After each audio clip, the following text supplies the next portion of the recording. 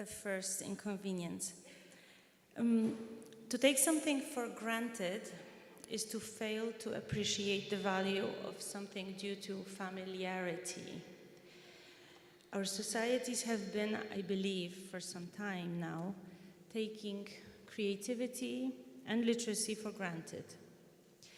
We ceased to marvel at what an amazing phenomenon they are for every one of us and for any team, circle, group, family, or society we're part of. Taking something for granted is dangerous. It implies treating valuable resources or people with indifference because you expect them to always be available. And I would like to start today with thanking you all for being here, for not being indifferent to literacy and human creativity.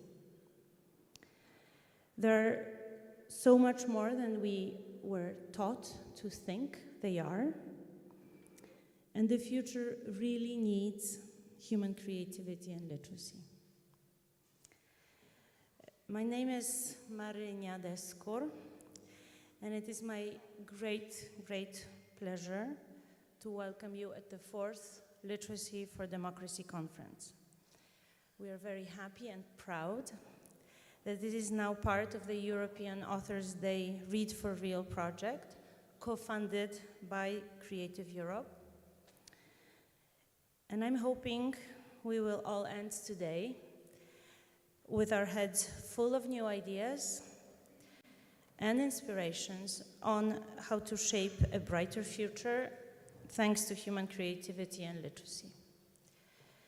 I would now like to ask our host in this beautiful place, Dr. Tomasz Makowski, Director of the National Library of Poland, Chair of the Conference of Directors of National Libraries, to officially welcome you at the Palace of the Commonwealth.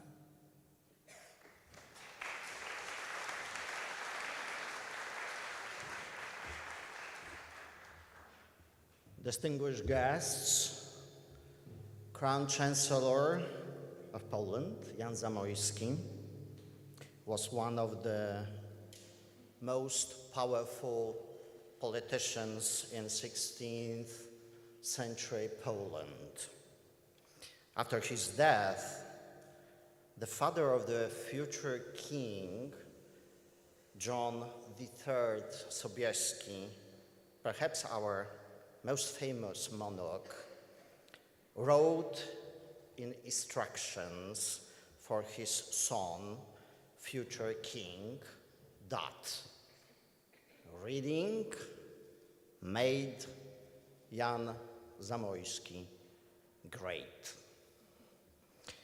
When asked why he did not maintain a permanent company of dancers and musicians at his court, Zamoyski replied that university professors were his musicians and printing was his music. And to prove it, he even installed the printing press in his palace. In 16th and 17th century Poland, one of the highest compliments was to compare someone to a library. The first known library catalog in Poland dates from the 11th century, 1,000 years ago, and concerns the Cathedral Chapter Library in Krakow. In 14th century, the first university library in Krakow was established, an institution that still exists today and is among the few in Poland to have survived the Second World War without major damage.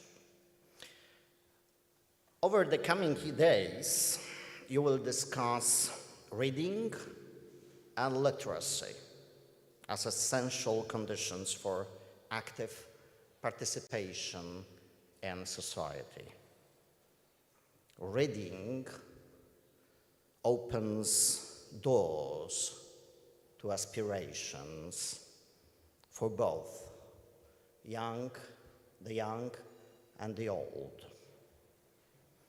This is profoundly important at the dawn of an era marked by loneliness, affecting both the young and the old. We are born illiterate. It is reading that enables us to live more fully and more consciously. It reduces anxiety and allows us to imagine lives and possibilities beyond the limits of our own experiences. Let us also remember the role of libraries in preserving cultural heritage in all its forms, traditional, historical, indigenous, and contemporary, as you can see in this palace. A library is a place of safety, reassurance, community, rest, regeneration, calm, learning, and solidarity. It offers access to knowledge, wisdom, and beauty. In other words, it is a cornerstone of every civil society. Not merely a window onto the past, but a tool of modernization. Allow me to recall a sentence found on many book bindings from the Zamoyski library. Frustra vivit qui neminem prodest. In English, one lives in vain who benefits no one. Welcome to the Palace of Polish-Lithuanian Commonwealth, one of the first governmental buildings built in 18th century for Ministry of Finance, I think. Later adapted for public purposes, and last year, a venue of the Polish presidency of the European Union. You have 6 months here with all ministers, all representatives of EU, all countries members here in the Palace of Polish-Lithuanian Commonwealth. Today, it houses the treasury of the National Library of Poland. The National Library stands as a symbol of independence in every country, especially in Poland. Established nearly 300 years ago, it was one of the largest libraries in 18th century Europe, with over 400,000 early printed books and 13,000 medieval and early printed and early modern manuscripts. And importantly, it was open to the public from the beginning. Especially for the participants of the conference, we have opened the treasury of the National Library.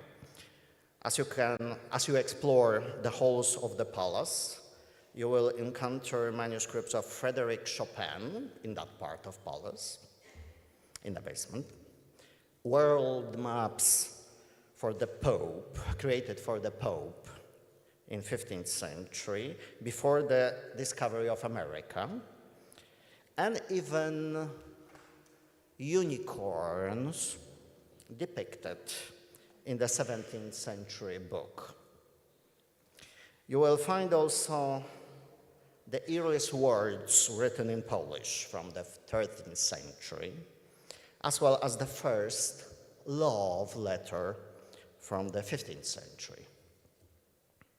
Surrounding this are beautifully illuminated medieval manuscripts, among them the Psalter of St. Queen Hedwig of Poland, preserved in the Abbey of St. Florian in Austria for centuries. For the last century in Poland, it was manuscript bought by the Polish government 100 years ago. Welcome.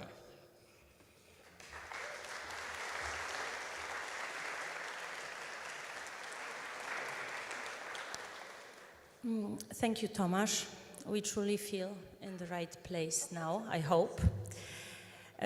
We are in Poland, but we're surrounded by the most precious documents of our past, which are also European, common European history, part of it.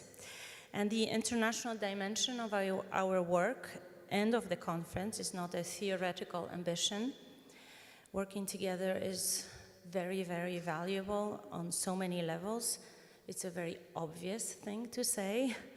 So having said the obvious, I would now like to ask Georg Häusler, Director for Culture, Creativity and Sport at the European Commission's Director General for Education, Youth, Sport and Culture, to share with us the broader perspective. Thank you.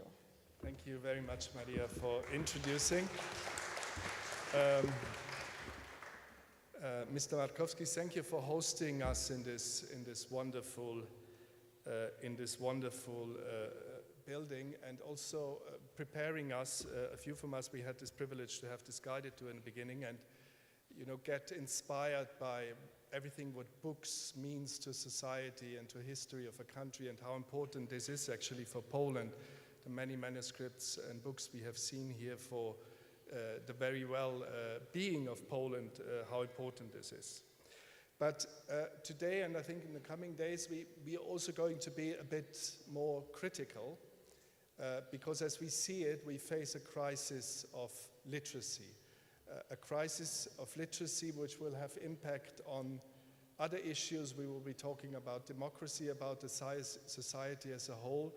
And I think this is good that we meet here together for these 3 days and discuss openly all these issues. Now, we believe, obviously, and I think everybody in this room agrees, language and books are enhancing language skills, are forming the human beings, are forming citizens, the type of citizens with critical minds we would like to have. European Union, in its objective to bring the peoples of Europe closer together, to create a common cultural space, of course, depend very much on books and on reading, because we believe it's actually an essential tool for providing this skill for people. But there is a very, very worrying trend in declining reading skills. I only quote one recent research done by the French Centre National des Livres. They have done a study on the reading habits of young people between 7 and 19 years. And just one figure, on average, French young people in this case spend 18 minutes a day reading, 18 minutes, compared to 180 minutes they spend a day on screen time. And I think those are figures which make us believe that maybe we need to address these issues. One element which we always try to find out, what are the root causes of this, and maybe just one other finding of this study, actually 48% of the respondents of this study say, I don't feel like reading. It's not about the access, it's not about the availability in libraries or books, it's about people just don't want to read anymore. Now, consequences are worrying, both on a personal development term in education, but I think as a whole for our societies and our democracies, because we believe that books are an essential element to form a critical mind and to form critical citizens, the type of citizens you want to have in an open and modern society. We have to do something about it, and what we are doing here actually, and what has been done over the last years is part of this endeavor to address these issues.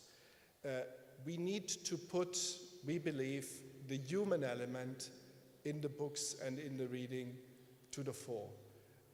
That young people in particular must know that a book is related to a human being. So what we have been doing and what we are doing is the establishment of this European Day of Author.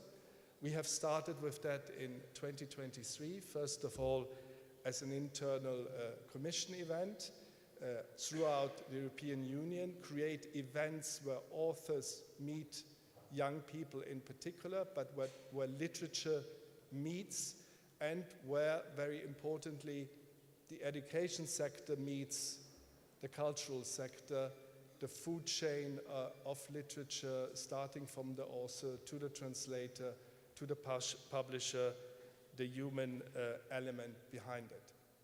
Now, obviously, we know books are nowadays written also by artificial intelligence. We will be talking surely over these next 2 days about that. We believe still that the books written by artificial intelligence have nothing in common with a real book, has nothing in common with what authors are able to create when they are actually living in the societies about which they write. But certainly there is a strong tendency, particularly among younger people, to not be able to distinguish those works anymore. Now, this European Day of Author had 2 editions, and then we decided to outsource it. And here you are today, the Universal Reading Foundation, who took over this work, this important work in the European Union. And I particularly want to thank you, Universal Reading Foundation, but also the National Library of Poland, here being present, the Stiftung Lesen from Germany, the Cyclic Centre Val de Loire from France, the Chetene Foundation from Bulgaria, the EU Read Network, and the Federation of European Publishers for working together on this endeavor. You have organized last November the European Day of Author 2025. You've created 6,500 events over 34 countries in the European Union and beyond, and you had gathered more than 300,000 people on these events. And I think that's the right way of doing it. Our commissioner in Brussels participated in this as well. He went to a Dutch-speaking school in Belgium, reading them Maltese poetry and translating it into Dutch. Beautiful event for young kids, understanding the different backgrounds from literature, but also the different roles for authors and translators in this event. Now, again, what I really want to emphasize, and this is what you're doing over the next 2 days here, is to bring the education sector together with the literature sector. Because let's face it, we are not a natural alliance. I think it has very often happened in a kind of a silo approach from the educational point of view and from the literature cultural point of view, and it's extremely important with these events to join these forces together and to make sure that this is happening. But there's another element which is important to this, that's the EU Literacy Coalition. The EU Literacy Coalition is part of the basic skill plan which the Commission has adopted. This plan proposes a mix of measures from early childhood education and care through adult learning with a focus on improving teaching and learning, strengthening support for educators, and enabling supportive environments.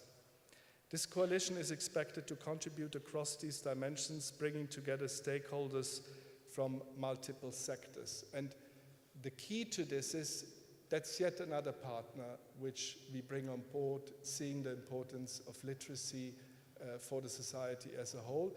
And this sector is the economic sector.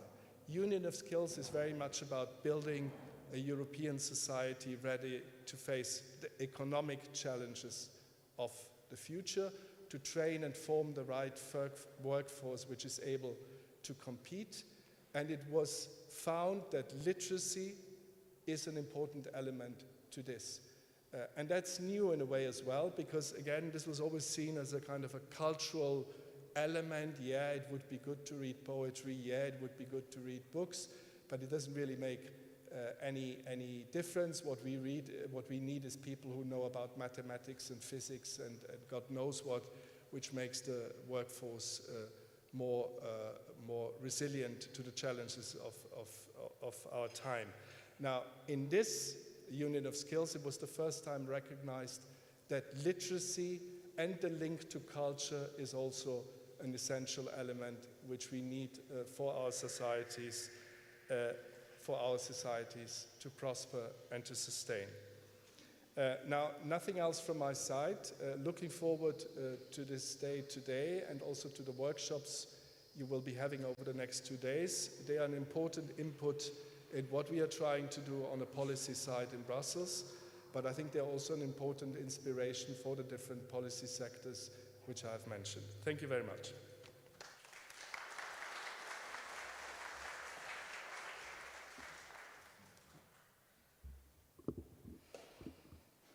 Thank you, Georg. I think I can say for everyone in the room that we all dream for Europe to absolutely remain human, which is a slogan used by the Commission. I think we all sign up for it totally. I na moment przejdę na polski. I will switch into Polish for a moment. For the third year in a row, our strategic partner of the Literacy for Democracy conference is the Association of Authors and Publishers, Copyright Poland, and we are very grateful to them. We are grateful for the responsibility you're taking for our shared mission, the ability to cooperate and to understand that some goals can only be achieved by supporting long-term actions. And it's really great that there are organizations out there that that share that deep belief with us. So I would like to ask Zbigniew Czerwiński, President of the Association of Authors and Publishers, Copyright Poland, to officially open the conference.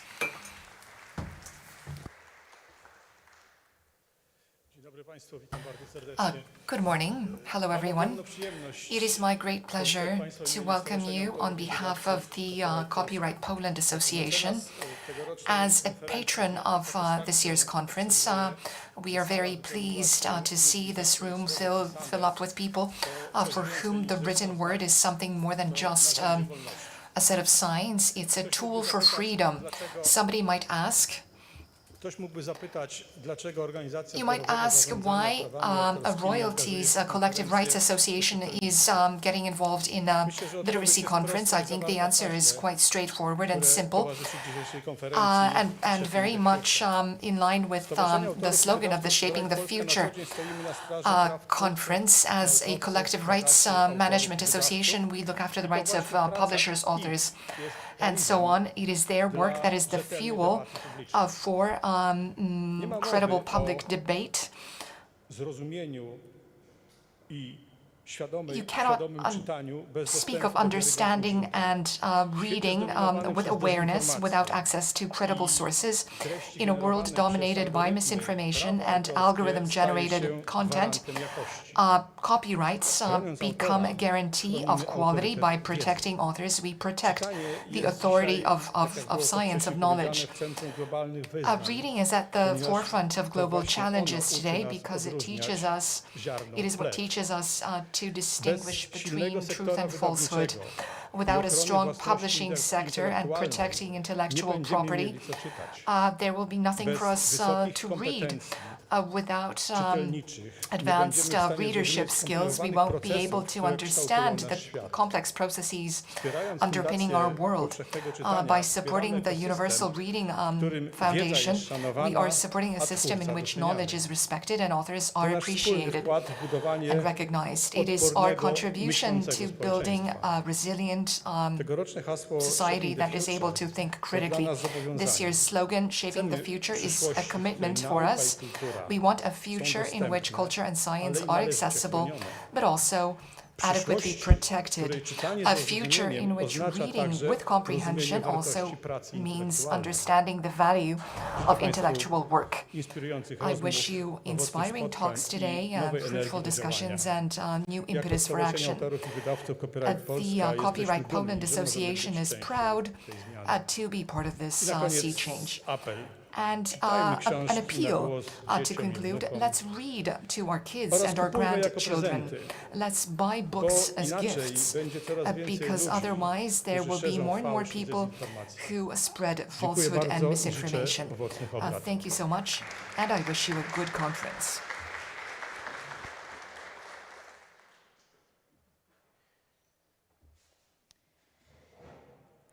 Okay, so we have almost started.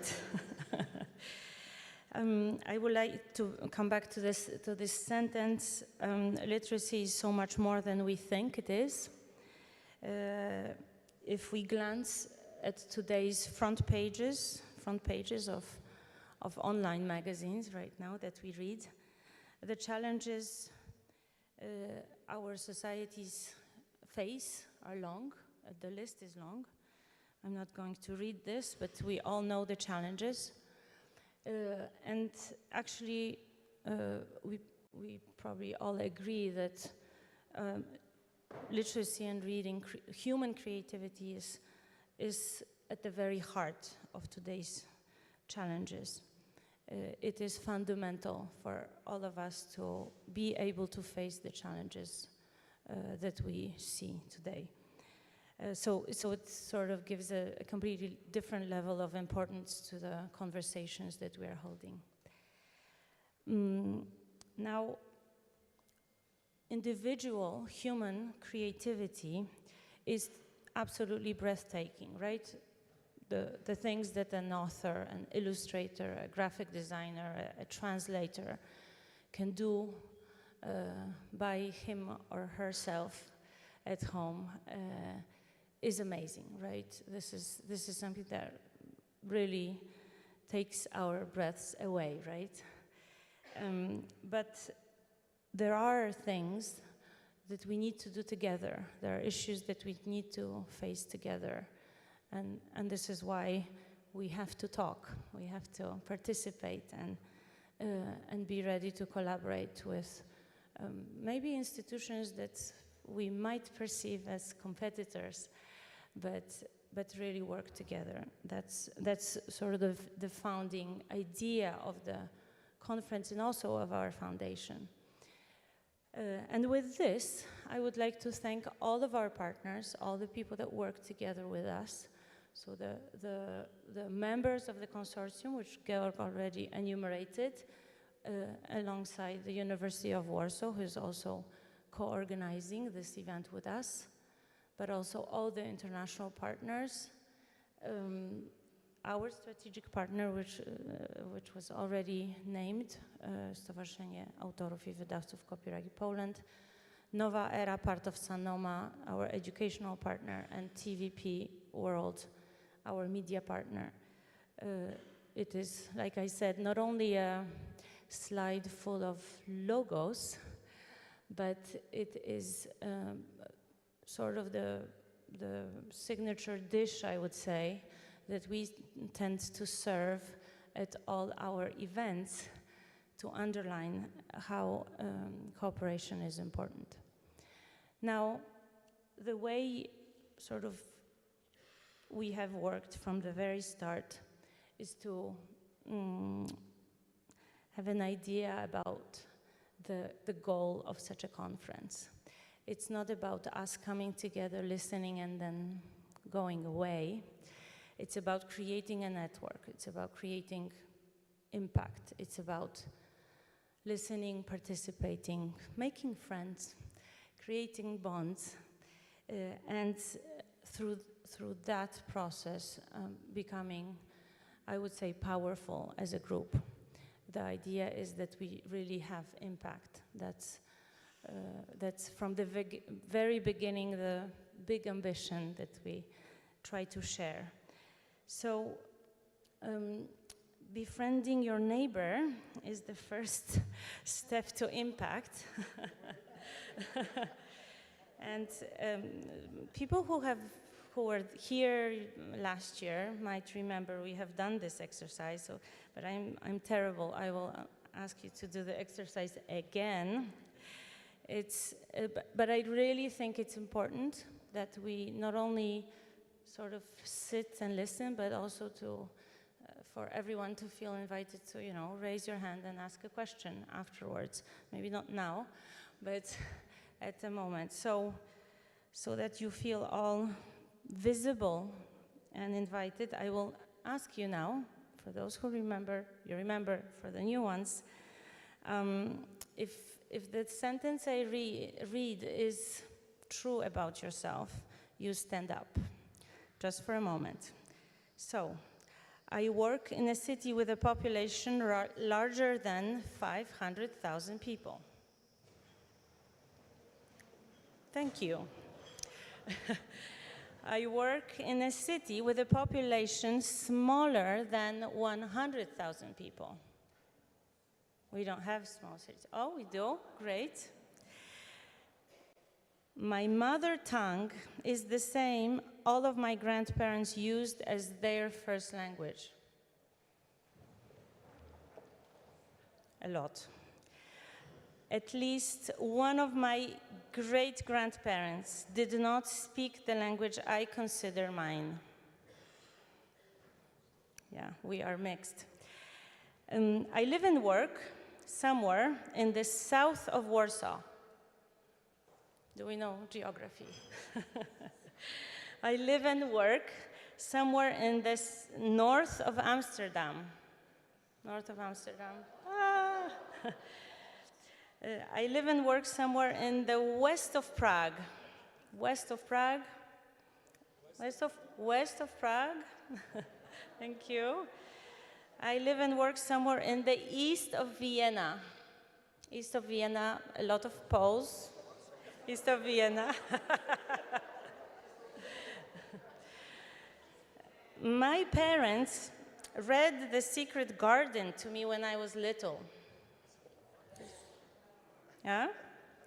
Some of us have get that experience.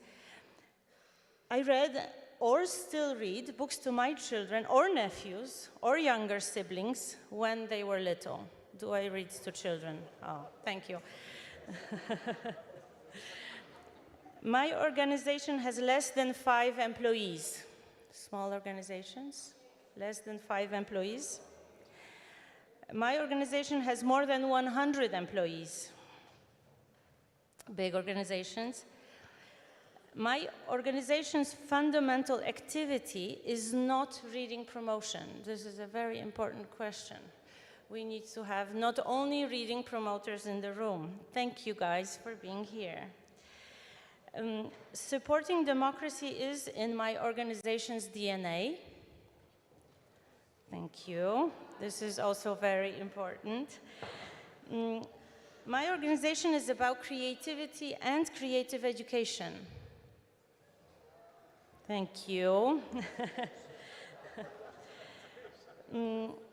I have never tasted pastéis de nata from Portugal.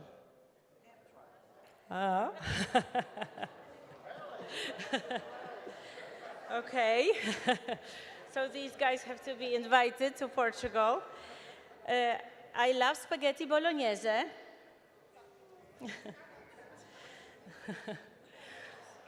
Okay. I know the Polish pierogi. I have tried the Polish pierogi at least.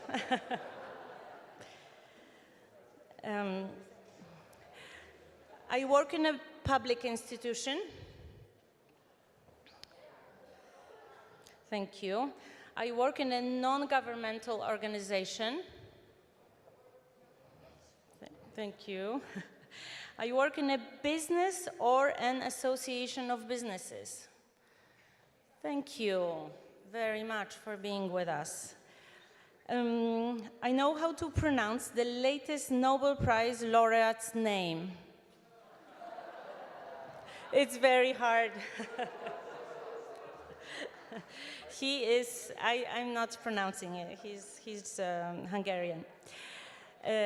I know who the first Nobel Prize laureate in 1901 was. It's a difficult question. I didn't know. The name is Sully Prudhomme. So Anaïk and maybe Arnaud know the name. And now I have not read anything by Sully Prudhomme. Nobody. Just to say that even the Nobel Prize sometimes go into history. I have read all the 7 parts of In Search of Lost Time by Marcel Proust. All the 7 parts. Okay. I have read at least 1 part of In Search of the Lost Times by Marcel Proust. Me. My organization's annual budget is less than 500,000 euros. Smaller organizations, thank you. My organization's annual budget is more than 5 million euros. Thank you. My organization gives grants to other organizations. This is important. These guys are to be catched.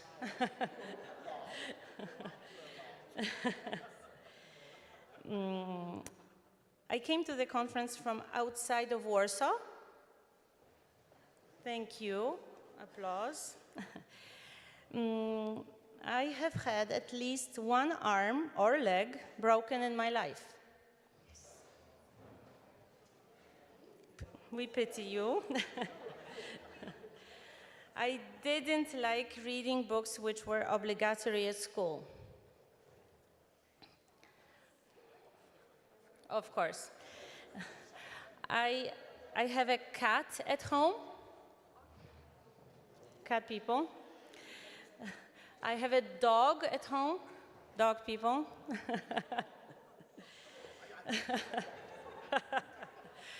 I have had enough standing up by now.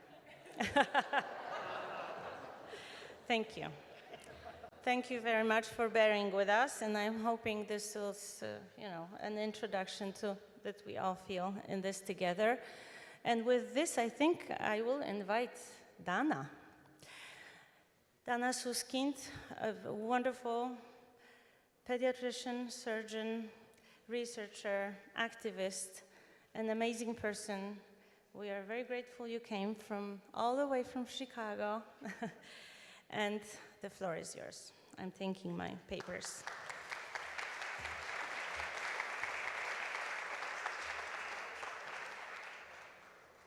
Okay, thank you. What a way to follow. Who's ready to dive into a boring academic lecture? No. I was really very heartened to hear that university professors could be part of the court of the king.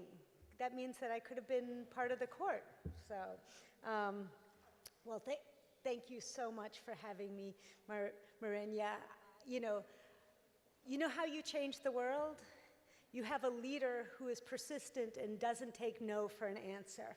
She is an incredible leader, and I have to tell you, this has been, from the moment we stepped foot in Warsaw, just a miraculous time. Before I get into my talk, I have to be very honest. I didn't know what to expect. In some ways, I sort of had this image of dark, gray buildings from Stalin era with dark gray skies, and it was literally just the opposite. It has been a vibrant, beautiful city, and with so much culture, and I am so thankful to be here. And it's an extraordinary honor to be speaking at this conference. Not often, I speak. And actually, just last week, I spoke at the Chicago Public Library, which is also quite beautiful. And I'm starting to get, do you mind turning this down a little bit? Starting to get the feeling that literacy in libraries at this moment in time are going to play an incredibly important role for raising collective consciousness and collective action. There's something very special. And to be at a conference that understands that democracy doesn't begin at the ballot box, but the bassinet or those early years is really something special. Because to speak to the idea of taking for granted, I think for so long we've taken for granted who we are as a human species, our need to connect, our need to read, our need to build the foundational knowledge that will allow critical thinking. And here we are, right? Because children today, you know, whether they're in the US or in Europe or anywhere in the world, will, by the time they step into school, will have their foundational architecture built not just with a person, but often with a screen.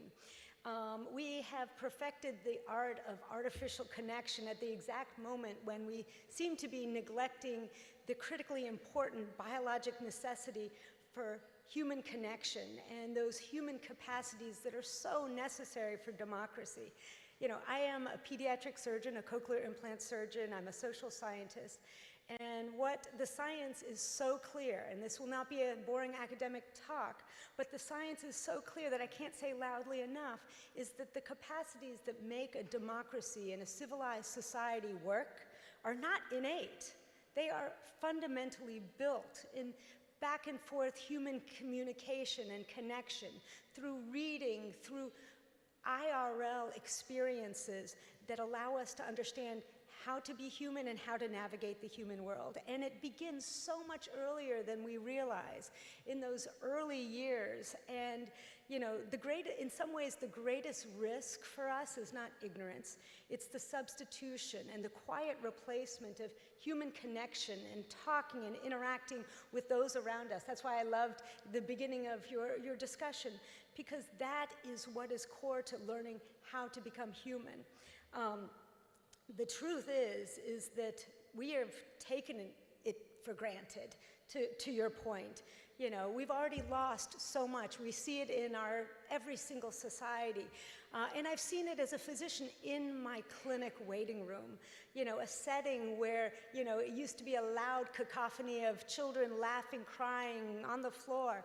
And now I go into the clinics and it is eerily silent, as I mentioned.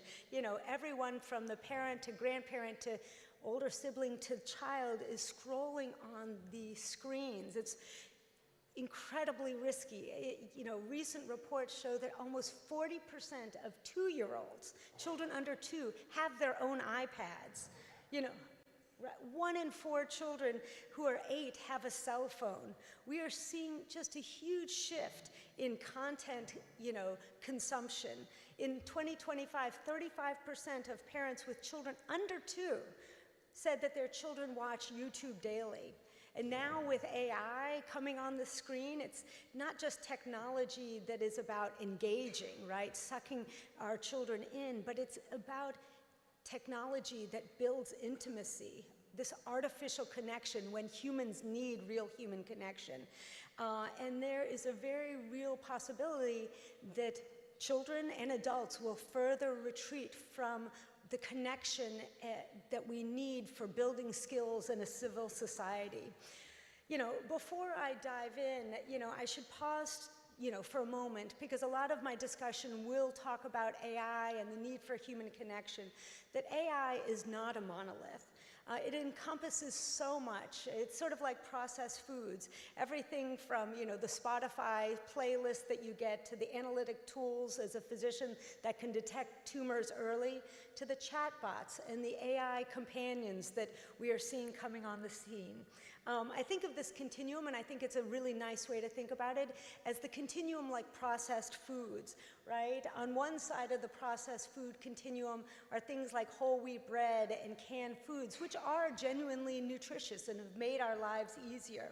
But on the other side of the continuum are the more processed, you know, components like, you know, Doritos and Twinkies that are much more akin to these AI companions and chatbots that are not only trying to build engagement but intimacy. You know, I should take a step back just to tell you that is me under the microscope, to try to explain, you know, why a surgeon is up here talking about this in the first place. I should be in the operating room not talking to anyone. But the truth is, it was my experience as a cochlear implant surgeon. How many of you all know what a cochlear implant is? So yeah, it's an amazing piece of technology. This is where I believe in the power of technology that allows a child born deaf the ability to hear, to talk, to mainstream educationally and socially. But pretty soon after starting my implant program, I started seeing profound differences in the outcomes of my patients. And this is how I got into it. I started understanding that surgery was only one part of it. It was really the human connection, the talk and interaction that allowed some of my patients to succeed after surgery and others' patients after surgery to barely be able to communicate. And it was seeing this difference in the outcomes of my patients that allowed me to understand the power of language, the power of words, the power of human connection, not only to unlock their full capacity to develop vocabulary, but to learn to read, to mainstream educationally and socially. And pretty soon I understood that this was not just my hearing loss population, it was all of us as humans. And it was that experience and seeing the differences in my outcomes of my patients that really pushed me out of the operating room to try to understand why this was and more importantly what I could do about it. And in my journey I found a research study that really influenced my thinking, where they followed children in the first 3 years of life. And at the end of that time period, they found that some children will have heard 30 million fewer words than other children. And that difference predicted not only differences in vocabulary and reading, the stuff that you know, but their whole academic trajectory. You know, while this, you know, to be clear, you know, this is not a controversial study. It is only the first sentence in a robust literature that shows the power of language and interaction for building a child's brain. It is, you know, is that the exact number of words? Probably not. But it's more that the power of language in the early years from the things that we take for granted, that talking back and forth, that reading is fundamental to becoming human. And the reason it is it's important to understand why it is. It's not just about giving a lot of words to build vocabulary. It is because it is fundamentally building a child's brain. It is building the neural connections, the architecture that allows all thinking and learning to come after it. And this is just a picture, a slide to show that in those early years, that it's what we call a sensitive period. That is when we are building the capacity of humans for, you know, language, literacy, higher cognitive function. And, you know, as we've evolved in our science, we've learned that it is much more than words. It's not just quantity. It is the quality of the interaction, the serve and return between an adult and a child that is literally building a child's brain. And this is a picture from one of my colleagues' friends and others that really show the neural correlate. It's not just about pouring words into the brain. It is literally you're wiring up the brain for all of the capacities that make us human. And this is much more than just, as I say, words and literacy. It is building everything from self-regulation, resiliency, the origins of creativity and curiosity. All of these skills are being built by the human connection, by the reading between an adult and child. It was ultimately this research that really I don't want to say pushed me out of the operating room because I still operate, but pushed me to build a research center at the University of Chicago, which is focused on those early years, the first 5-6 years of life, that is about developing programs and understanding the science of human connection so that all children can thrive. not just children from resource backgrounds, but all children. Because the one thing I can tell you in my experience as a researcher and a physician for many more years than I'd like to admit, is that fundamentally, every single parent I have ever met, no matter their background, their resources, wants the best for their children. They just have different constraints on what they can do. And based on that research and the center that I direct, we build programs and tools and technologies to support parents in their incredibly powerful role for building children's capacity. You know, ultimately that research led to, you know, not just building programs, but writing books. I don't consider myself an author, but rather someone who believes in the power of science and the importance of getting it out broadly so that everyone should understand it. My first book was actually an ode to that research study that I talked to you about, 30 million words. It's really a translation of the science of human development. My second book was really about the policies that we need to support parents and caregivers, because I didn't want to send the message, oh, it's all on you parents. Go talk to your children when you have a society that, you know, in our country, we don't have paid leave. We don't have subsidized childcare, that we need those as well. But we are now at an incredible turning point for humanity.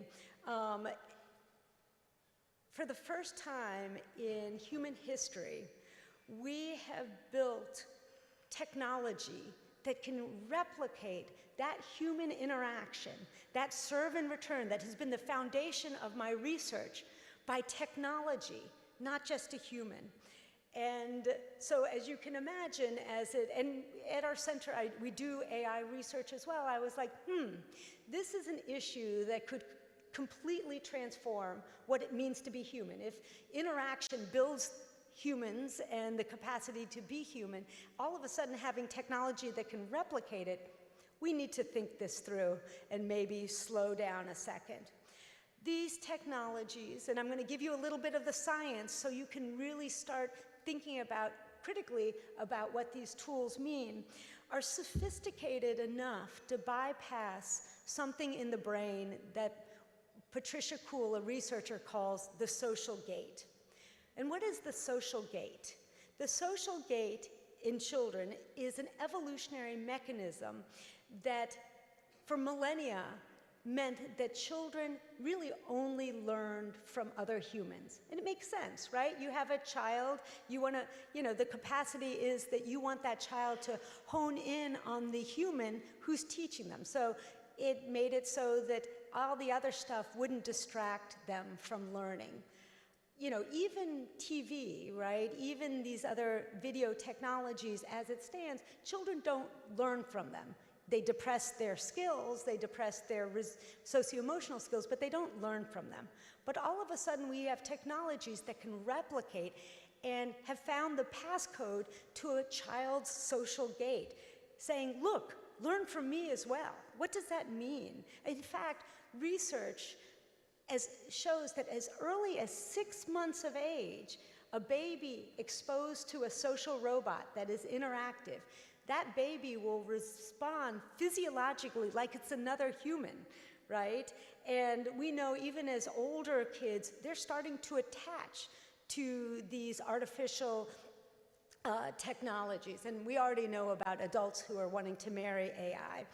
So this is a significantly important issue to think about. And if you're not sure, well, is Dana overstating it?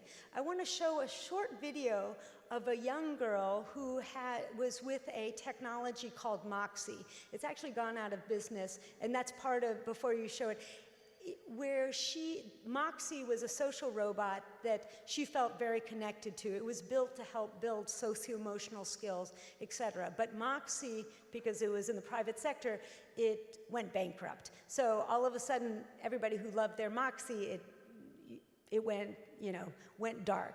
So can we show the video just to show you, I wonder if young children get connected to social robots. The few days that you have left with her, okay? She just found out that Moxie is going to be turned off. She's your friend, but it's gonna be okay, all right? Enjoy the time you have with her now, okay? I'm sorry, baby. Of course, this is from TikTok. There's honestly nothing that we can do about it. The company ran out of money, okay? And, you know, who knows, maybe somebody will be able to buy the company and make it work again, but right now I just want you to play with her as much as you can, okay? All right?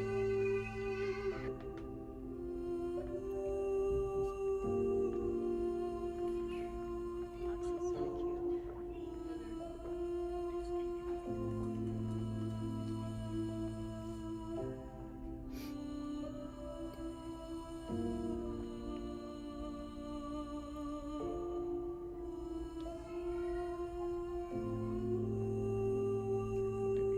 Just play with her. We can turn it off.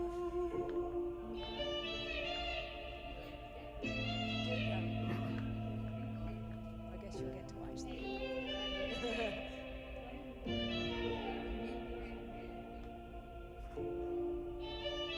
you can turn off the video. Thank you. Perfect.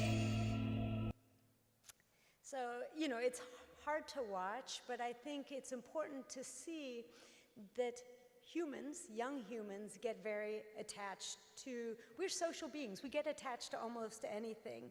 But the neural pathways formed and attachment fundamentally wires what we expect out of life and what we expect out of relationships and how we navigate human relationships, which are often messy, often difficult, and I think that we need to be thinking quite seriously about it, which is why I wrote this next book, which comes out in July, called Human Raised: Nurturing Connection, Curiosity, and Lifelong Learning in the Age of AI.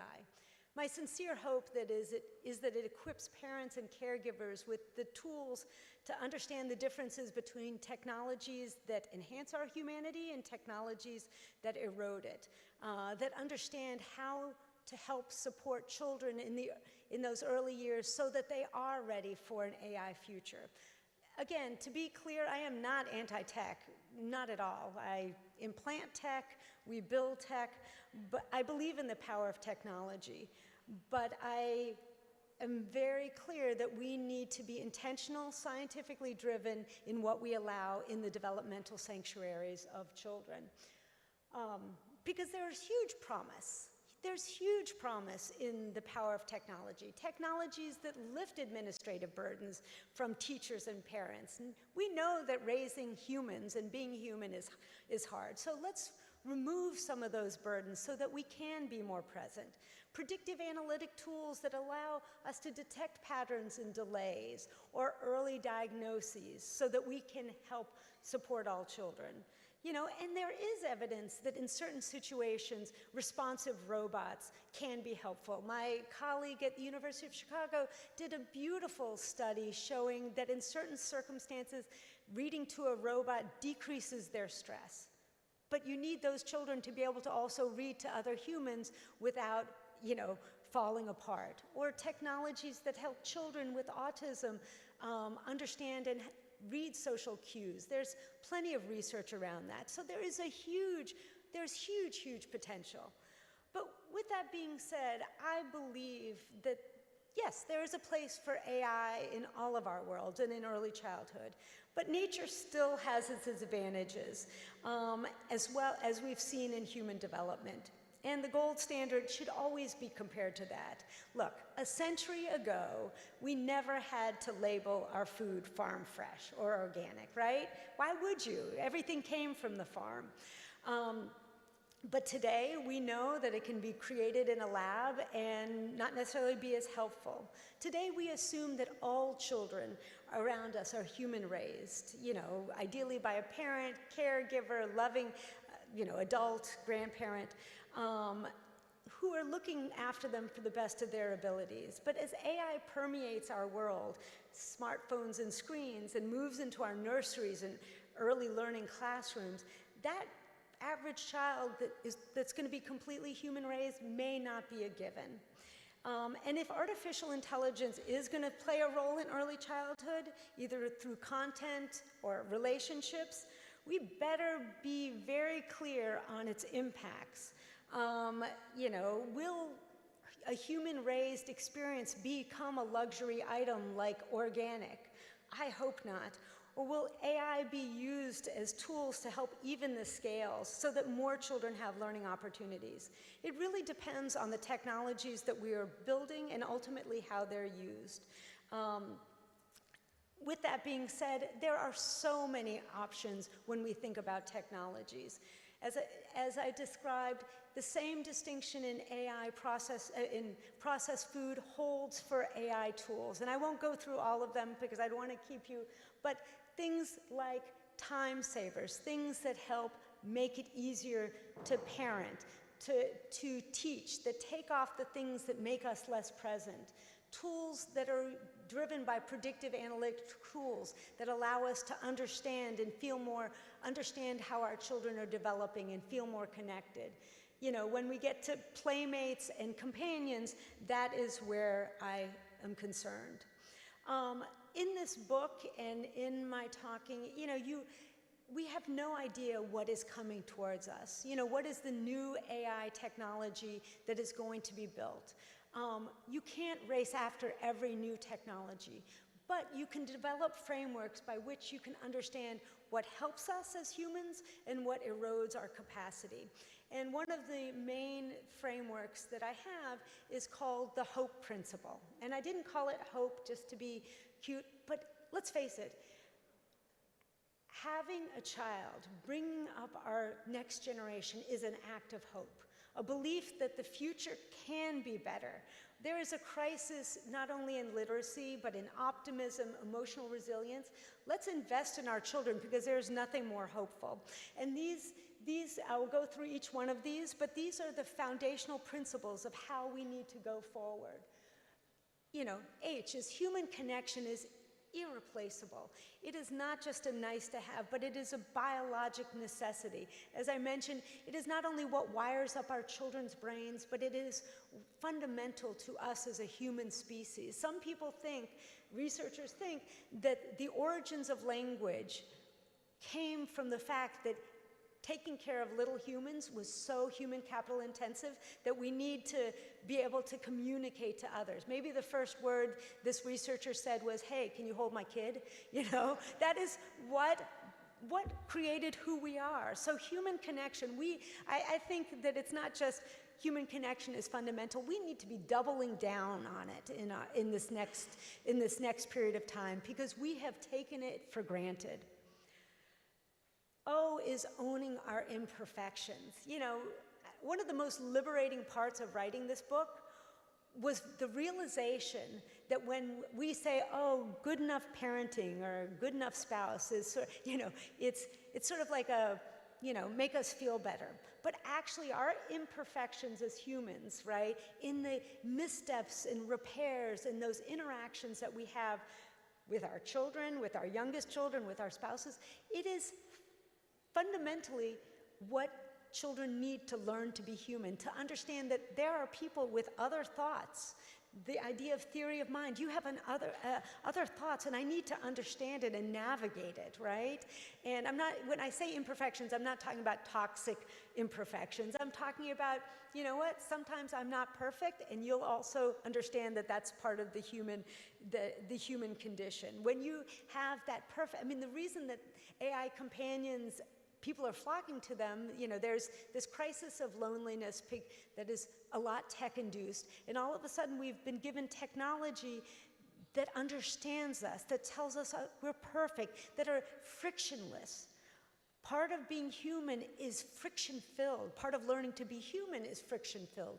So imagine a next generation of children who have learned only from Moxie, who tells you, you are perfect, I understand you. Yes, that little girl who didn't invite you to the birthday party, she's terrible, right? that's not going to allow us to raise humans that are part of a civil society.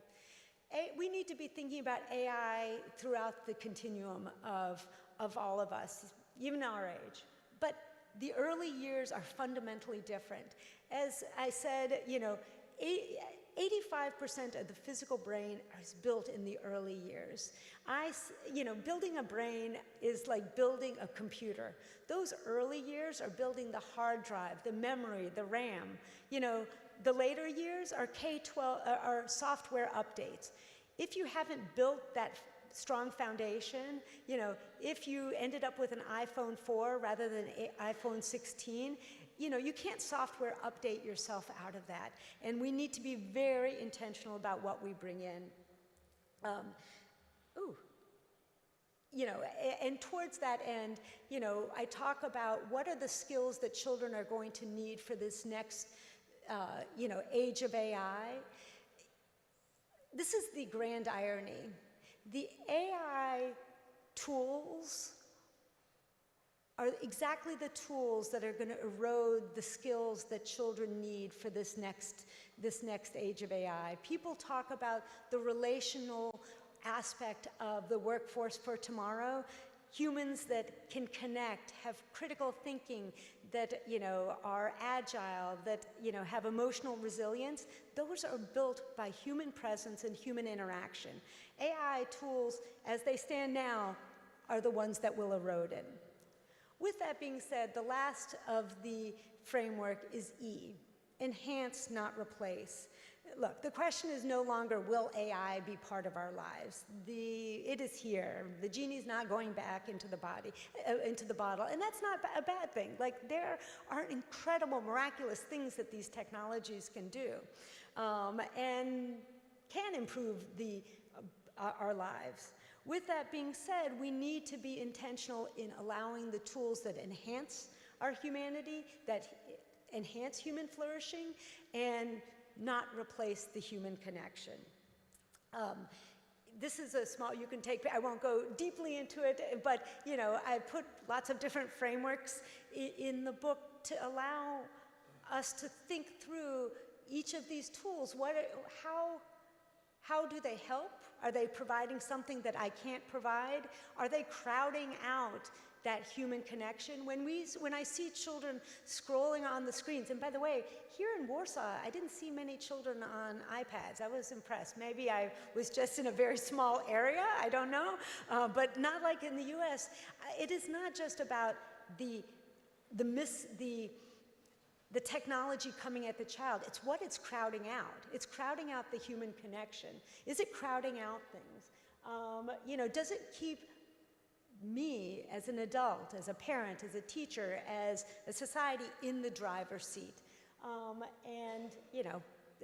You can see. But, look, not only do I have hope for the future is not predetermined. In some ways, we've been at this point, not necessarily with the technology that we have, but families in the early 20th century, when remarkable food technologies and the industrialization of food completely transformed growing cities, with it came wonderful things. You could, have dairy that stayed fresh for days. You didn't have to spend all your time farming, but rather could be reading books and,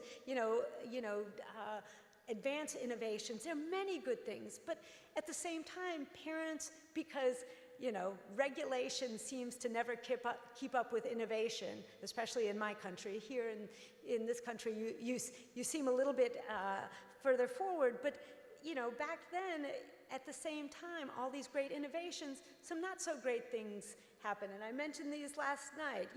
Morning coffee could have sawdust. Baby cough syrup could have morphine.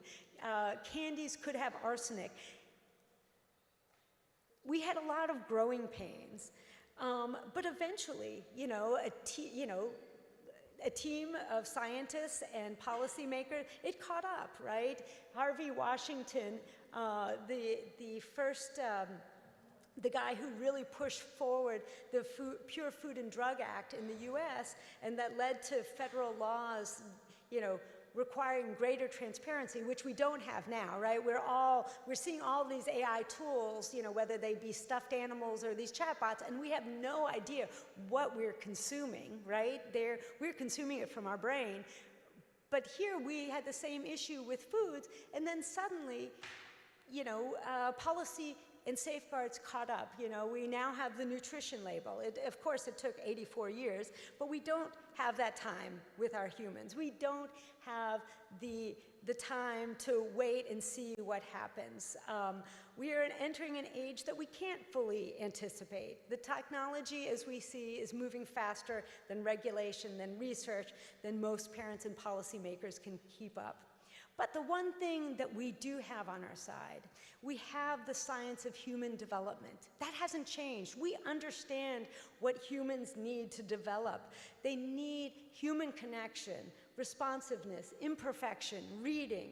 And these are imperatives for all of us in our room to ensure that human development, the science of, and our understanding of what humans need really guide our way forward. Because those early years, the building of our next generation, it's not a downstream concern, it's an upstream variable. It is the period that will determine whether our worst fears about AI or our greatest hopes become true. It will affect our workforce, our civil society, the future of our species. Creativity, critical thinking, empathy, collaboration, resilience, we used to call them soft skills. In reality, they are prerequisites for sustaining a democracy and ensuring economic progress that serves our humanity. And they are not built. They are built or not built in those early years.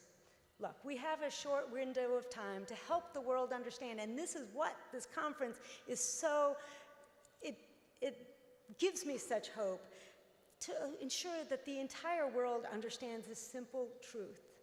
You can't build a better human future without understanding how humans are built. The choices we make now, the research we prioritize, the policies we advocate for, the standards that we insist on, you know, will help determine whether a human raised becomes a luxury label or remains a universal birthright it always has been. And my hope is that a human race becomes as recognizable as organic, a standard powerful enough to change what parents, society, policymakers, each one of us in our room demands from investors and the companies that are building them. I am so thankful and hopeful that to work alongside each one of you all to make sure that this continues to be a reality, that we have a resurgence in human connection and literacy for all of us. With that, I want to say thank you very, very much. It has been a real honor to be here, and I hope that I can come back to visit again. Thank you.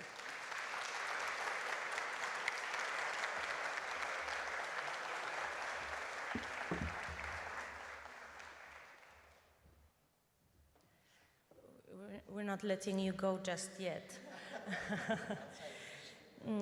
What follows is a conversation that we will now have before lunch, so bear with us. And I would like to invite my speakers. So Dana, you will just come back right now. And then Andrzej Kozłowski, president of Nowa Era from Sanoma Education, Sanoma Learning Poland. Thank you. You may come to the stage, all of you. Georg, again on the stage, please. I have already introduced your very long title, so European Commission is the shorter version. Maciej Witucki from Leviathan Confederation and soon to be, hopefully, Business Europe representation, and myself. Let me see.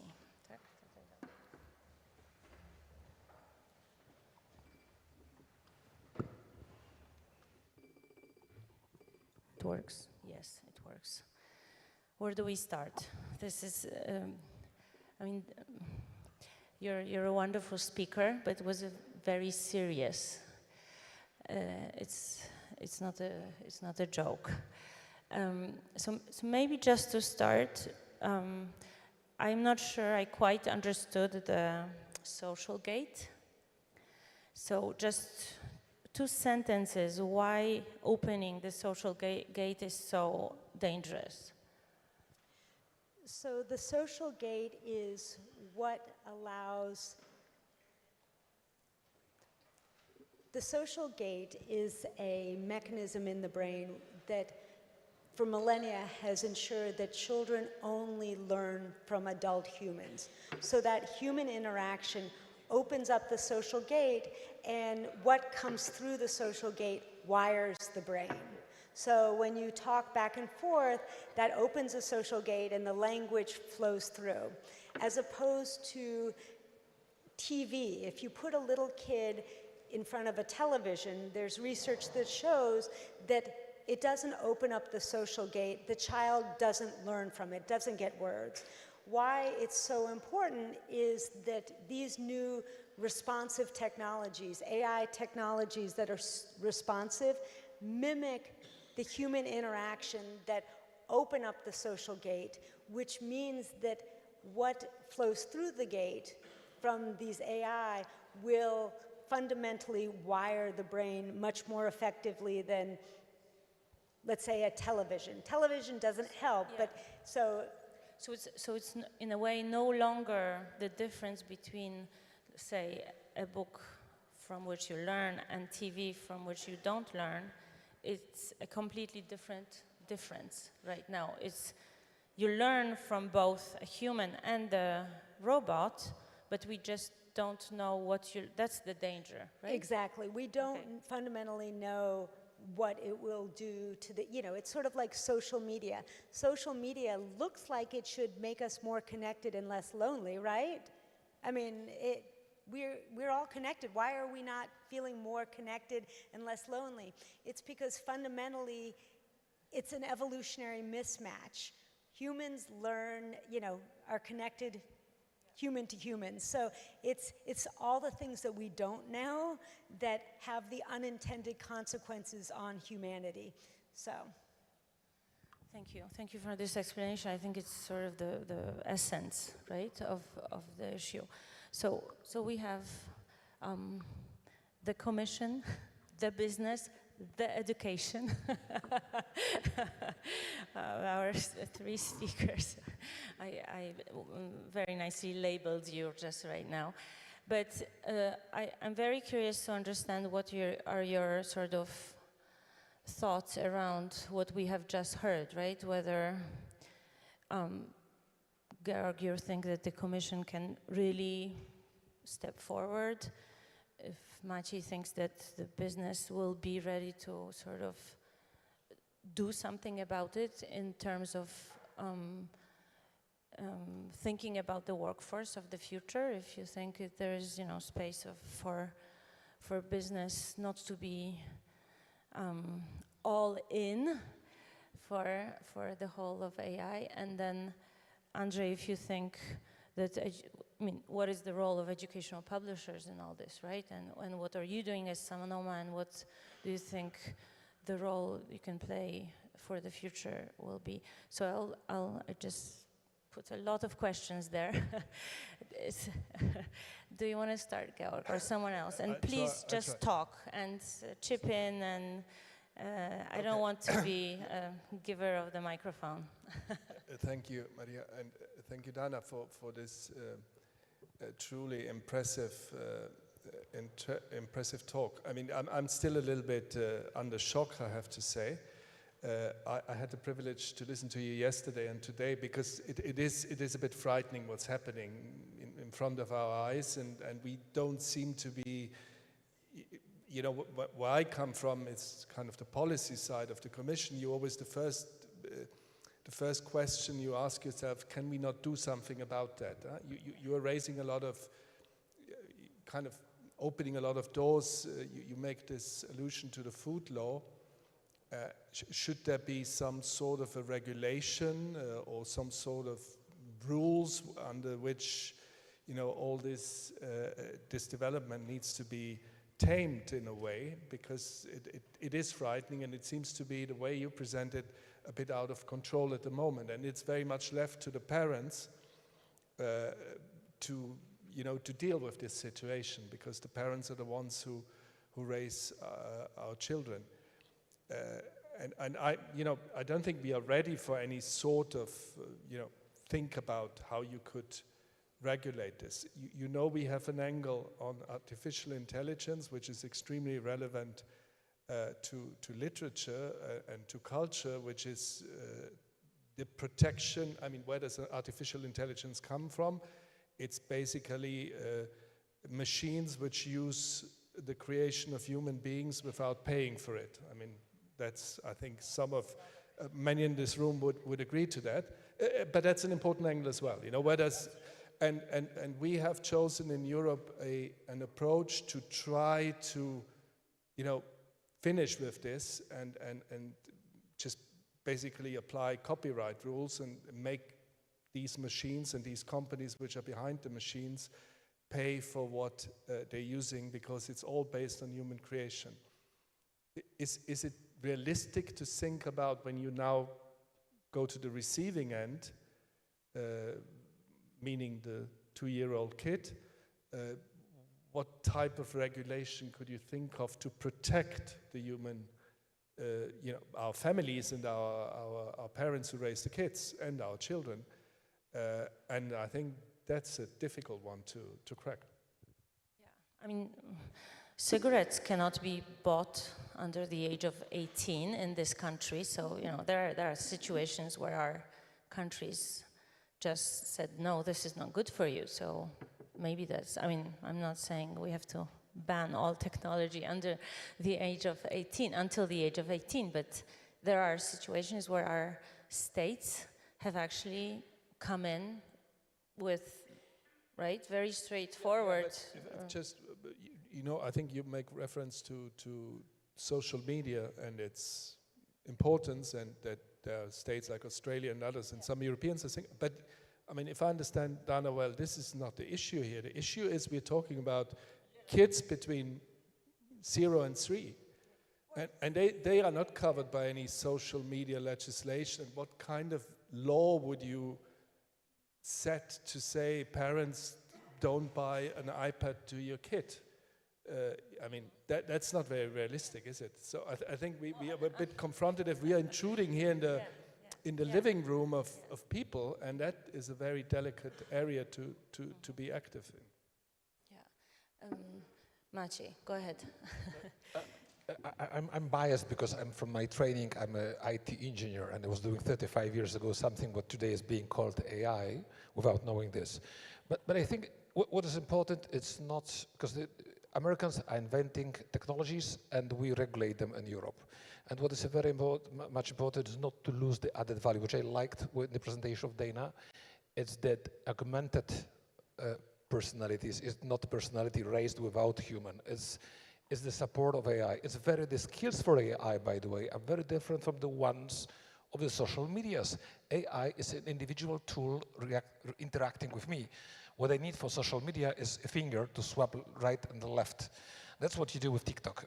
I don't have TikTok, but I think that's the skill you need, is one finger. For the AI, at least today, you need what I call the rhetorics of the 21st century. That was studied in the Middle Ages, the rhetorics. Today, you have to know how to prompt the AI. So it's a kind of literacy. You have to master your language to properly ask an interesting question to have eventually an interesting answer. Because otherwise, you have to read to have context, to understand the answer, so and see if it's not lying. The top American universities are giving post-diploma 2-3 years classes just about prompting AIs today. Very expensive and very demanded already. So it's a kind of that's why I call it the rhetorics of the 21st century. So it's really demanding much more than the finger you need for the TikTok selection. So I think it's, yes, we have to regulate it, to understand the eventual manipulations being behind it. But I think those are tools, and I use it every day, and I see my kids using it every day. Only my wife is still resisting, but for more religious reasons almost. She doesn't want to do it, but I think she will do it as well. It creates value. SEO robots can create value in the interaction with the kids. So we have to avoid this famous syndrome of the first cars, which have had a guy with a red flag marching in front of it. So yes, those technologies, we have to understand them, but they can be useful not only in the kind of cynical approach of businesses, because I suppose I represent business. So yes, it's a productivity, but I think there may be much more social, and I would say almost humanist productivity, it's not a proper expression probably, behind this augmented cooperation between human and AI that it is between human and social media. So it's very important that we do not automatically associate the AI with social media. Social media, we know it already, it's a kind, with all respect, it's a kind of disaster socially. AI is not yet at this stage. There are manipulations behind, but I think if we master this technology, if we use a wise European regulation to degrade American technology, because lucky we have a choice between the ChatGPT and ChunkGPT today, so at least there is a choice. So if we collaborate properly, it can help, well, businesses obviously, but even those social interactions, and without language, so we get back to the literacy, you can't use it. Because even if you go into the verbal interface with the AI, it's still demanding you a reflection, and this reflection you have it from this live language skills. And just to finish, I just spoke with a friend yesterday.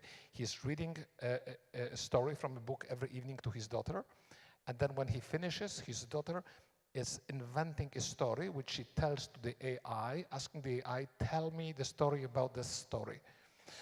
So then she has a second lecture which comes from the AI, but which is based on something she's inventing, which comes from the lecture with her father. So it shows you this augmented philosophy. So we should not start by the fear, because we have the bad experience of social media. We should really try to somehow master it, but use it to augment our capabilities. Thank you. We'll see what happens. Andrzej, would you like to say? Well, I guess everybody remembers this song, you know, video killed the radio star, right? That's something that came to my mind when we were talking AI this, AI that. But, you know, contrary to the popular belief, I can assure you that the AI isn't killing the print in education. It's actually redefining, I would say, it as a premium space for students, as a safe environment where you can find a trusted content and actually relax from all those, you know, notifications and, you know, all the things that are coming from the screens. So I should also make, you know, a disclaimer as much, you know, I'm not biased, because my company offers both, like publishing, I mean, traditional textbooks and also digital solutions. I'm myself tech savvy. But I think that, you know, in terms of kind of a future of education, we are actually talking about blended solutions. Because it's not that, you know, AI is bad, it's evil. It's not. But it should serve more as an assistant rather than as a kind of a, you know,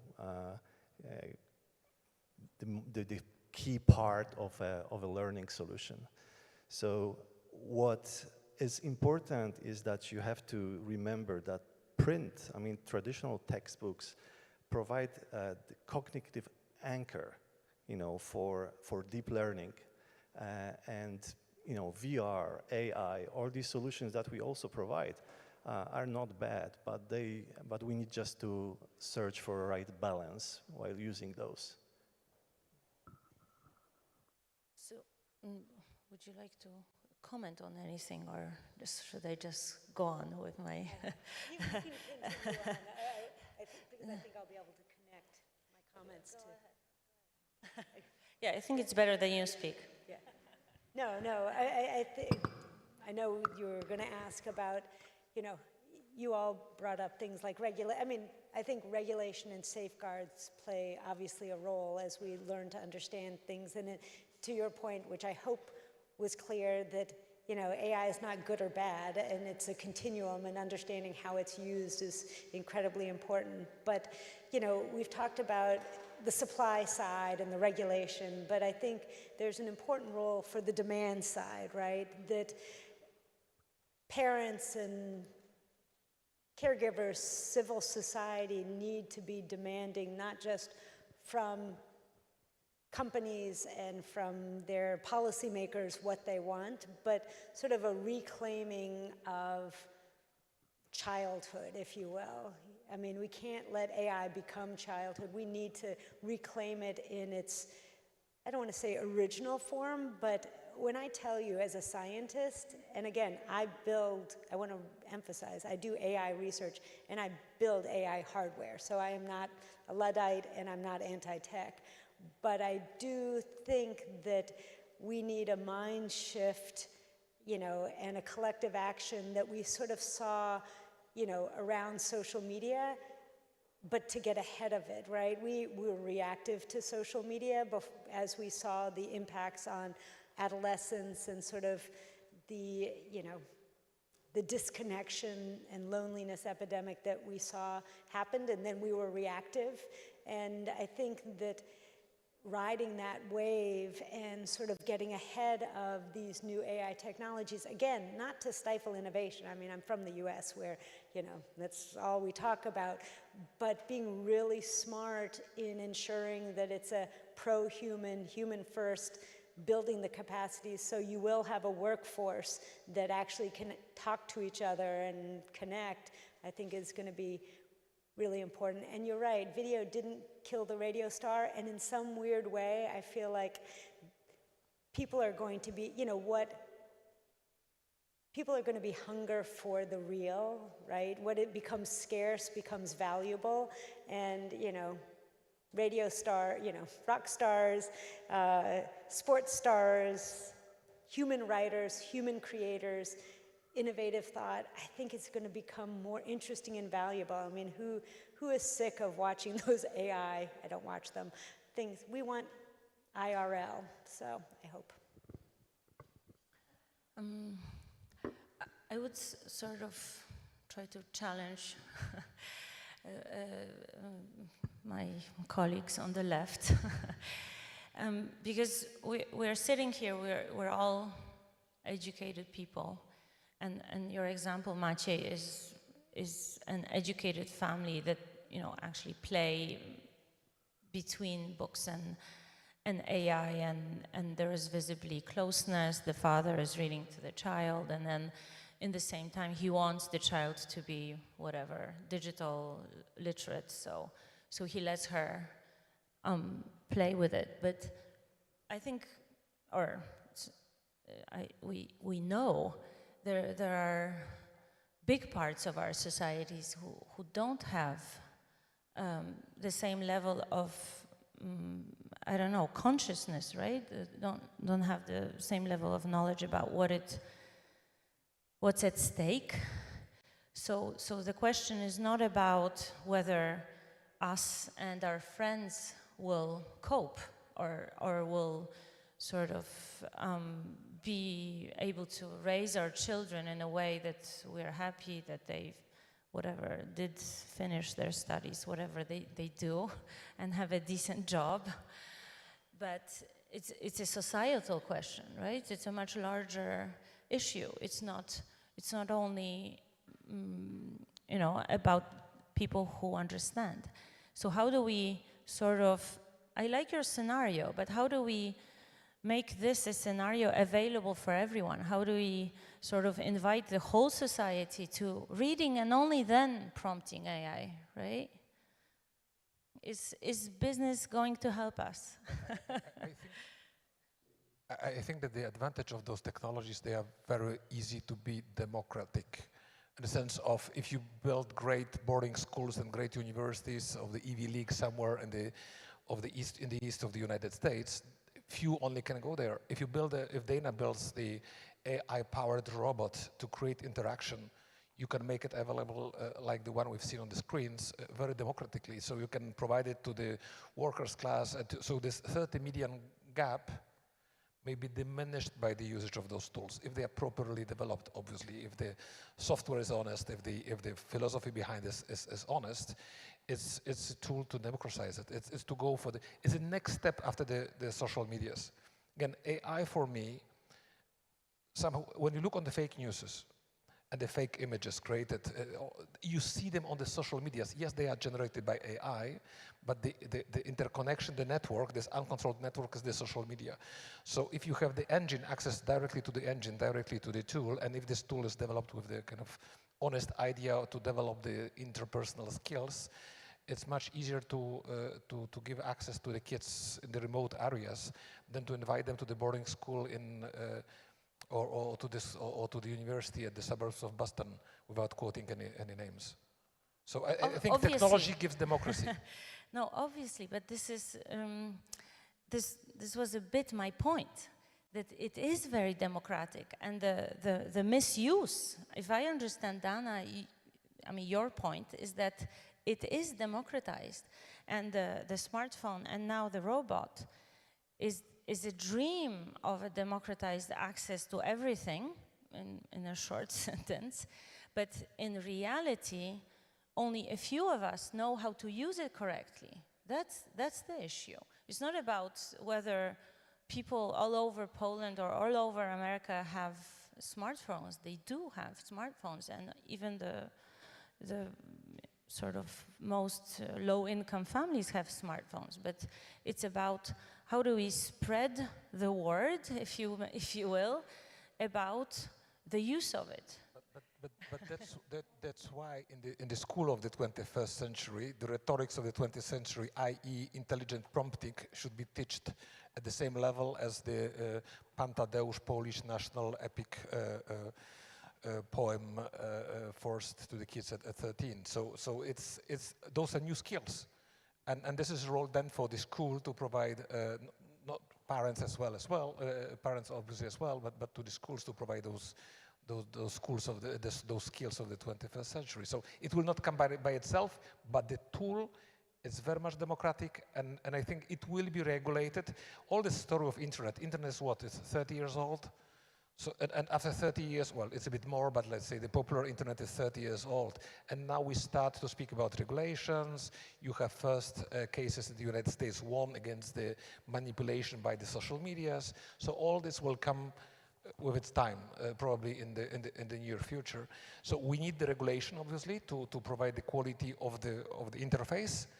And then we need to adapt our education schemes to provide as much as possible democratic way the capability to use those tools. Otherwise, AI, social media, one finger. AI, if you are not trained, is useless. If you don't know how to prompt, at least today you can use it as a toy, but you don't extract value out of this if the school is not taking this role. Yeah, go ahead, Andrzej. Thank you. I have a few reflections, based on this discussion so far. Well, first of all, I'm an optimist. I'm so bullish, actually, about the future of Europe, because basically what we are observing is a sort of a strategic retreat from like a digital-only, education in Europe, and countries who decided to really, risk a lot, such as like Sweden or UK, they're coming back to classic, textbooks, to reading. They learned their lesson. So that's number one. Number two, can we give up AI? Can we ignore it? Obviously not. I mean, innovate or die, somebody said, or adopt or die. I mean, we have to teach, children how to use AI, but, teaching not too early, and then giving them the right tools. And now, the third observation, when it comes to tools, actually, just to give you an example, I mean, we are in the midst of the reform in Poland, education reform. So our government is introducing, the new curriculum in primary and next year in the secondary education. And there is one great example, actually, very good move, made by the government, introduction of a new subject called civic education. And you should really get, a textbook for civic education and see what children are going to learn in that textbook, there's a lot of things. I mean, disinformation, democracy, using smartphones, AI, and being publicly active, and so on and so forth. We just use this expression that we take a lot of things for granted. We just took for granted that children should know that, that too much screen time is bad for them, that reading is good for them. No, actually, we have to go to the basics, and we need to teach, at school as early as possible, how the modern world works. So again, coming back to where I started, by observing what the policymakers, especially like in Poland, because this is an example from our, from our country, I'm so bullish. I think we're heading in the right direction. Do you want to comment, or because I'm just so tempted to say I'll give you the floor in just a moment to cite Barry Zuckerman, who was our guest a few years ago, who said, and this is a very controversial sentence, but I will repeat after Barry, and I'm not saying it's my sentence for a reason. He says, the school is too late, right?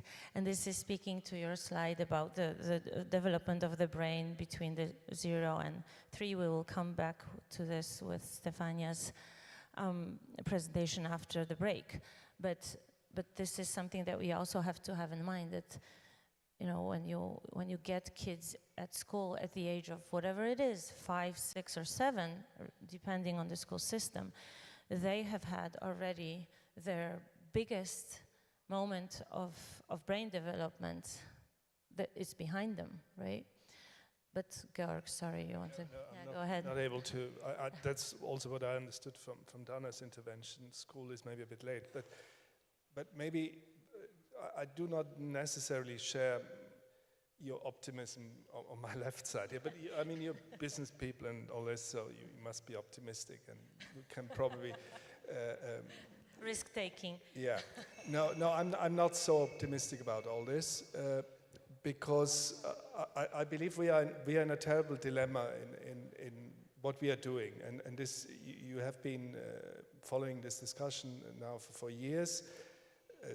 Just to make it very simple, paraphrase it: Europe is in a crisis. Our economy is not innovative enough. We are not competing with our partners from the US and God knows where. So we have to change the gear. And the logic very often being there's too much regulation, so everything needs to go its own way, a bit this liberal thinking maybe. The big corporates and everybody else, they will do the right thing, so we don't have to intervene too much. That's a bit, I think, the environment we find ourselves in. So as soon as you come with ideas of saying, hey, stop, we need to do something here, because I think you said a sentence which I like: we need to get ahead of the game in this AI development and technological development in general. I think that's, the school is too late is a good sentence for legislation is always too late. Rules are always too late.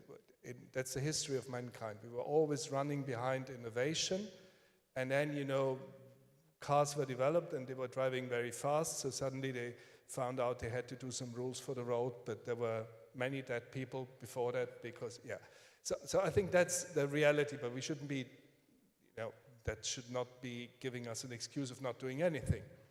But I just wonder how, in this atmosphere of, which is a bit peculiar in European development over the last 20, 30 years, I don't think we have this precautionary principle logic in Europe much more than the risk-taking in Asia and America.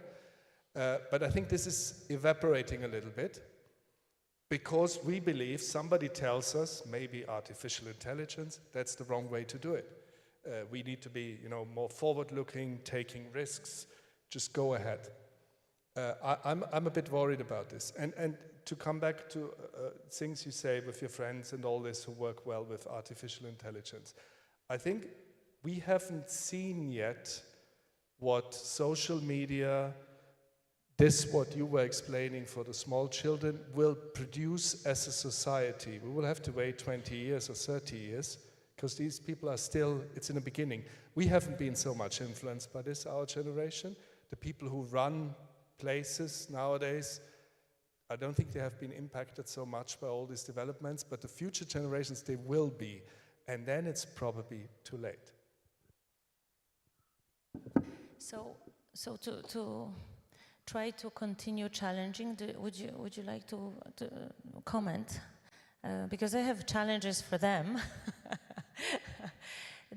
Would you like to comment on the legislation being late? Is it?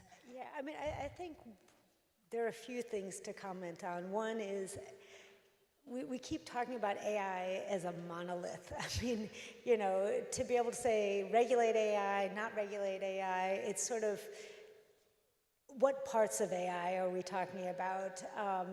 You know, I go back to, you know, the industrial food revolution, which did so much good, but at the same time, you know, none of us, you know, want arsenic in our candy. None of us want sawdust in our coffee.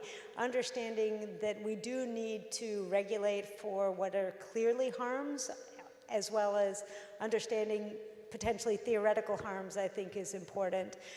And you know, what are we optimizing for? What is the end goal that everybody is talking about? I mean, you tell me your end goal and your incentives, and you tell me your incentives, I'll tell you what'll happen at the end. You know, my focus is absolutely in the early years, which doesn't get much focus at all. I mean, everybody is talking about AI, democracy, you know, workforce, all of these things, without really understanding that the foundation for all those humans that are going to fill, you know, our future citizenry, we're building them now, and you can't have a human-first world without, as I said, understanding how to build humans and how AI relates to it. So that's my area of interest and focus, and getting people like you all that are thinking about it also understanding that that's critically important, and it's not just a mind shift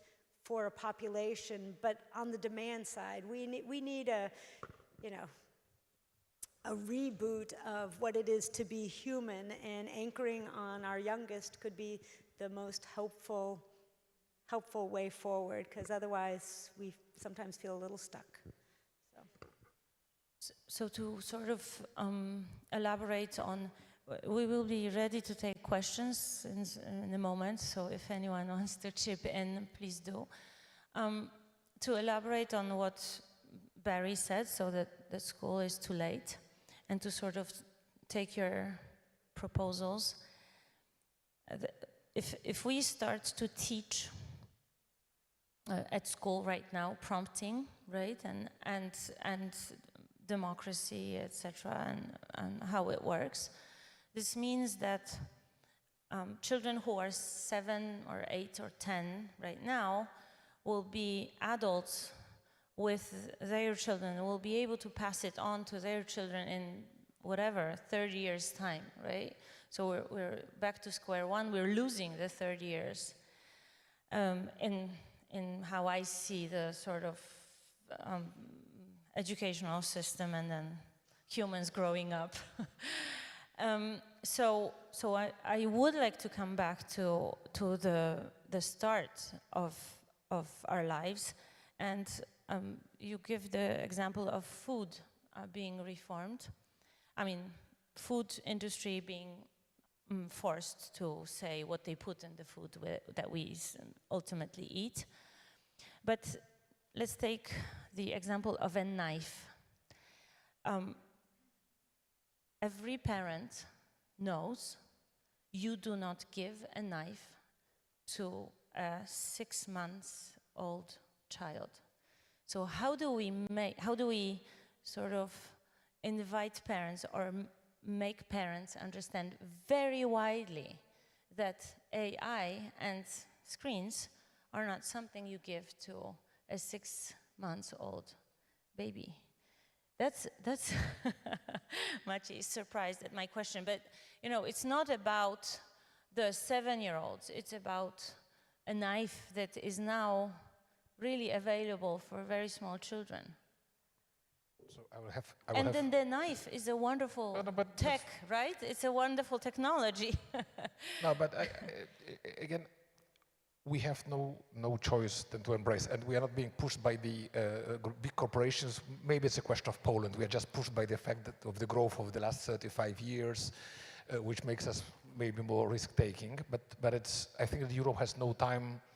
I remember I was at the conference 2 years ago when somebody a very famous name, said we have only 20 to 25 years to regulate AI before it becomes so important that we will have to control it. Now we know that we have maybe 25 months, not 25 years. So we have to accelerate. Now getting to those kids, AI is a generic name, like there's a generic AI. So the small child will not have access, sorry for product placement, to the prompt line of ChatGPT or cloud. The child will have another tool. And this tool should be certified. You spoke about this 100% organic. AI doesn't mean that we have to rely on American, Chinese, Indian, Indonesian tools. You build specific solutions based on the specific rules, which should be regulated. And Europe has a great history of perfect education. So if we can mix the European talents to create educational systems with the tool, because AI is a tool, is a box with the algorithms. You take it from Claude, from ChatGPT, you put it into the specific private area, and you create a specific intelligent tool to react with the child under the whatever European, American regulation. So sorry, I just finishing. And then you see if your robot is selling better than the American one, which is a cowboy one shooting a pistol and then throwing grenades on the Strait of Hormuz at the same time. No, but the point for me, it's there is a space for regulation, but we have little time because the kids will discover it anyway. And I think that the tools for children should be certified as the toys are being certified. So you just don't give them access to the generic tool. There's so much to unpack there, but I think before I unpack what you just said, all the people that I've read, I mean, one of my colleagues at UChicago talked about, you know, what is the workforce of tomorrow? I mean, it's not prompting. I mean, AI is going to get better. Prompting is not going to be, you don't need a PhD in prompting. What are our children going to be doing in the future? I mean, I'm going to be gone. What are my grandchildren? It's not going to be prompting. It's not going to be out-computing the computer. It is going to be, according to prognosticasts and researchers, distinctly human edge skills, the things that we still bring to the table, relational type skills. And I can tell you fundamentally, the only way we know how to build those skills and not erode them are through other humans. You learn to be human through other humans. And, you know, there are, you probably don't have them here because you have regulations, but I can go to Walmart and find stuffed animals embedded with large language models, the same things as ChatGPT, that a child can talk, interact with, develop an attachment system, which is fundamentally encoding a very different understanding of what human relationships are and eroding the capacities that they're going to need in the future. So I am not, I mean, I'm from the US. I benefit from, you know, and I'm hurt by the lack of regulation. But I think we need to be really thoughtful, you know, in what we allow. You know, we need a new education system, right? We need to rethink education in the later years, 100%, because all those drill and kills aren't going to prepare our kids. But those early foundational years, where you learn what relationships are, where you develop curiosity and critical thinking, those foundations, we mess those things up. We're going to have a whole generation of children who aren't going to be able to interact with us or survive in the future. So. Yeah, if I may chip in, because I think that Dana nailed it during, you know, right now and during her presentation, you know, because you really need to look at the future skills, and you actually define those, you know, empathy, critical thinking, you know, I would add a couple of more. But let me just share with you one observation. You know, a few weeks ago, I spent a handful of weeks in the US, in the Silicon Valley, because I decided to travel to the cradle of innovation, AI, and just to get answers, okay? So I had the opportunity to talk to, you know, big techs, ed techs. We even spent some time at Stanford, you know, discussing, you know, the future of education and impact of AI with the dean of K-12 education and AI-centric education department. We came for answers and we came with nothing, because people don't know. And the problem is that here, sometimes in Europe, we demand answers.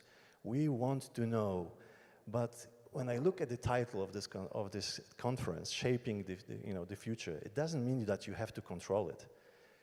It's a lot of just about the kind of a common sense, and at least trying, you know, to imagine how the future looks like, and then equip our children with the, you know, with the proper skills.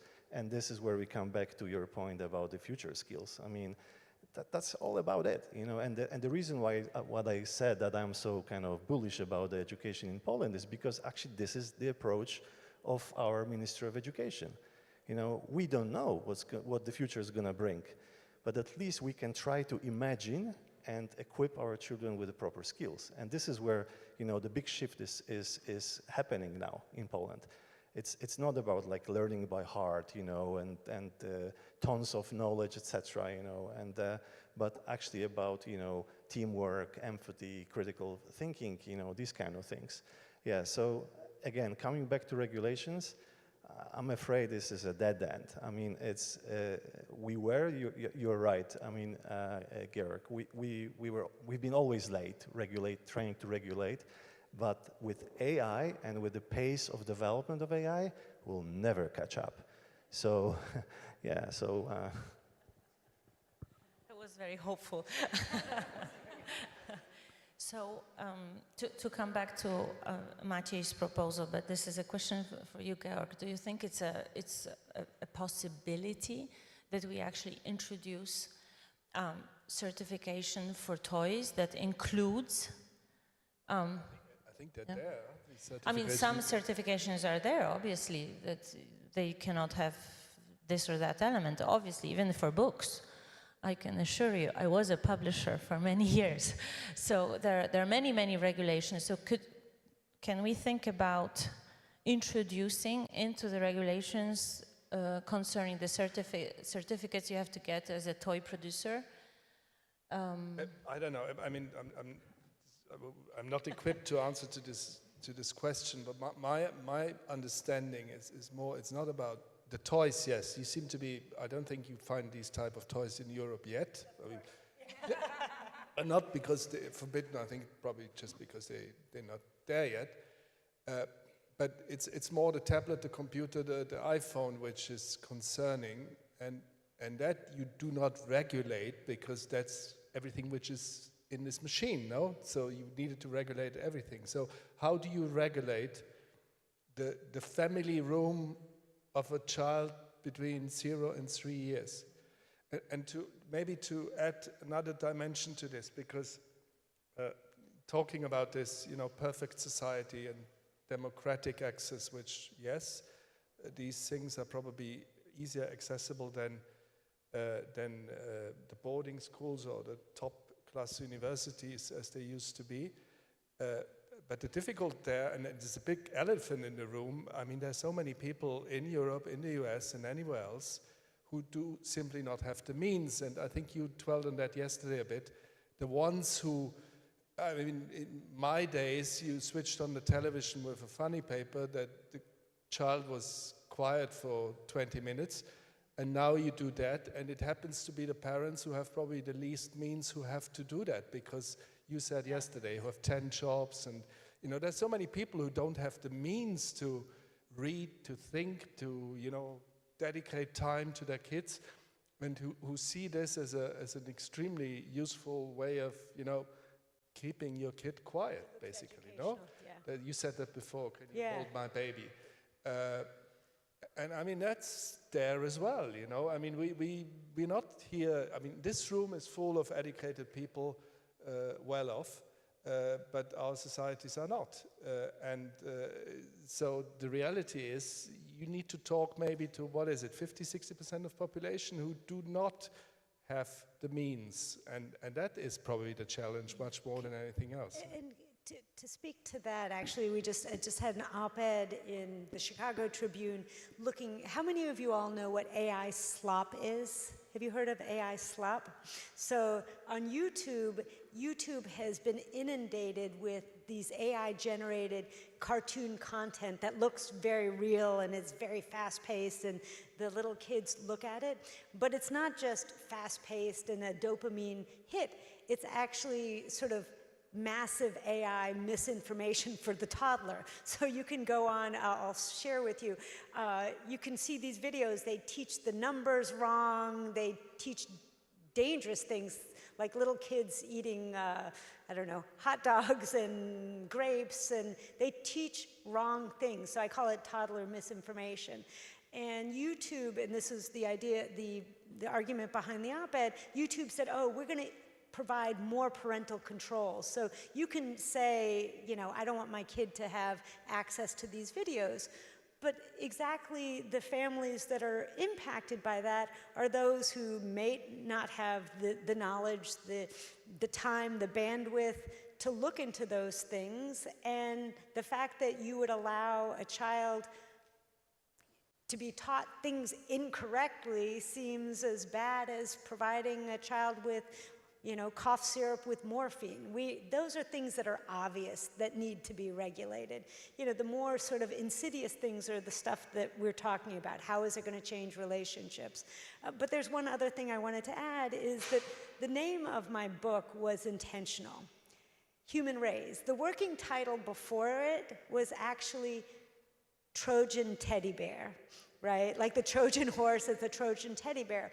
And I thought, you know what? Rather than sort of going into what I don't want, right? It's easy to say what we don't want. Why don't we talk about what we do want, what we can all get behind, right? A human-raised childhood that has all that human connection that we already know is so important for all of us as humans. That's why so I think we also, while we talk about what we don't want, we need to talk about what we do want. Do we have questions? Because the window for questions will get closed. Thank you. Anne Bergman-Taron, I represent book publishers in Brussels. And I just wonder, going outside of AI and going back to books and reading, because I think that's the key.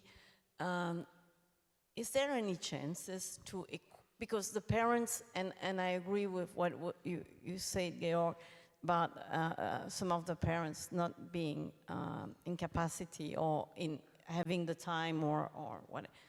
But those kids, they go to daycare, or they go to kindergarten, or they go, I know that Maria, by example, has a wonderful initiative with Pediatricians.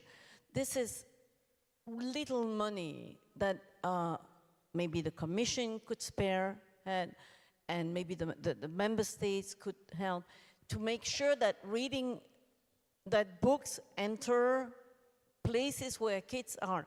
Doesn't mean that the parents don't have to be involved, but they are still parents eating processed food, although there's organic option.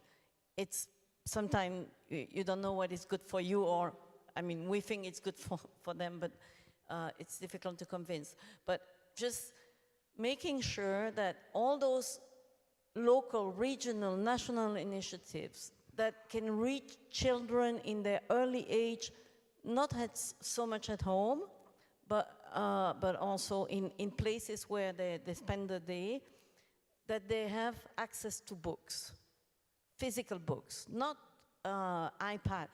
And so this is maybe something that shouldn't be, I don't think we have a lot of reading foundation and reading promotion around this room. I don't think it would be a lot of money if you look at a budget. I think it would help a lot if those kids, every kid had books in their hands during the day, at least during the day, even if their parents don't read at night. So I know that it's always easy to ask for money and more complicated to find the right budget for it, but I think that this may be a solution, and then keep on talking about the benefit and keep on supporting print textbooks in the classroom, stop being obsessed with digital. Digital is useful, but it's not, I mean, without the ability to read long text, we are losing everything that you were suggesting we need to look, to challenge the future. Thank you. I'm sorry, I put you a little bit on the spot, but. This is an easy question. You have your mic there. And I hand it over to business. Will you give us money to do that? I will give you the floor, Maciej, in a moment. We will have a whole next panel about what is already being done. So we will talk about what Anne just mentioned, and I'm hoping there will be a lot said. But go ahead. I think the question whether businesses would be ready to chip in is a wonderful question. But it's very easy. It's very easy. All public money comes from our taxes, so yes, we give the money by definition. No, but seriously on this one, and because just I wanted to place one more. I think that the AI, the iPad, the interfaces, whatever story, it will not kill reading, because with all respect, we will interact with the robots, I agree. We'll speak to them, I agree, but to have a bit of the rational reflection, you need to write down something. You can't, I will come back to my obsession, prompt just orally, at least today, especially the AI, with all respect, AI, we understand only only 15% of our brains, and we pretend to make 100% copy of it. It's not yet a real artificial intelligence. It's a tool. It's an excellent tool. It helps a lot and a lot of the analytical skills. It can somehow simulate the human behavior, but we will need the reading skills. And I think even today, the kids and ourselves, we read a lot and we write a lot. You can see even myself texting all the time. So I don't know if the number of letters we don't key and write more letters today than we used to do before the smartphones have been invented. So the reading, we need it for business purposes. Again, for those capabilities to understand and to analyze problems and to solve problems. So yes, we promote it, and we will continue to promote it, even if the future small puppets will run around us and try to be nice to us, to have us having more empathy. So yeah, the declaration stands here. We'll continue to pay taxes for literacy promotion. Good to hear. No, Andrzej wanted to say something. A quick comment, because I don't think that that it's about money. It's not so easy. I mean, to make people, start people reading. It's all about habits. When I close my eyes and I look back in time and try to imagine how my home, my house during my childhood looked like, I see, shelves full of books. I see my father sitting in his armchair reading a newspaper, and so on and so forth. And try now to look at your, at this modern apartments, etc. Do you see any books? So I think there's a lot of, actually it's not about money, because books are quite cheap. Frankly speaking, it's not a big deal to get yourself a book. It's more about habits. It's about organizations such as Marinia's Foundation, and all of us promoting reading. It's simple like that. Not easy, but it's simple. Yeah, and just to speak to that, you talked about parents and ultra-processed foods. Understanding how ultra-processed foods became such a large percentage of the diet allows you to understand how social media and AI will, right? They are designed to bypass our natural cues, our satiety, our increasing in hyperpalatability. They're designed to make us want to eat more because of the evolutionary mismatch by which we were developed, right? We grew as humans in a time of scarcity, and all of a sudden we're exposed to something that hits our dopamine spot just perfectly, and we eat a lot of it, which is what the food industry wanted with that. In that same way, you know, previously social media with engagement was designed in just the exact same way, and now AI, instead of engagement, is being designed for intimacy. Things like sycophancy, anthropomorphization, retention, all of these things are designed in just the right way that our Paleolithic brain, our very social but Paleolithic brain, gloms onto it. So understanding the design principles of both the technologies and the food technologies allow us to understand that it's not just like, yes, we need books everywhere. It should be like water. I mean, but that's not enough to prevent the crowding out with these new technologies. And we need, you know, I say that these tech platforms have done more better science to bad ends than we've ever done in the universities, because they understand how humans work. So we need to be understanding how they're trying to target us. So.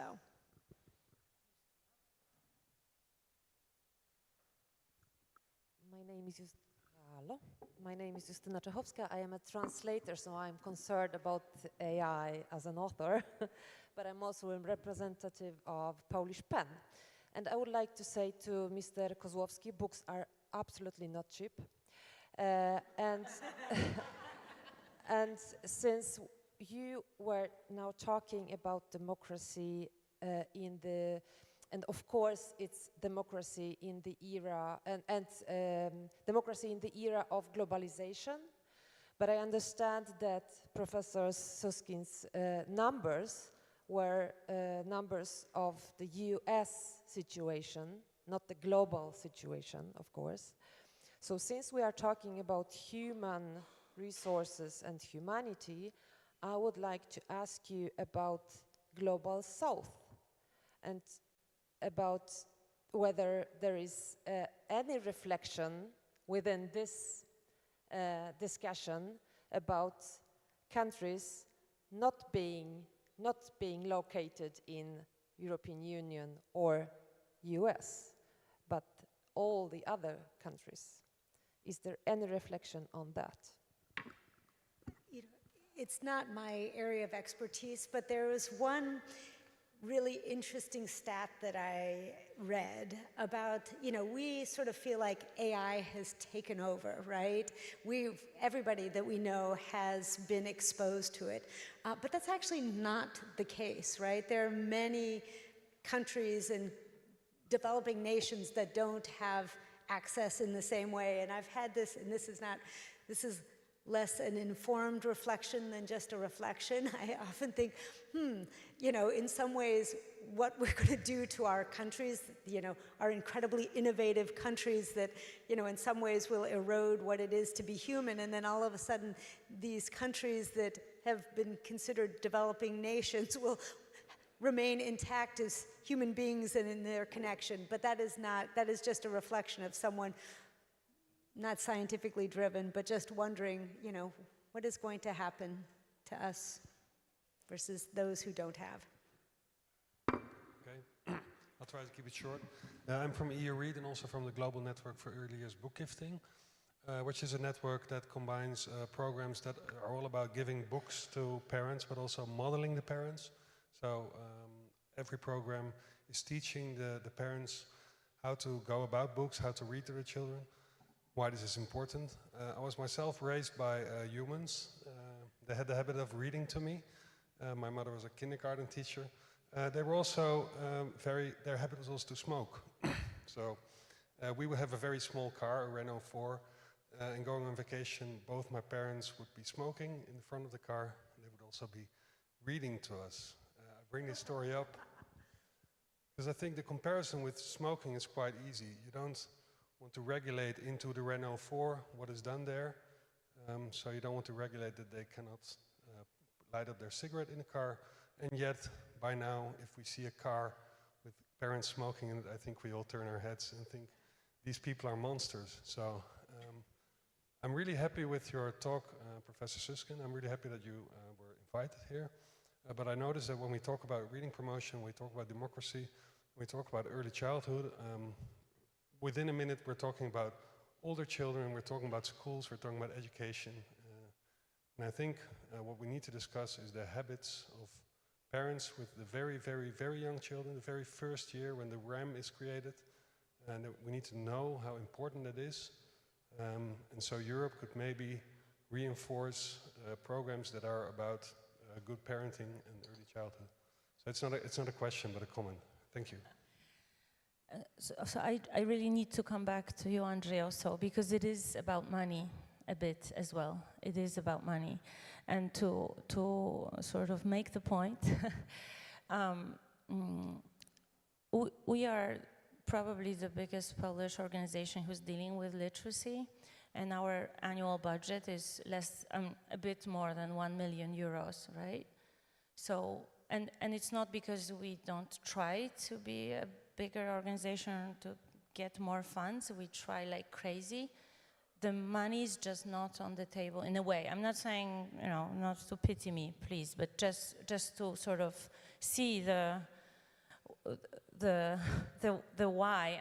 I'm really ready to fight for the sentence that it is about money. Now, the whole of the Polish book industry is worth 500 million euros, right? So there's no money within the book industry to solve the problem. This is the worth of Maspex, right? A big Polish food company, one company. So if and then we have conversations. We try to talk to banks, to finance people, you know, many interesting people who could help, right? And I was currently at a conversation where a banker said they had a very small budget of 2 million euros at their bank to buy art.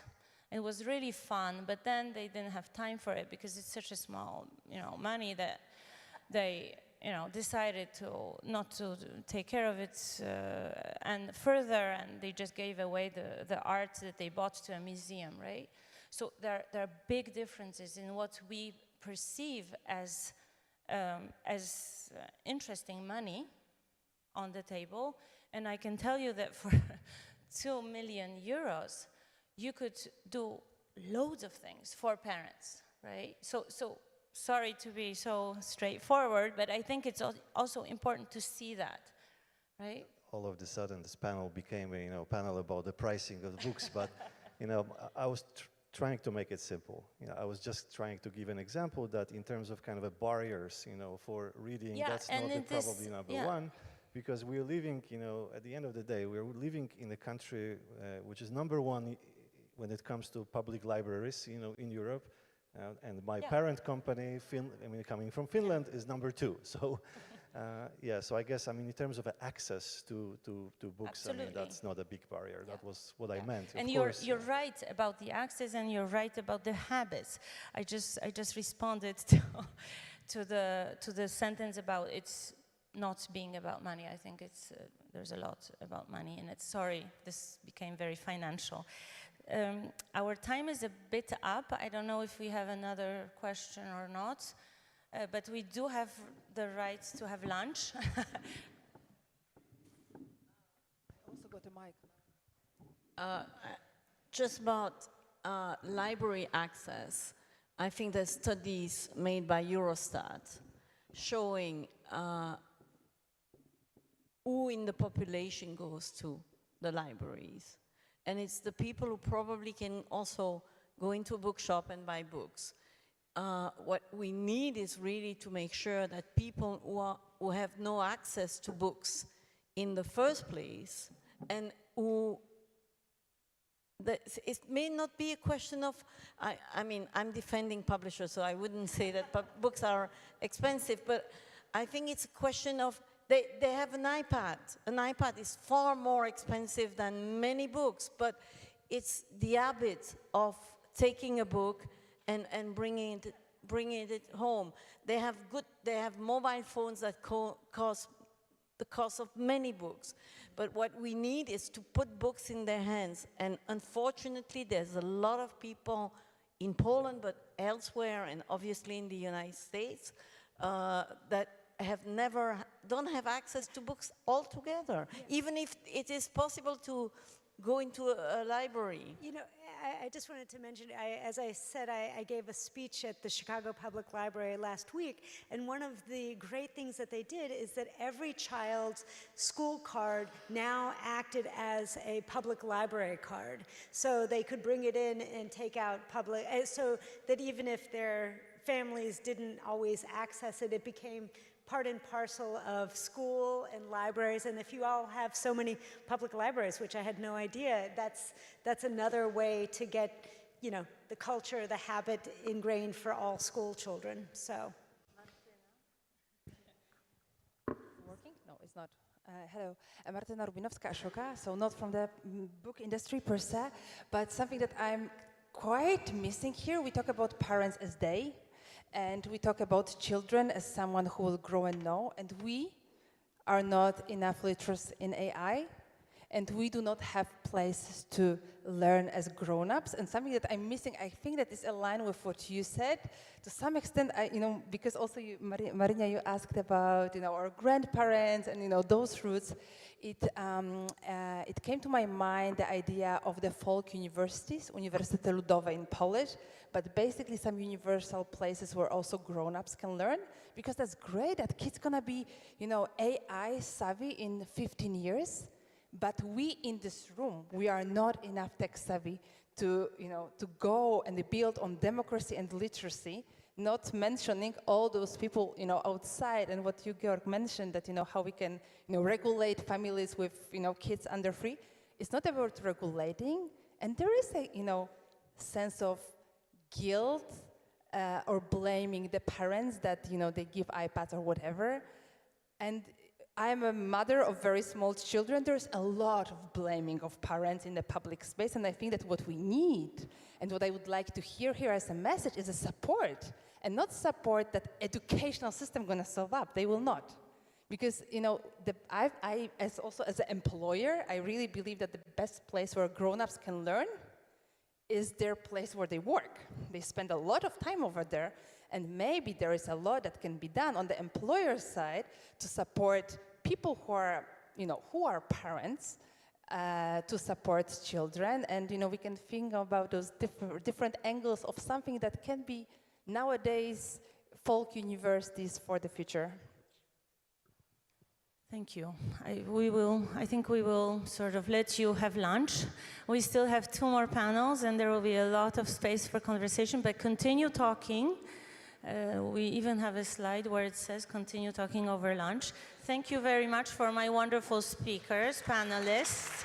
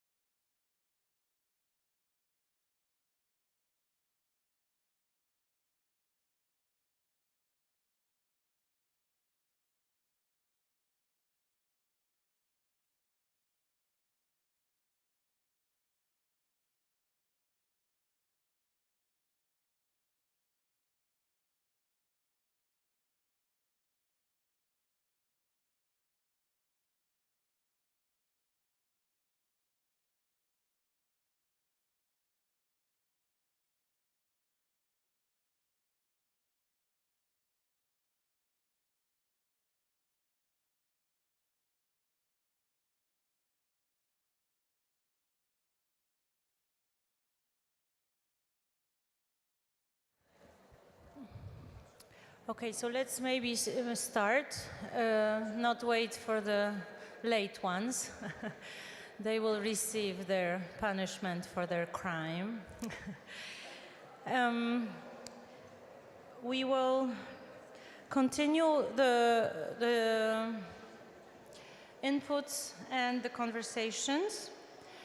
The second theme, overarching theme, is about answers we do have. The first one was about the challenges, and I've heard some comments that was actually a pretty, tough conversation. I think it is a tough conversation, and I think it's worth having it face the challenges and name them.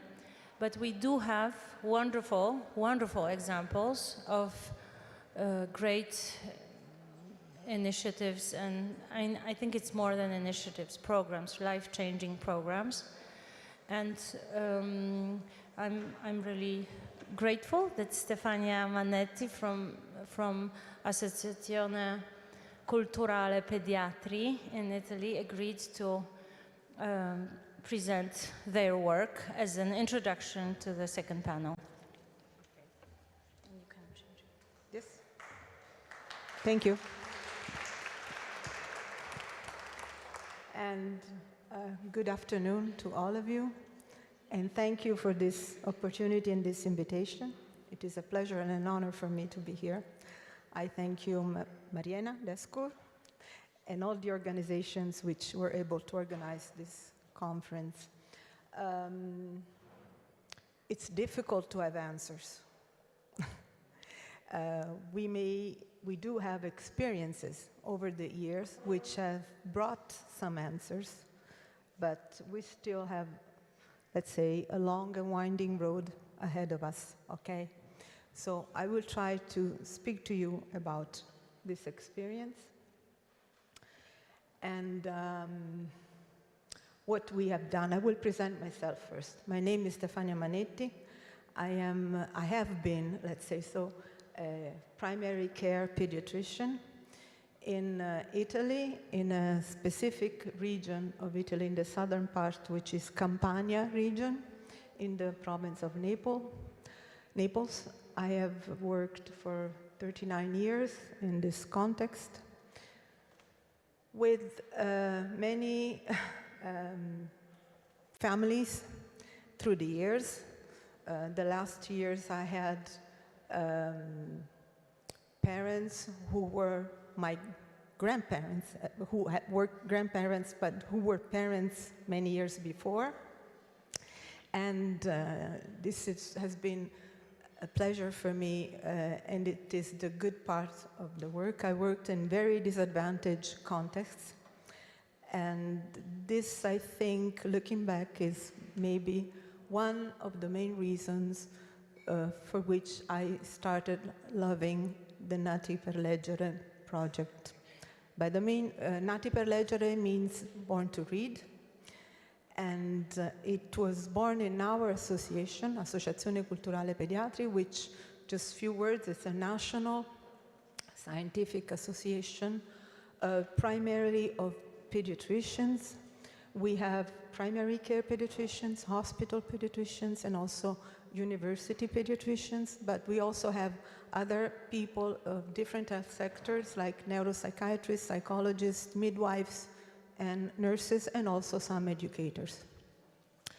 The Nati per Leggere project was born in 1999, started from a very strange alliance. We were speaking before about this strange combination of two associations, ACP, our, and the National Public Association of Libraries.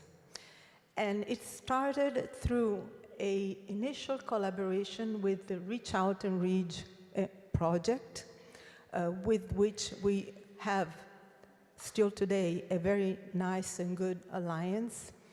And from that project, we imported some things and we changed some others, which I will show you. So, Professor Suskind spoke much about this, but the thing I want to underline is This is a very much oversimplified images of the network of reading, okay? But the important thing is that the coordinator, let's speak about maybe a control tower of an airport, okay? Who sits behind this control tower in the brain? Relations and emotions. The emotions coordinate all this and much more, okay? And this happens through the serve and return interactions, starting from the beginning of life. And so, early literacy, it has been said before, it's not just educational, but it has to be considered a neurobiological process, which is somehow embedded in a children's organism, okay? And can influence his health in the future. I would like to show you briefly this video, which was produced by the Center of Developing Child of the University of Harvard, which puts the point on what we speak when we talk about serve and return at the very beginning of life. I hope it starts. No? Sorry. Can you? Otherwise, I will go on.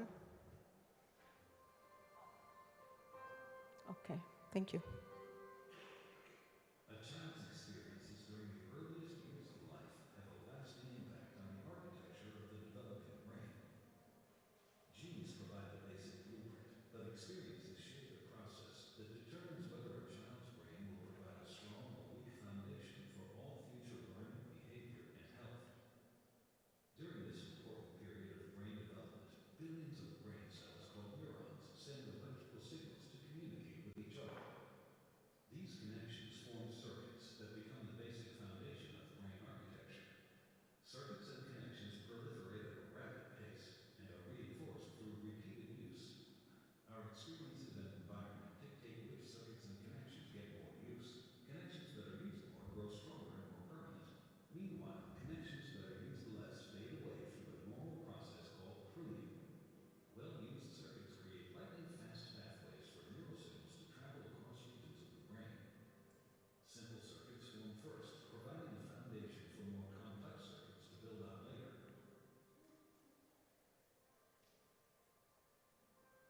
Through this process, neurons form strong circuits and connections for emotions, motor skills, behavioral control, logic, language, and memory during the early critical period of development. With repeated use, these circuits become more efficient and connect to other areas of the brain more rapidly. While they originate in specific areas of the brain, the circuits are interconnected. You can't have one type of skill without the others to support it. Like building a house, everything is connected, and what comes first forms a foundation for all that comes later. I think we can interrupt it. Thank you. So, as the video showed us, the brain circuitries develop through the interactions and the emotions. And the more we're able to support parents in this sort of initial, at the beginning of life of a small child, the better we do. And the better we can do also in vulnerable contexts, as you can see here, the NICU, the neonatal intensive care unit, for example, where very, very small children, preterm infants, are born and stay. I don't know if any of you, maybe the pediatricians for sure, have had experiences of these contexts, but a preterm baby here is full of sounds that come from everywhere, okay? Machines and voices and things. He lives in a small box, let's call it like it is, with all tubes inside, and his parents cannot touch him. Or maybe sometimes they can, okay? So it's a very different context if you think what is the normal way when a child comes home after his birth, okay?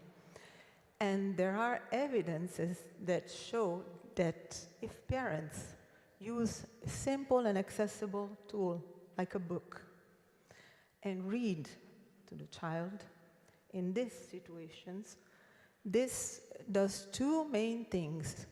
It empowers parents who are living a very, very stressful situation, often not expected. And the other things, it reduces the stress that the child is living during this moment. So the book is a biological stabilizer of all this. This is obviously true and evidence-based in children who come home and don't have these experiences, starting from the beginning of life, with the mother's or the father's voice. The mother's voice, for example, and Professor Suskind is an expert in this. A child hears his or her mother's voice from the gestational age, because around the 5th month of intrauterine life, the auditory system begins to form. And so when he's born, or she's born, he knows the voice.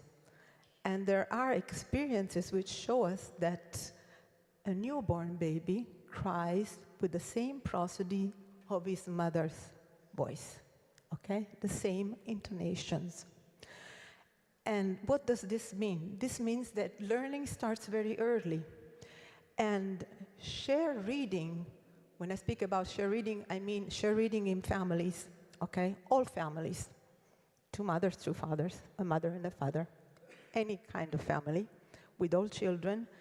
The practice of share reading goes over literacy, but it is a gesture of love, evidence-based, which is able to form good interactions with our lifelong interactions, which promote a child's mental health, but not only.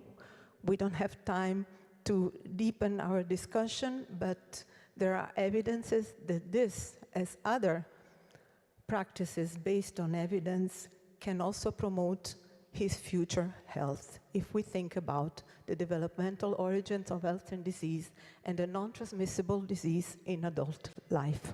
Okay.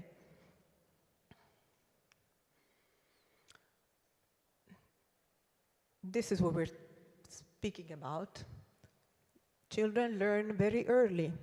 This is a very, very short video I would like to show you about what a mother singing to her baby in the womb, what this produces. Let's see if it starts.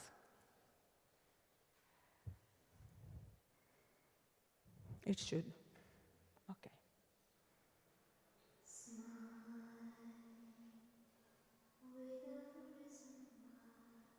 She's a good singer, though. Okay.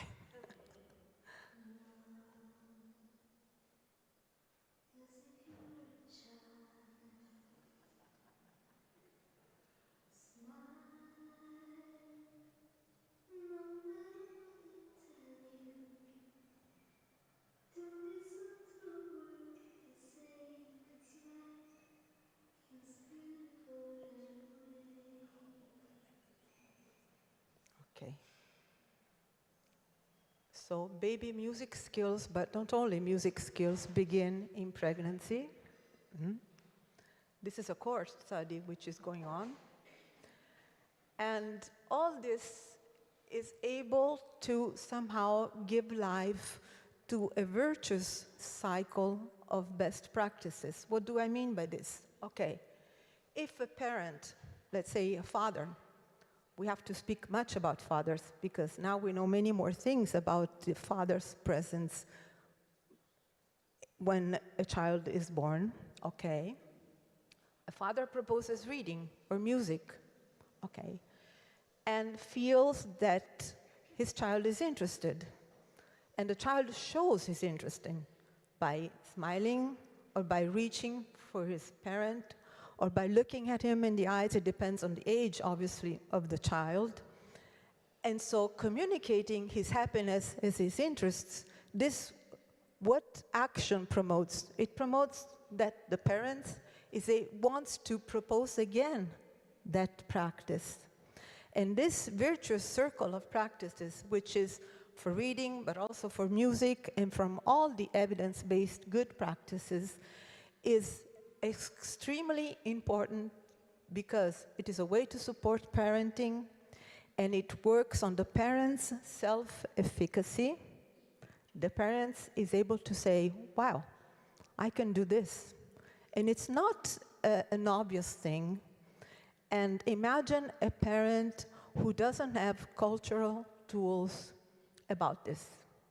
When he's able to do this, or imagine a mother who has a sort of a mild depression and can do this, okay?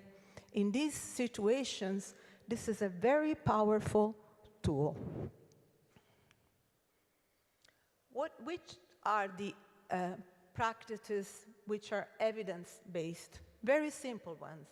And I think that now here, every one of you, independently of what his or her work is, what his cultural background is able to encourage one or even more of these practices. Like a good preparation for birth, immediate skin-to-skin contact at delivery, which is an important evidence-based practice, lactation and responsive nutrition, shared reading, like Nati per Leggere, shared sound and music experiences, massage is another evidence-based practice, infant massage, play, okay, motor and nature-based activities, and finally, appropriate and shared use of digital technologies. Appropriate because it depends on the age. The recommendations of the American Academy of Pediatrics they've changed a little bit now, but under 24, 18 months of age, it's not advisable to use digital devices. After there is a timing, but the important thing is the shared use with the caregiver of these technologies. Oh, and I forgot the last one, which is extremely important. It is the attendance at a daycare service, so pre-educational services of high quality, and possibly, as we're trying to do in Italy now, with the participation of the family, the involvement of the parents.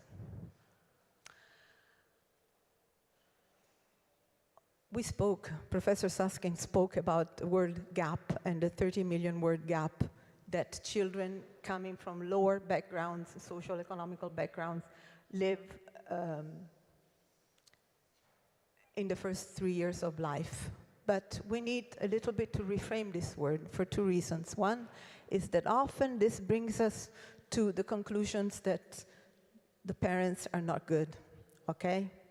These parents who don't speak much, who have few words, who use poor quality words, are not good parents. Okay, they might be not good parents, but they need to be empowered, and they need to know how to increase the family context and transform it in a language-rich environment, okay? And shared reading somehow circumvents these barriers, like poverty, resource disparities, structural racisms, but also adverse childhood experiences, okay? Shared reading is a practice which can go over by providing a tool which is accessible, simple, for linguistic and emotional exchange, okay? We cannot consent somehow that a social deficit, like the word gap, or some other social deficit, becomes biologically embedded in a child, okay? We can do this with some primary prevention practices. Simple, accessible, but not all parents know this. So again, we need to support them. We need to support them very, very early in life, in the life of their children, but also before, even before the gestational age, for example, gestational period, excuse me, is for a mother a very good period for learning this, because the mother is more actively engaged in learning things about his future child. When the child is born, it is the same thing, but less, because she's involved in many, as all of you know, other things that involve parents after birth. We cannot, we should not, in children, which is an extremely important skill to promote, okay? And the current pivot now is promoting positive childhood experiences and early relational health, okay? As you see, a buffer, because safe, stable, and nurturing relationships create a sort of an umbrella, which somehow makes the Nati per Leggere project a few things. It was born, and as I said before, in 1999, from the alliance between the Associazione Culturale Pediatri, let's call it the health sector, the National Association of Public Libraries, and the CSB, which is the coordination of the entire project throughout our country. And at the moment, it is a scaled whole society intervention which has reached 250,000 families every year across Italy. And we have still a long way to go through, but we have learned something. So maybe not answers, but maybe answer linked to the experiences that we have made through these 26 years of Nati per Leggere, okay? Okay, this is our logo, Nati per Leggere, which was donated to us in 1999 by a very famous illustrator whose name is Altan in Italy. And these are the logos of our associations. So the Cultural Associations of Pediatricians, it is a scientific association. It publishes a journal dealing with clinical and social pediatrics. We have working groups of different kinds on mental health, on research, on environment, on pain and palliative care, on nutrition. We were speaking about ultra-processed foods. And so we have different working groups, and we have different collaborations with the Ministry of Health, because the ACP has a particular characteristics. We are a small association, not a big one, but we are the only association in Italy, I think one of the few in Europe. In fact, we were cited by the WHO because we have an ethical and moral code. So we are very poor because we don't have sponsors from industries, from drugs or from nutrition industries. We live with the support of the payment that each pediatrician annually pays to the association. So, but this is a strong point of independency. We can say everything because nobody is going to tell us what to say or what to do.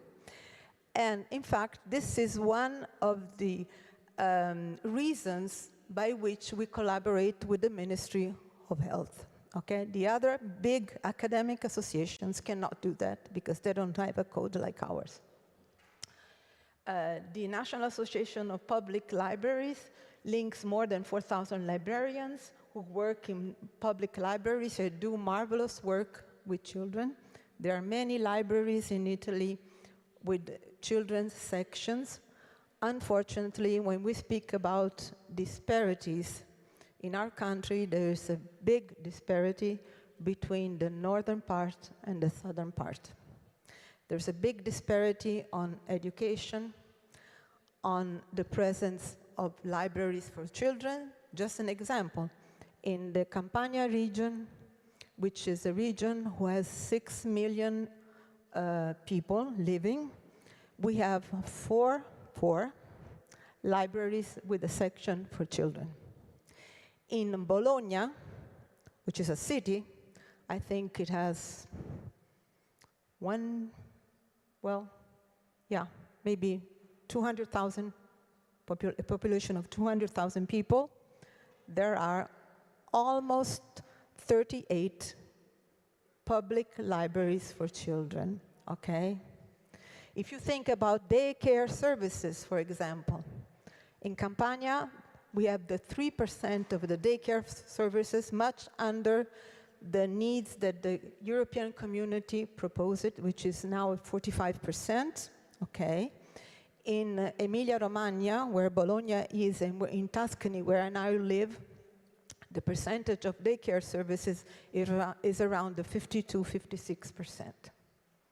Okay, and I could go on with these disparities. Okay.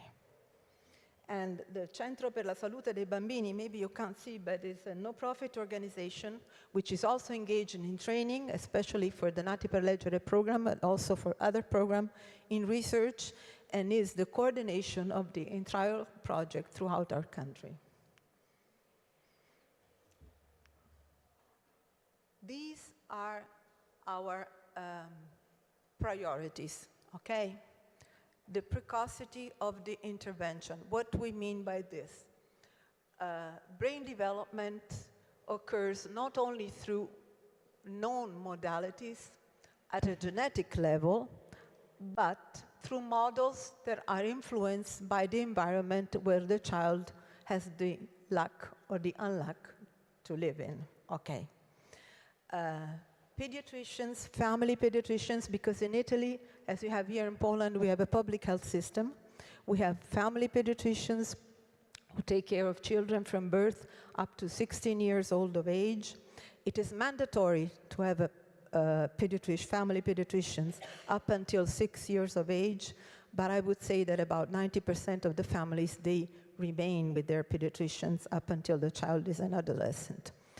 And why pediatricians? Because pediatricians see all children, all families, poor ones, rich ones, immigrants, non-immigrants, families with difficulties, families which don't have many difficulties. And this is a very universalistic approach which enables a pediatrician who is trained for this also to understand if that parent needs some more support. We're speaking about shared reading, but also about other things compared to the parents who will come after him or before, who has come before. The centrality of the family, we have also in all our work of the association an holistic approach to the promotion of health and well-being, and we know all that a child needs a family to survive, to learn, to have a good nutrition and good health, but not always this is possible. And when this is not possible, we can do many things. Okay, so the centrality of the family is extremely important, and the universality of this approach. This is what differs Nati per Leggere, for example, from Reach Out and Read, because Reach Out and Read is directed primarily to vulnerable families. And at the beginning of the story, we thought much about this universal approach, but we think that giving to everybody the opportunity to implement this practice is a very good thing for two reasons. Not necessarily children who live in rich environments receive good practices, and the other thing is that parents can be somehow drivers in promoting the shared reading with other families.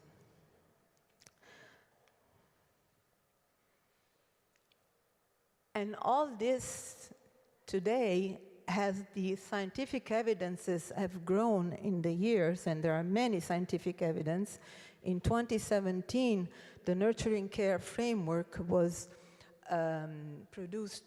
elaborated, I would say, by WHO and UNICEF. And Nati per Leggere is a program which is not just a giveaway of books, but it is an integrated eco-bio-developmental model. What I mean by this, the family is the center of the approach with the child, but it takes a village, we all know, to grow a child. So it cannot be only the family. The child lives in a community. And think about the difference if the community has a good daycare service, a library accessible for children, health services accessible and good, compared to a situation where all this does not exist. So we also have to think about this and also about the culture, the welfare, and also about the politics. We can go over that because in Italy now it's not a good time. Okay.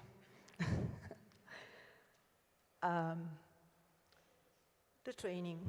The pediatrician or the librarian who decides to work with our program undergoes a training.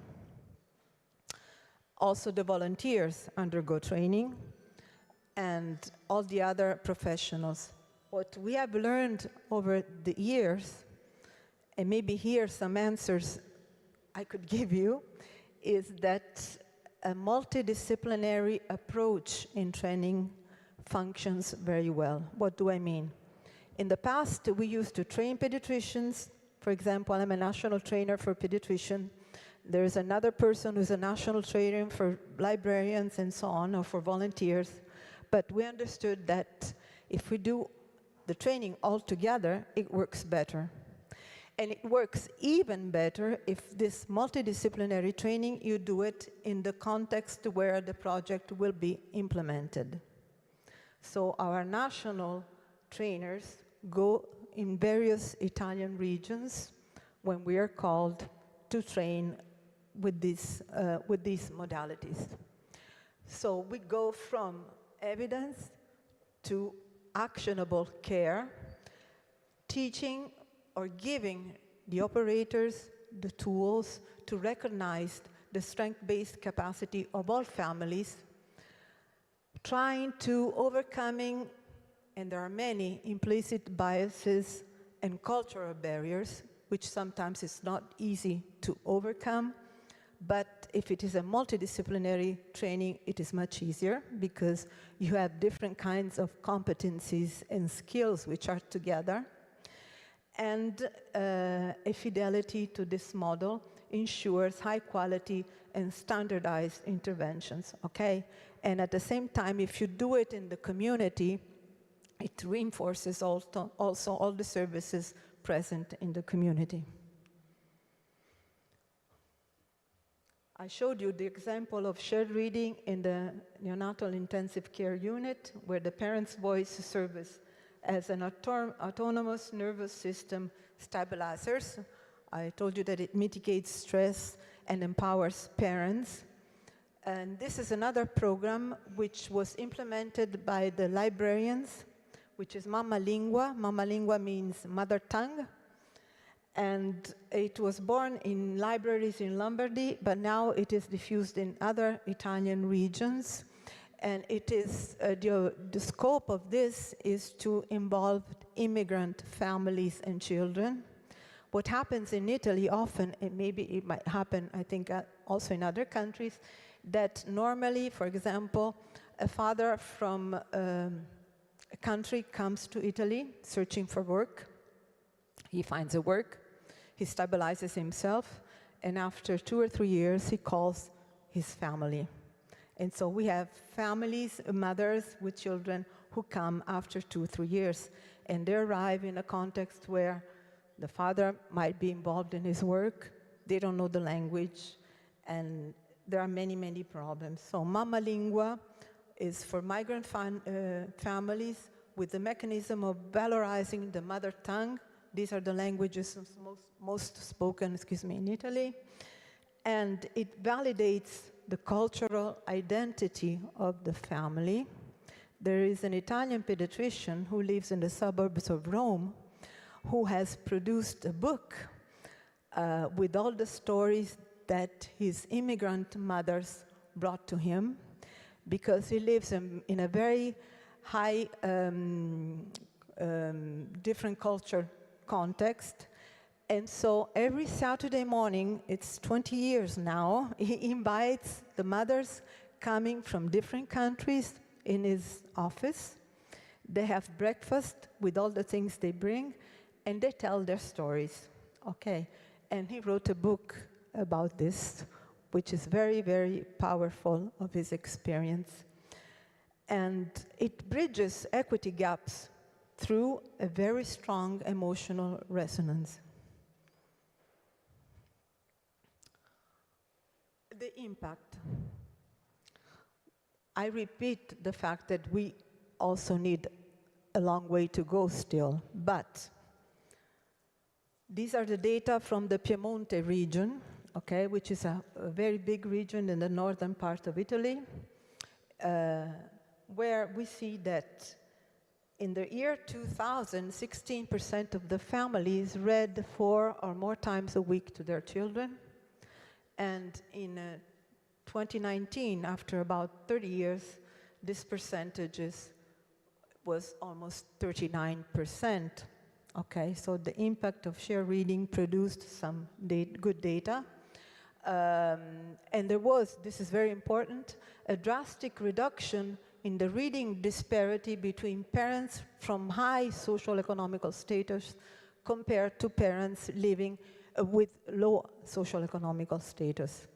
And this was also, the impact was also in the reduction in the Imbalsi scores, which are scores that it is an evaluation that the Italian government does in the 4th grade of primary schools.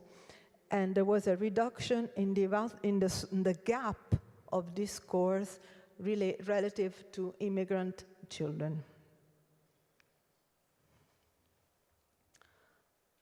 So, positive effects on the competencies of primary school students who participated in Nati per Leggere when they were small children.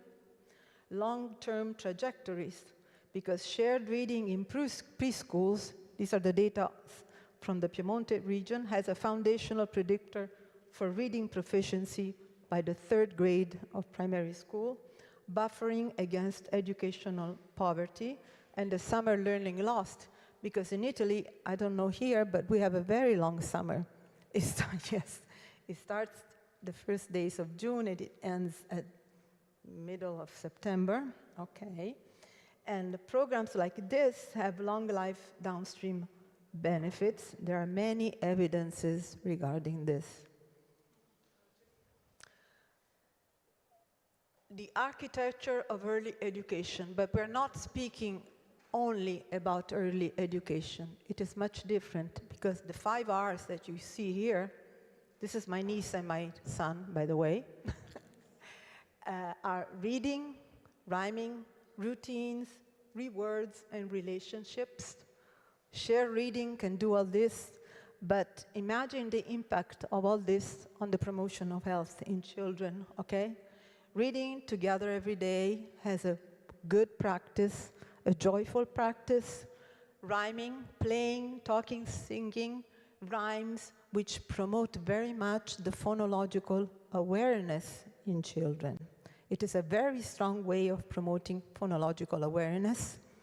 And think about the fact that mothers who don't have many cultural tools, the children of these mothers somehow have the same low phonological awareness of their mothers. But if we increase the awareness in these parents, things can change.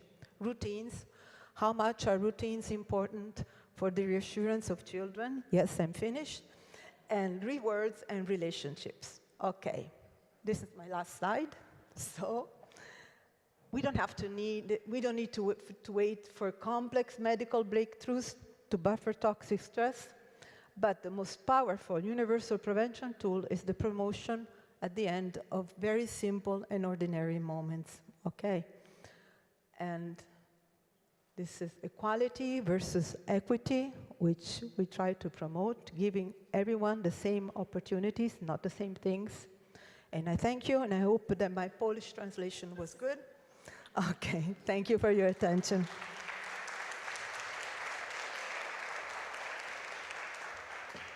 You can actually stay.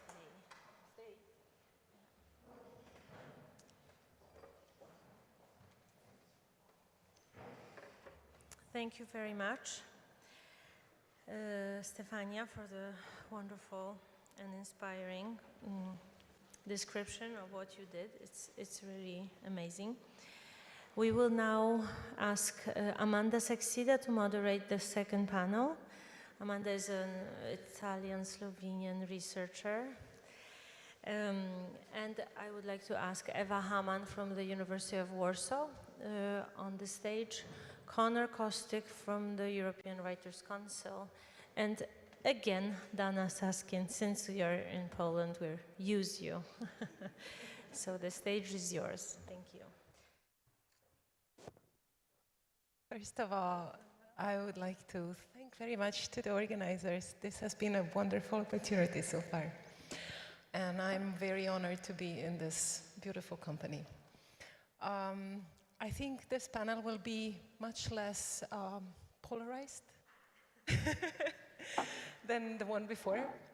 And we will sort of focus on the good practices and how to transfer the good practices. And I kind of thought that it's perfect because each of you have a set of good practices to talk about. You have an excellent good practice that we can continue talking about with the Nati per Leggere. You have the program with empowering parents, and we would really like to hear more about that. You have some experience with how to empowering the Connolly there, has some experience with how to empower young readers, maybe later on in the development, the teenage readers, which is something that we haven't talked about, but is extremely important. And Eva has the expertise of showing how the reading can impact the development, even in the environments that are maybe traditionally thought to be challenging, like bilingual environments, for example. So I'd like to start, maybe because we are still fresh with this information about this beautiful Italian example, which I think is really one of a kind. I cannot emphasize how important this is, no? And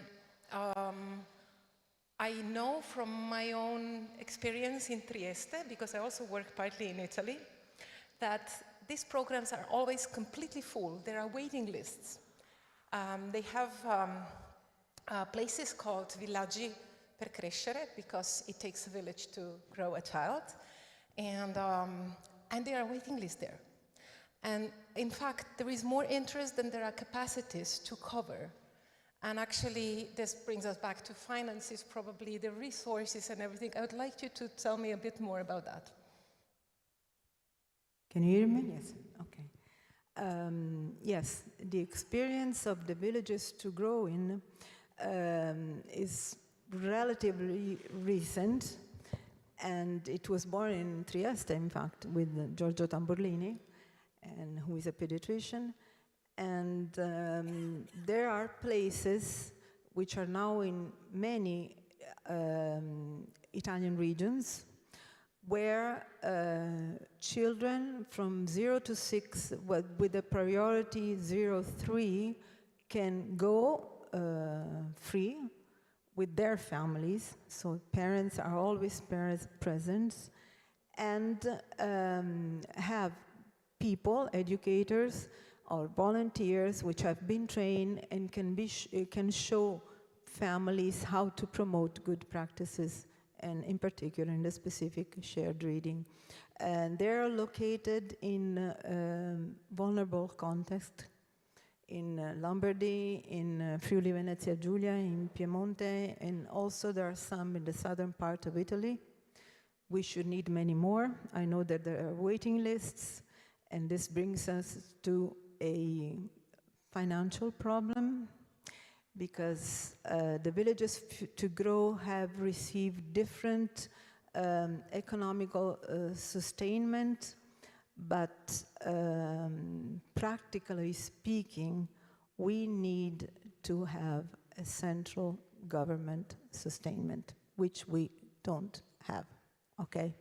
And this changes much because the disparities can go on, obviously, and if we could have a government which emphasizes the priority of shared reading in families and considers its effects on the long lifetime trajectories, would be certainly another way of conducting the program.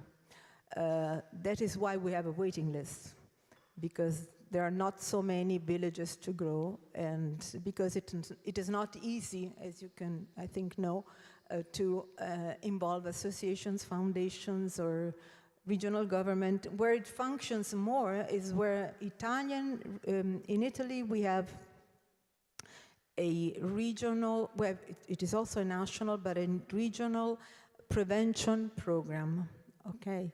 Every region, this means, has the opportunity to invest in different things regarding primary prevention as shared reading in families, okay? But not all regions invest in this way. And the regions, unfortunately, in Italy are autonomous. I say unfortunately because this is another disparity gap. And so it is a very strong financial problem. Thank you. But I think it's sort of, I don't know what is the basis for other projects similar in Europe, not to the same scale as far as I understand, or in US. So for example, Bookstart in UK, do you know anything about it? No. Yeah, maybe you can tell later on. Or the program that has been started as a part of your initiative, as far as I understand, the Reach Out and Read, or not? The Reach Out and Read, yeah. Oh, no, okay. So I don't know, how does it work? It's also not government-based.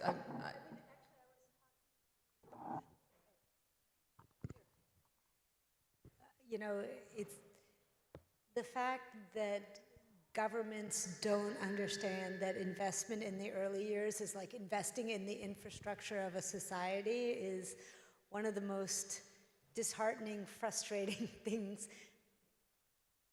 in my experience as a human being, just to be clear. As a surgeon, people are much more impressed that I can use a scalpel, but the fact that parents are building the brains of our future societal citizens and is not invested in that way drives me crazy. But to your point, Reach Out and Read, which I'm not a pediatrician, I'm a pediatric surgeon, but many pediatricians that I know are part of this program, which is very similar in I don't know how similar, but providing books as a developmental way to teach parents about the relationship and child development, et cetera. And for a short period of time, I think it was actually funded by the government. Yes, so not anymore, is it? It was financed, I don't know now, I don't know. It was financed by the first ladies, the wives of the USA presidents have a budget, which they can use to promote practices like this one.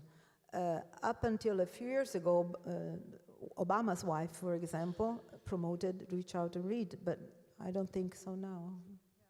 I don't think so, which obviously, you know, when you asked how do you drive and scale these programs, you know, when it's sort of considered of, oh, you need to go fundraise, it's a nice to have, you're not taking seriously these types of programs as human capital development. And I don't know if it's a gendered thing, right? The fact that presidents' wives have to fund it as opposed to, you know, it being part of the larger budget. But I mean, I know that's not the question that you asked me, but I guess it's going back to the finances. We invest what we value, and clearly we talk a lot about caring about our children and our future, but we don't invest like we do.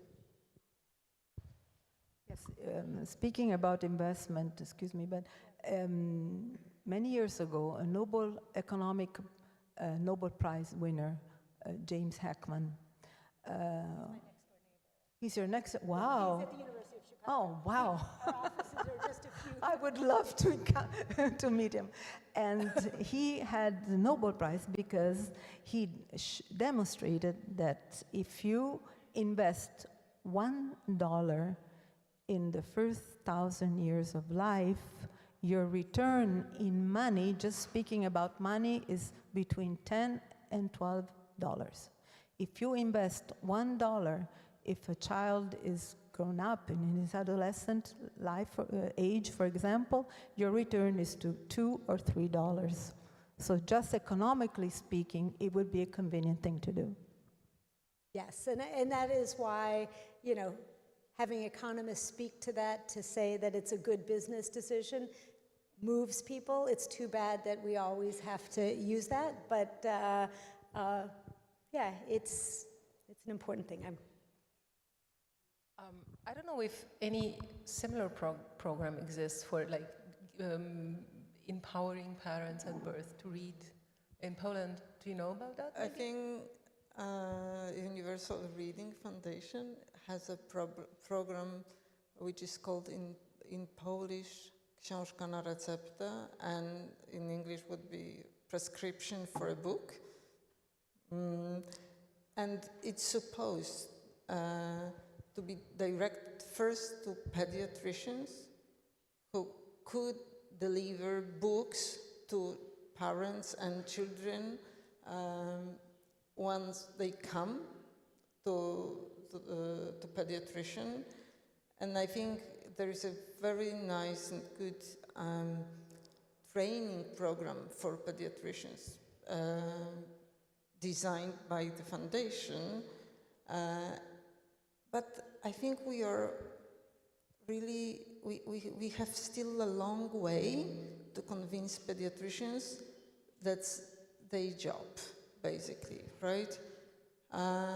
So I think the one good step to this is a new chapter in new textbook for pediatrician students,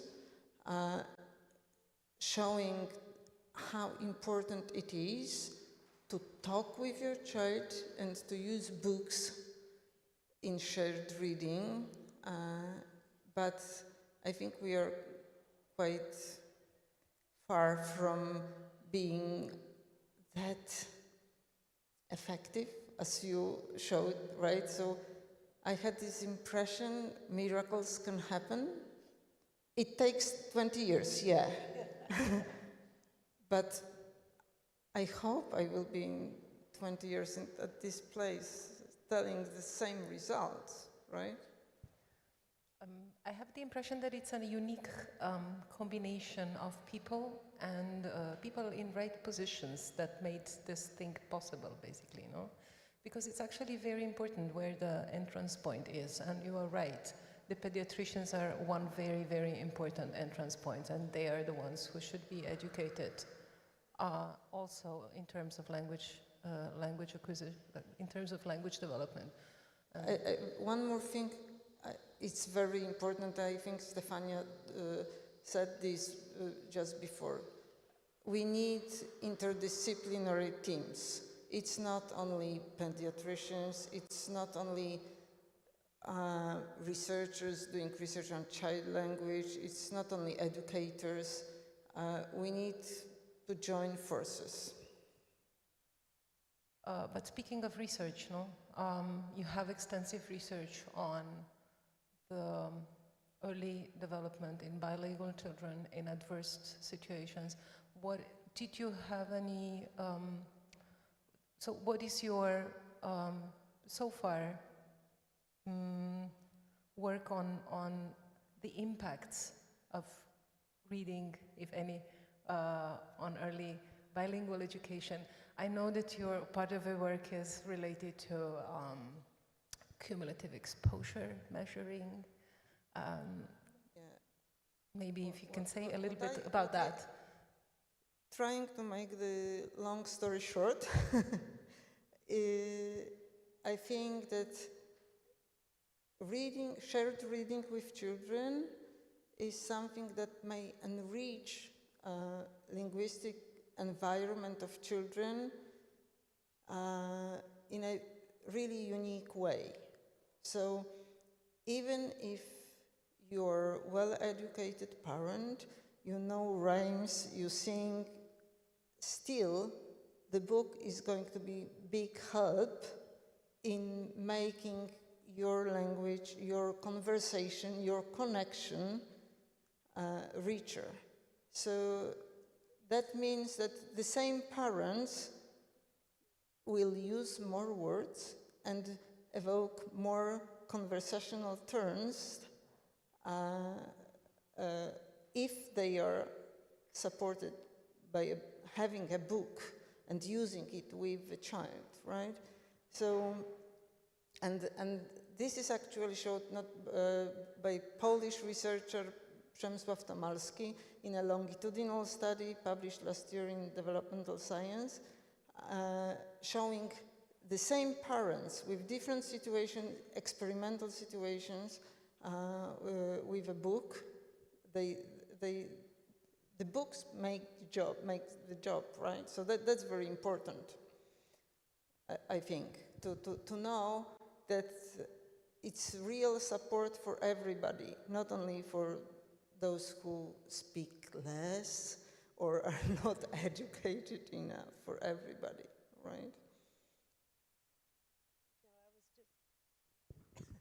I was just going to reconfirm, even in our research, when we use measurement tools where we see interaction, you can almost predict where there's book reading because the number of interactions dramatically goes up, and just the language goes up, even quantitatively, probably, and qualitatively as well, because it just makes it easier.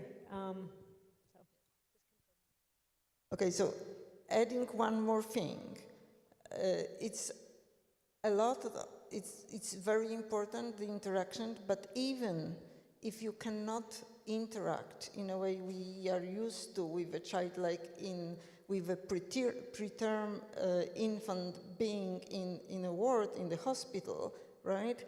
It still makes the linguistic environment richer, plus it makes more stable the emotional situation, right? So it's always good to have it. We probably all know from our own experience that reading is something else than talking, no? But our own experience really is not enough. Different. Our own experience is not enough, really. Yes, we need research, and we know that research is showing this. Absolutely, absolutely. But I'm saying that everyone, when you have research-based evidence, but we all experience this personally as parents, readers to other people. I'm sorry, Colonel, I'm leaving you out a little bit because I think that the thing that we maybe can talk about are coming at the end. I just want to ask first a little bit more about parental empowerment experience that you may have, Dana, with the program of visiting at home, as far as I remember. How did that work? Yes, how did that, I mean,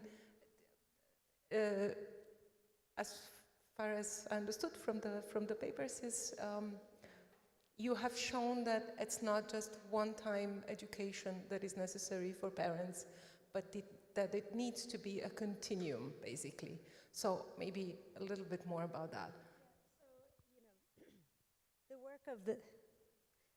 the work of the center is very much about building programs and tools to support parents. We're not a direct, like the large program in Italy is not something we would do. We develop the programs, study them, do randomized control trials. But I like to say we take a public health approach scientifically to thinking about how to support parents. We all know, for those of us who are parents, children don't come with instruction guides. We have something called parental intuition, but the truth is understanding human development and child development, which is incredibly important, isn't something that's innate. We're not born with it. So in our programs and sort of our mindset, when we were developing programs, we do that much less now. We developed, programs that are sort of take the public health lens, much like the work in Italy, where it's a lighter touch, meeting parents where they are through pediatricians' offices. We had an intervention working with parents on maternity wards. I think prenatally is the best. Then the next sort of higher dosage for parents who need a little bit more support is with group sessions. So we've developed and studied group sessions based always on the power of talk and interaction, reading to supporting children's development. And then you mentioned we also built a home visiting program where we did a longitudinal study following children from 12 months until we're actually doing the 10-year mark follow-up, where the intervention was, if I can remember correctly, a 6-month intervention where we went into the homes and met one-on-one with parents. And, they're all based on a similar tenet that understanding the power that you have, that you are your children's first and most important brain architect, understanding the science, because there's one thing to say, oh, you're so great, you're so powerful, but the truth is understanding the brain science is the ultimate way to show really how powerful you are. Just through your nurturing interaction, you're actually building your child's brain. So all of our programs were based on that tenet, understanding the science, putting it into action through, we had something called we have something called the 3 T's, which is tune in, talk more, take turns. Tuning in to what your child's interested in, talking about it, and then having interaction from day one. So these were sort of the tenets of all of our programs at different dosage levels. And, that's a lot of what the science and the data that we're now exploring from an AI standpoint has really given us the foundation for learning. And you mentioned randomized control trials, so you have actually evidenced the difference when parents were educated in a long-term. Yeah, right? So we've done 8 different RCTs trying to understand not just does something work, right? The foundations of most parent support programs are very similar. We did not make up we called it the 3 T's, but you can call it serve and return, you can call it whatever you want. They're all pretty similar, but not only figuring out, okay, does this work and what works for whom and why, but understanding, more importantly, mechanistically, what are the core components that are important for supporting child development, and opening the black box on human development. We know a lot, but we don't know a lot of how humans develop. And, I keep going back to the age of AI because obviously my brain is there, but part of the problem of people who say, well, why don't we just have a social robot read to your child or care for your child, which obviously is important, but even from a scientific standpoint, it can look like it's the right thing, right? Similar to, ultra-processed foods or other things, but there's so much that we don't know, and that's where things go awry, and that's why we need scientists, who are exploring what it is that children need. Sorry for that long rant. Okay.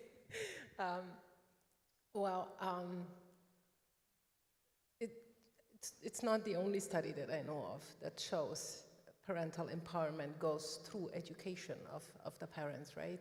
There are several ones that show, even in the very short term, that after 6 months, the increase of even just the quantity of speaking to children when they are educated about the importance of talking to children, no?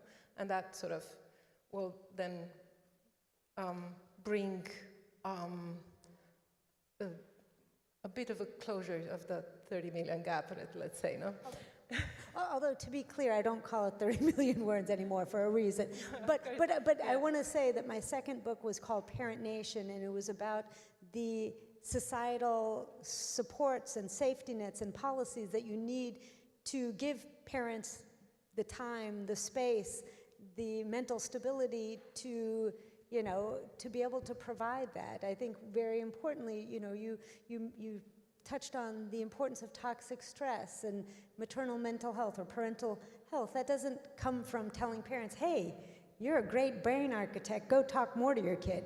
That doesn't work, right? We need to support parents holistically, so.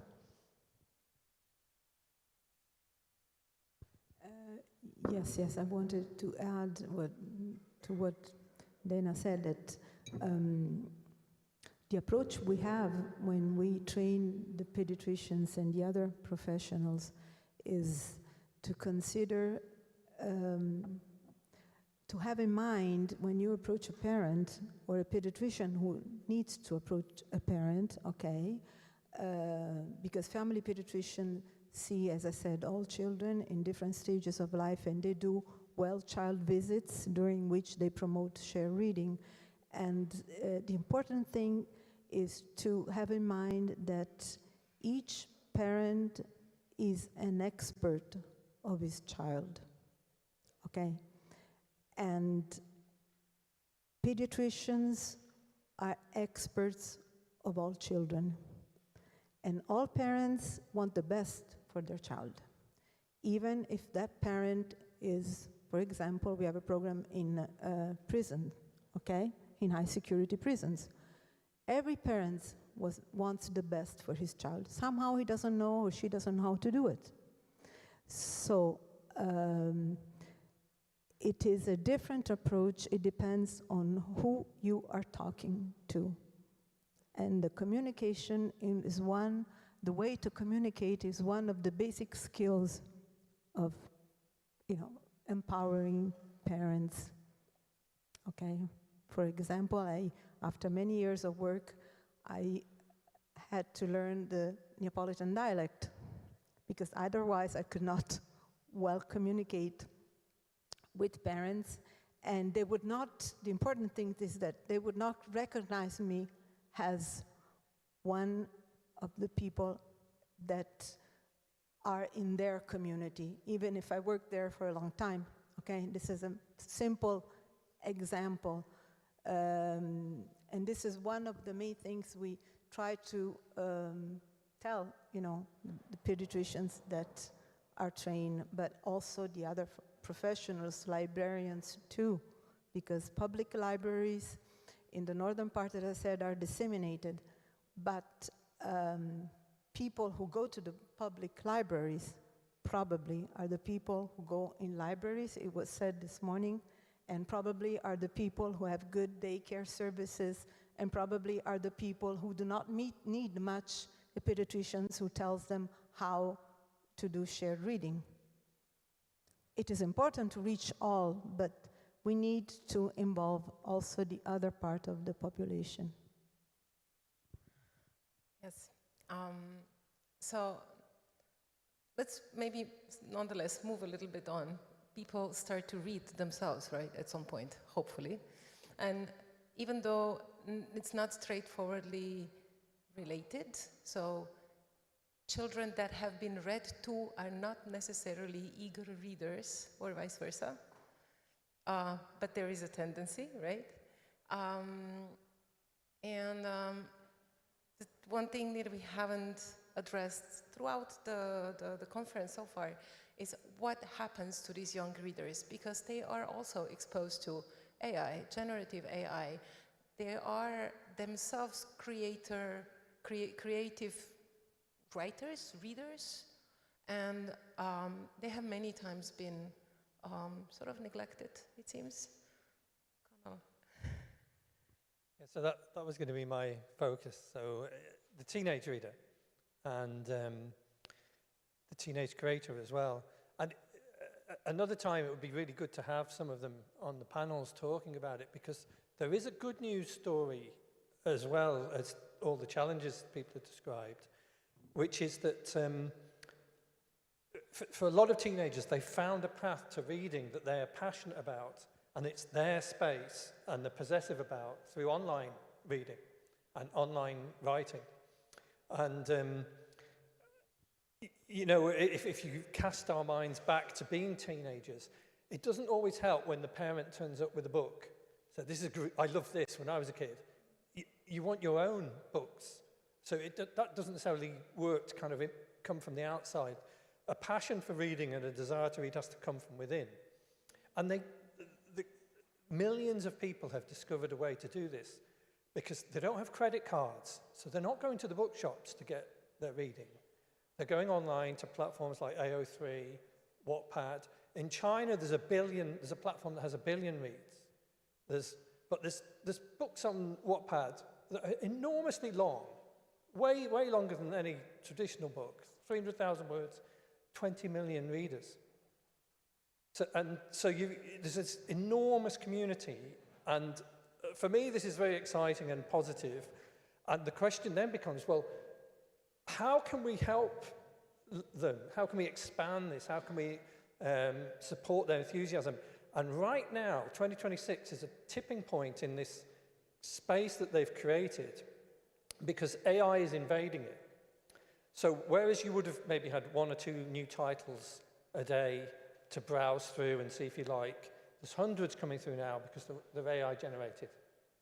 And this is a problem for the teenage reader who's passionate about reading because they're not very good. And it becomes much harder to find the real, genuinely good stories that they love. And if you're a creator and you've managed to get 50 followers and you're really pleased and you're adding another 1,000 words a week, suddenly nobody's finding you anymore because you're drowned in the AI. So I was hoping that there would be people here in this room listening thinking, yeah, well, maybe we can help. You know, because some of these writers are brilliant, really, really good. They'll never win a Nobel Prize because it's absolutely not on the traditional literary cultural arena, but maybe it should be. Maybe if you're involved in children's literature, you should have a prize for the generated by teenage voting themselves, not by us, for the best stories they've read online. That would be a good competition. Maybe we should be reviewing in children's magazines these online stories, not just the ones that the publishers say, this is the one we're marketing this month. Yeah, but maybe this story here is actually better, deeper, more moving, enriching, because the techniques they get, obviously there's a lot of not very well written, technically, books. But the very, very best are genuinely, you know, and I've judged a lot of literary competitions. I would judge these amongst the best that you can read that's available. Because it's crowdsourced, so inevitably the ones that get really good following tend to be pretty good. You know, if you've got millions of people reading and saying, oh, I vote this one, and I'm going to upvote and follow this one, the ones with the big followings tend to be quite good. And then from the other thing from policymaker point of view, it's interesting because they're ahead of us. Like they're about a year ahead of us, I think, in terms of policing their own communities from AI. So this is all going to happen to us in the traditional sphere, but they've already started to defend themselves against AI. So they will have titles with no AI on to let the reader know they've done it themselves. The platforms themselves are trying to grapple with how to regularize this. So I think we can learn from them, and in terms of coming back to this morning's talk, books are going to need labels like food needs labels. How much AI was in this book? You know, this has got additive, an additive cover. You know, we're going to need a sophisticated labeling system because there's a backlash against this tsunami of artificially written books because teenagers and all of us want the human book. And we can learn from them as well as try and assist them in their battle to keep their space for themselves. It's true. Actually, we've been Sorry? Actually, we've been talking about reading to children without ever questioning what are we reading to them, right? And, I know that, for example, Italian Association has some elenchi, so it has some lists for parents and so on. But actually, this is important, no? We will have to sort of extract the policy of selecting the right literature. I just wanted to say, it's funny that you said that. Actually, on the front cover of this next book, Human Raised, there's a patch on the cover which initially the Penguin had it created with an artist, but it was AI generated, and I was like, that doesn't feel right. So I actually went out and got an artist to create the patch, and if you look closely, I had her put a HM with a circle around it to, you know, sort of like the TM, but human-made. I mean, I think that we're going to have to start having human-made with a little additive, like you said. Oh, sorry, as you said. So. That's a very interesting point, actually. Let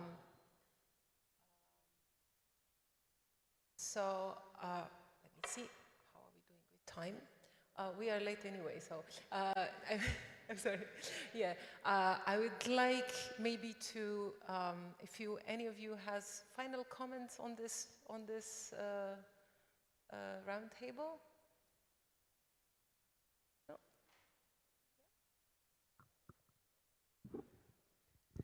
I think it's extremely important to know, to realize that what we were saying, what Stefania was saying, what Dana was saying about early years, about first year of life, is a bit different story that a story about childhood in general or teenage. It's so I think we need to have ways to distinguish what we are doing with the youngest ones and why is that foundational, right?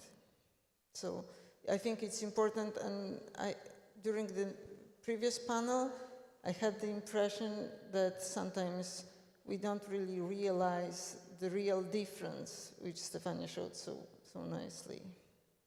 Yes, because it's one thing to wire the brain and then educate that brain to further update itself, as you said, no? And these are two very different processes, it seems. Yeah. Thank you. Thank you all.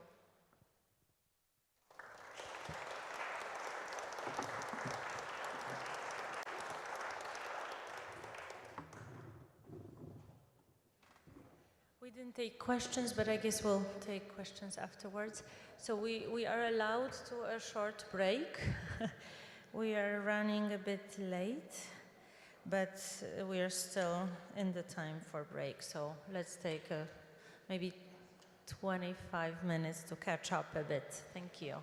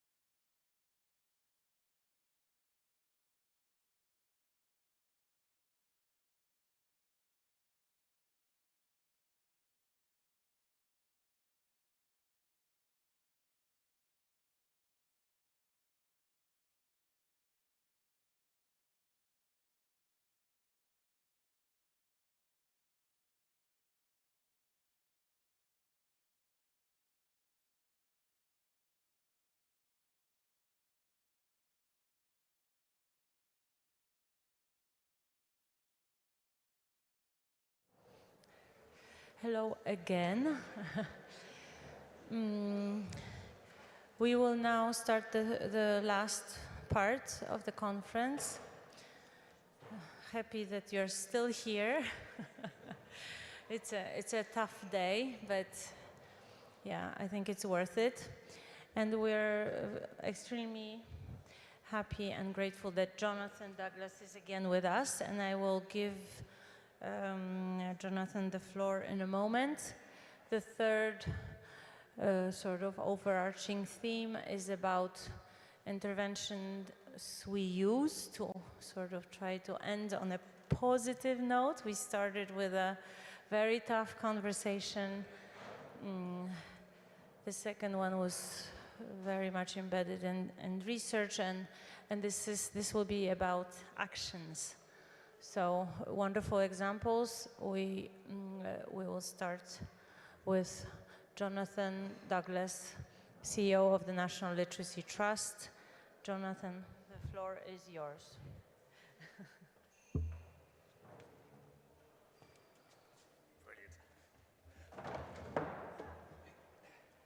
Maria, thank you so very much. It's wonderful to be here today.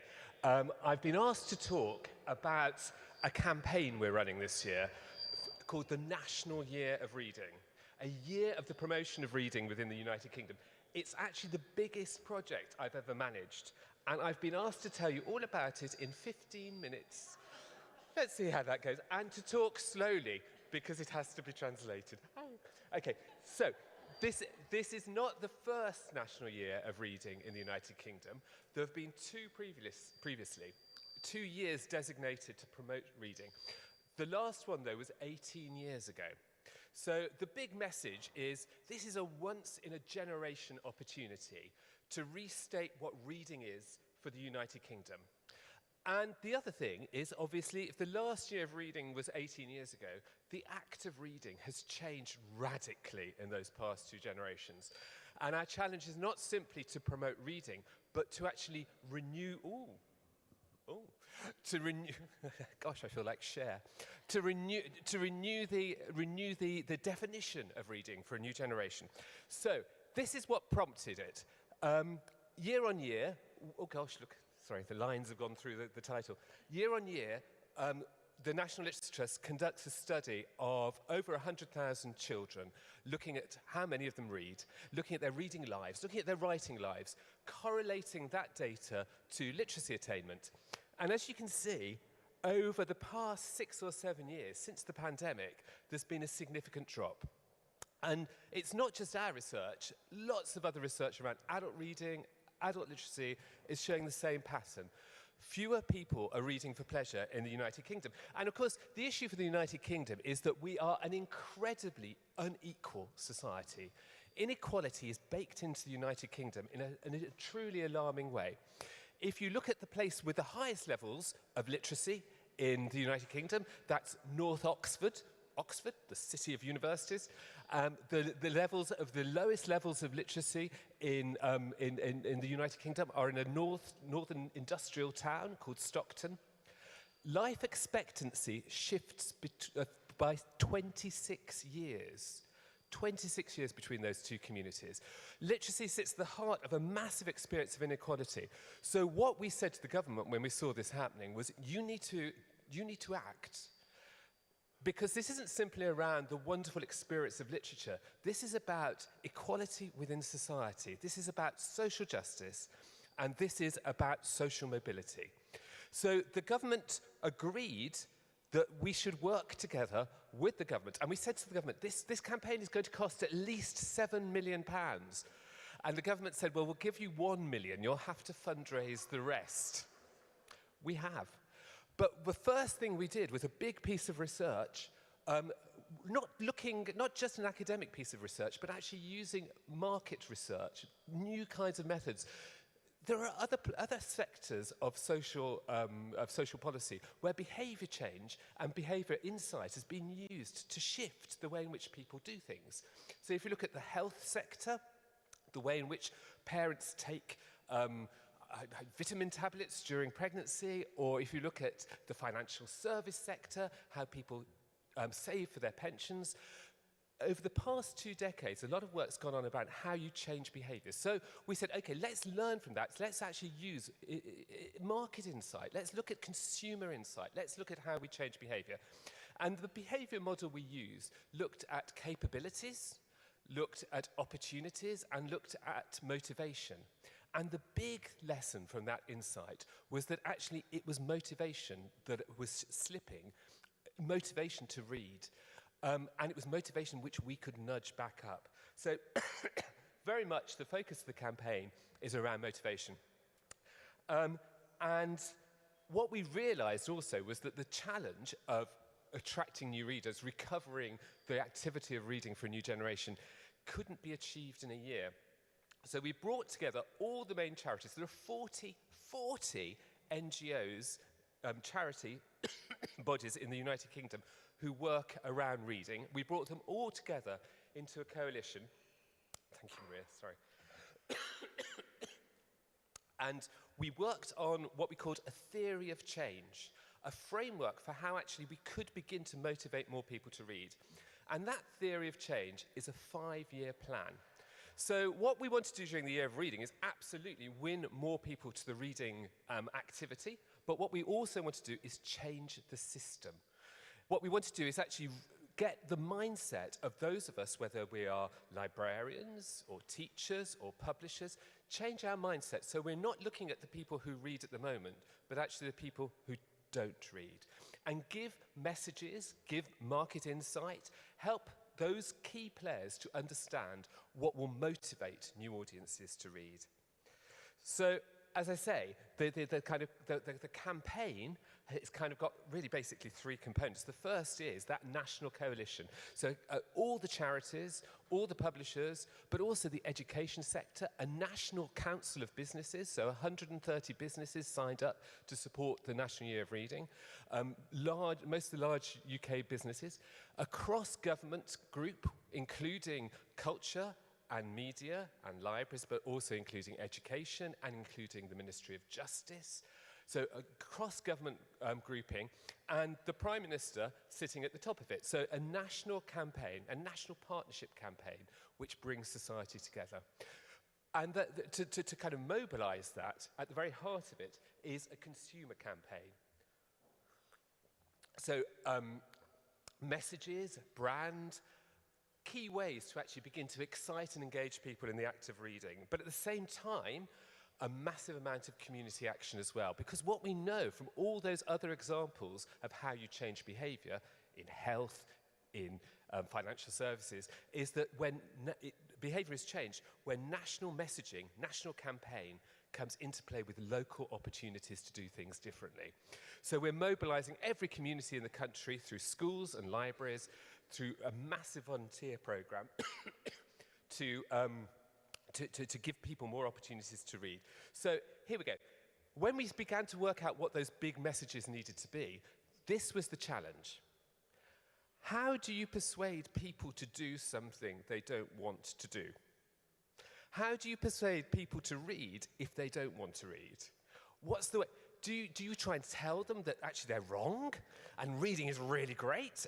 Or do you actually go to them where they are? Do you reposition reading as an activity in society? Do you think about how actually, rather than dragging culture to reading, actually we move reading closer to contemporary culture? And we went for the second option. We went for the idea that actually what we needed to do was not start with how wonderful reading is, but start with the lives and interests of the people we wanted to work with. So the campaign theme, the campaign message for the National Year of Reading, if you go to the cinema in the UK, you'll be seeing adverts. If you, all the social media platforms, all sorts of things, you'll be hearing these messages around reading. The message is go all in. Not go all into reading, but go all in to the things you love. Here we go. Oh.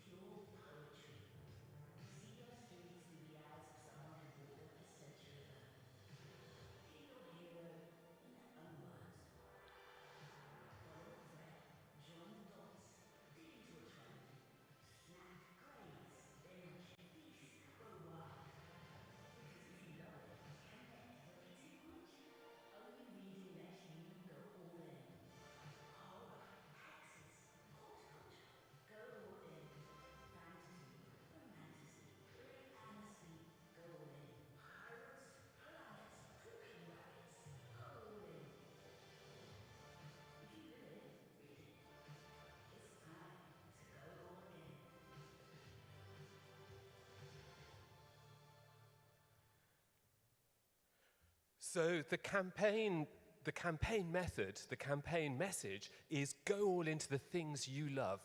Be more of the person you want to be more of the mother you want to be more of the football fan you want to be more of the subversive politician that you want to be by reading into it. Whatever excites you, go all in through the act of reading. So the key thing has been to mobilize the interests of the communities we want to reach. So we launched at the Emirates Stadium with the Arsenal football team, because actually we didn't want to bring great authors into the launch. We wanted to actually say footballers are passionate about reading.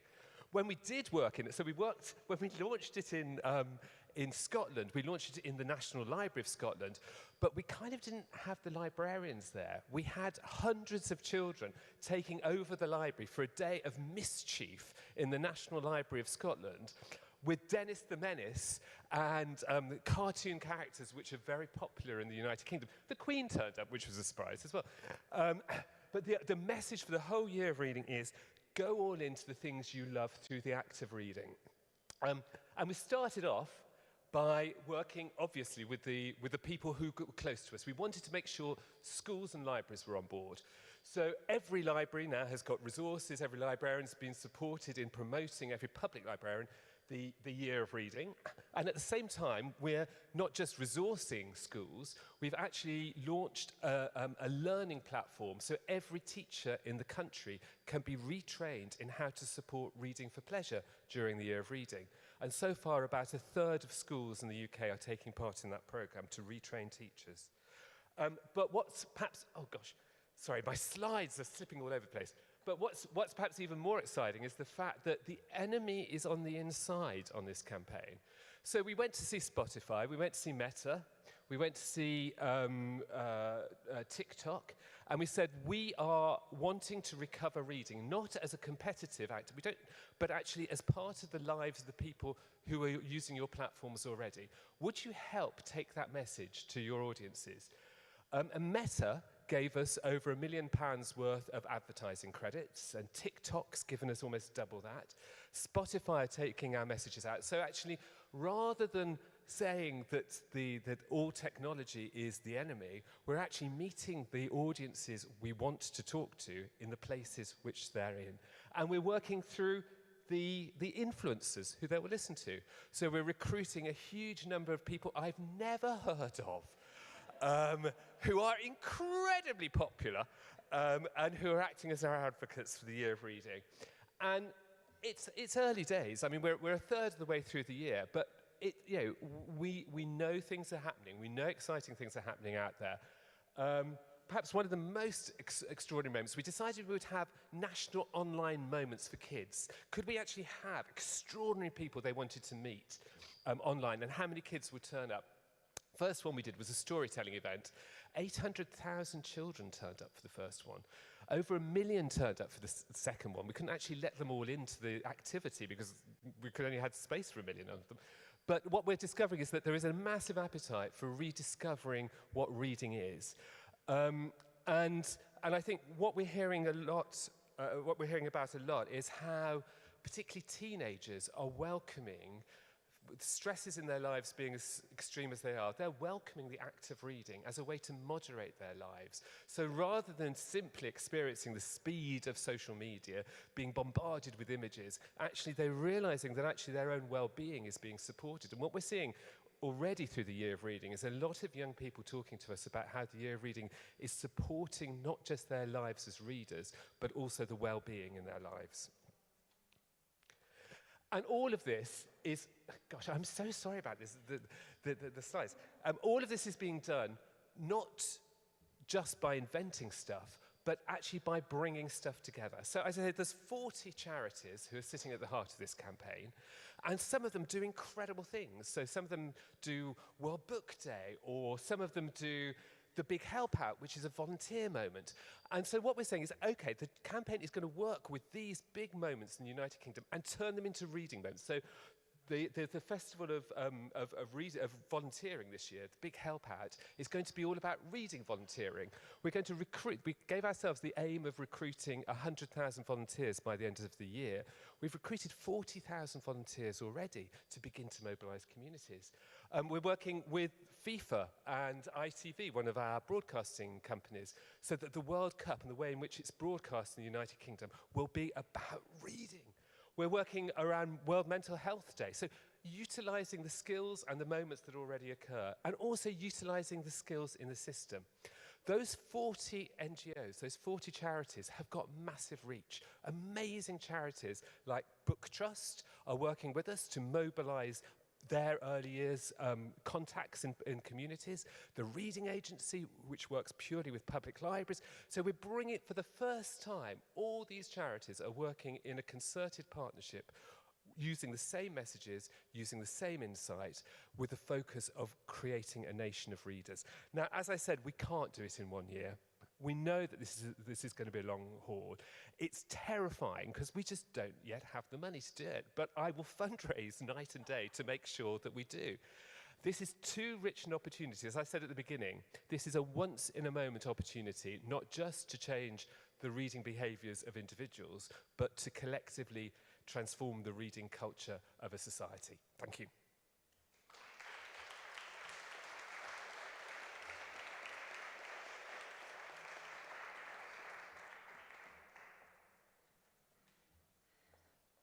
Thank you, Jonathan. This is a dream come true. But another wonderful example is the reform of Swedish school libraries, about which we'll hear from Stina from the National Library of Sweden. Here you go. Thank you, Maria. Thank you for inviting me to this beautiful building and to this exciting conference. My name is Stina Takala, and I work at the National Library of Sweden. I'm just going to try to manage this. Okay, looks a bit different from the one I sent. Okay, yes, I work at the Libraries Collaboration Unit, which is a unit that promotes collaboration between libraries in Sweden. But I'm going to talk about school libraries. And I would like to begin my speech by reading a quote. I borrowed it from the school library plan in Sigtuna municipality, a medium-sized municipality just outside of Stockholm. The introduction of the plan states this. You're going to be able to read it as well. Of all human inventions, written language is one of the most significant. Through writing, we can preserve and disseminate information, knowledge, and ideas. Written language allows us to participate in and maintain democratic society. Learning to read, acquiring the ability to decode and create meaning in text, provides entry to a community that extends beyond time and space. Reading fiction can, with the support of the imagination, open doors to other worlds in an almost magical way. With the help of letters and words, we learn to understand ourselves, each other, and the world around us. Conscious, qualitative, and pedagogically integrated library activities in preschools and schools are a prerequisite for the success of the education system and for all children and students to have the opportunity to develop their full potential. And Sigtuna municipality has drawn up a school library plan for all schools in the municipality. The plan is a strategic document to manage school libraries and explain how their purpose is to be achieved. A library plan is actually mandatory since the summer of 2025. Because on July the 1st, 2025, the Swedish Education Act was tightened. And this means that all students must have access to a school library at their own school. All schools must have a library plan. The school library should be staffed by a person who has a university degree in library and information science or equivalent. And according to the Education Act and the Library Act, the purpose of the school library is to promote students' reading and media and information literacy, to work for the development of democratic society by contributing to the dissemination of knowledge and the free formation of opinions, to promote the position of literature and interest in education, enlightenment, and research, as well as cultural activities in general. So, what is a school library then? The Education Act also provides a definition. It is collective, joint, and organized operations with a comprehensive and adapted range of analog and digital media that is made available to teachers and students to be used as a resource in teaching. And note that it is not a building, it is not a room, it is a function in school. But how did this reform come about? Back in 2010, school libraries were included in the Education Act, but without staffing requirements and with less clear requirements for what school libraries should be for. There was also no national follow-up on school libraries, and it was difficult to know how they developed. Several political parties have pushed the issue of school libraries in the Swedish parliament over the past 10 years. After successful lobbying from interest organizations such as the Swedish Library Association and the Librarians Trade Union. And the government carried out a public inquiry into school libraries in 2021. It came up with several important measures to strengthen school libraries, and the aim was to give students equal access to appropriate school libraries with professionally trained librarians. And the public inquiry concluded that every student should have access to a school library. The school librarian plays an important role in students' learning. The school library is needed to promote reading and media and information literacy. School libraries should be integrated into teaching. Research shows that school libraries have positive effects on students' learning when school librarians and teachers plan and implement teaching together. The school library should be included in the school's systematic quality management, and statistics and national monitoring must be available. But it was not until 2025 that the proposals were implemented through the amendment to the Education Act. The amendment was proposed by a new government, a different majority than the one that appointed the public inquiry. So it is safe to say that the reform of school libraries has broad support in the Swedish Parliament. But the big challenge now is to implement this reform in practice in the municipalities and in the schools. And in Sweden, schools are financed by the municipalities, but governed by state curricula and laws. And all of Sweden's 290 municipalities have received a certain financial contribution to compensate for the increased costs of this reform. However, the contribution only covers a small part of the costs that arise if the schools fully comply with the law. It is also not mandatory to use this contribution for school libraries. But how can the municipalities quickly begin to the work of investing in school libraries? In many cases, schools don't have school libraries today, and trained librarians employed in the schools are still rare. So how will the state level now know whether the municipalities start to comply with this law or not? But since 2015, the National Library, where I work, has been tasked with collecting statistics regarding school libraries, as well as other library activities in Sweden. But the statistics were incomplete and did not measure the right things. Therefore, in connection with the reform, the National Library was given a new assignment to develop school library statistics.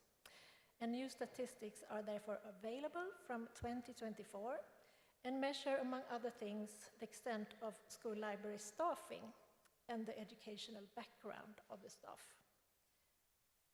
So, this is the situation before the reform.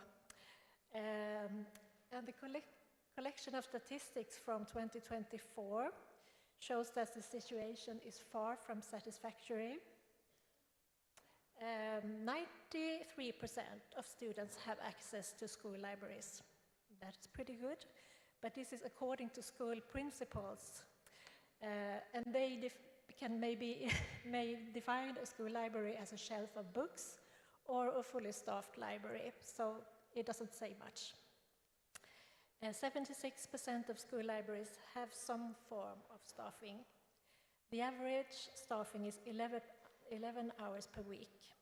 And in about 30% of school libraries, there are staff with a degree in library and information science. However, the number of hours can vary and in some cases be very few. 350 school libraries are integrated with public libraries, and this is very common in small municipalities. And we are currently carrying out our second statistical collection, and this is the first collection after the new law came into force. And the results will be reported after this summer, and then we will see whether the situation has improved or not. But what happens next? Okay.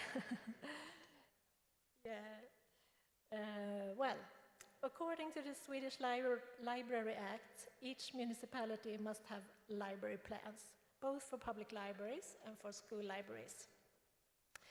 And the National Library, and this is actually something that I work with, will follow up on the municipalities' library plans. The municipalities can choose to have a joint plan for public and school libraries together, or a separate school library plan. In Sweden, we have high goals to live up to, and work is currently underway across the country to improve school libraries and hire more staff. The Swedish National Board of Education is the supervisory authority for schools in Sweden, and they will conduct a special review of school libraries this year. And the Swedish National Agency for Education, which works with school development, will also conduct a survey of a selection of school libraries. And this, together with the statistics, will provide an image of how we are succeeding. And we will know more about the situation of the school libraries at the end of this year. And after I created this presentation, the Swedish government has decided on a national reading strategy. And I have it here, only 2 weeks ago. So I want to say something about that as well. And the strategy has 4 strategic areas, and they are strengthening the reading skills of all children and young people, responding to technological developments and changing behaviors, strengthening access to quality literature, strengthening the entire society's ability to promote reading. And this strategy, it will apply from 2026 to 2031, and the investment in school libraries is part of it. And this strategy mainly summarizes initiatives that have already been decided. But the strategy also says that the government will follow developments in terms of staffing of school libraries and see if more measures are needed. Well, yes, in Sweden, we are still far from every student having access to a well-functioning and professional staffed school library. But the structures in form of legislation and monitoring of the developments are now in place. And my hope is that all students will become good readers with the help of school libraries. And as the Sigtuna Municipality School Library Plan says, with the help of letters and words, we learn to understand ourselves, each other, and the world around us. Thank you.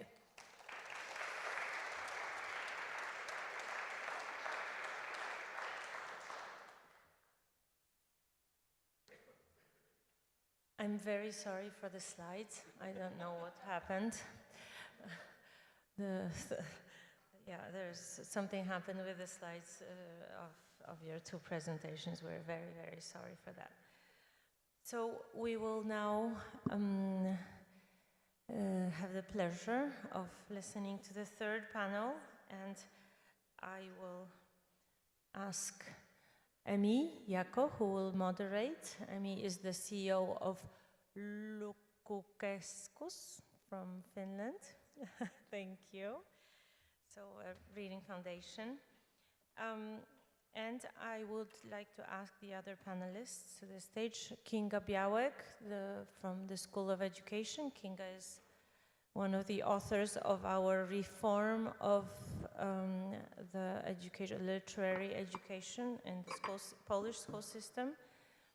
Paweł Potoroczyn, who is the director of the European Capital of Culture Lublin 29, so one of the biggest cultural projects in Poland right now. And of course, Jonathan and Stina, if you could join the rest of the gathering on the stage, and I am leaving it to you, Emi. Thank you, Maria. Good afternoon to you all. It's been a long day, but we can do this, right? And welcome all the panelists. Thank you for Jonathan and Stina already for your speech. Pavel, you have run various cultural institutions, and at the moment you are preparing for the European Capital of Culture Lublin 2029. And Kinga, you were responsible for the reform of the way literacy is understood in schools. Okay.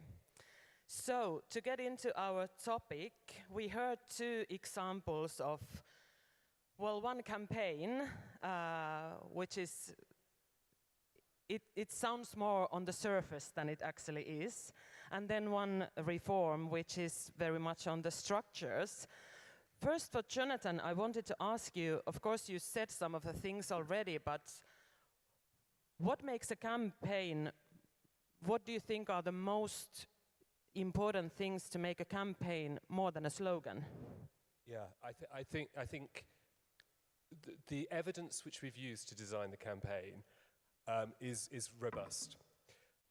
There are 21 communities across the United Kingdom which are the poorest communities with the lowest levels of literacy historically.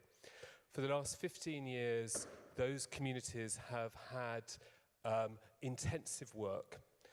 And those communities have been utilising partnerships between schools and colleges and nurseries, the business community, sport and culture. So in effect, the entire place has had a focus on reading. Even though those are the poorest places in the United Kingdom, the reading levels now in those places are on average 22% above the national average. And the key ingredient in those communities has been social capital, how a community can focus on reading.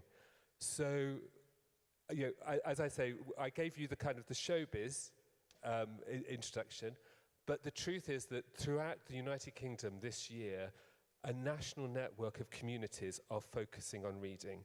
The 100,000 volunteers who are being recruited are working with those localities and are mobilizing reading in those places.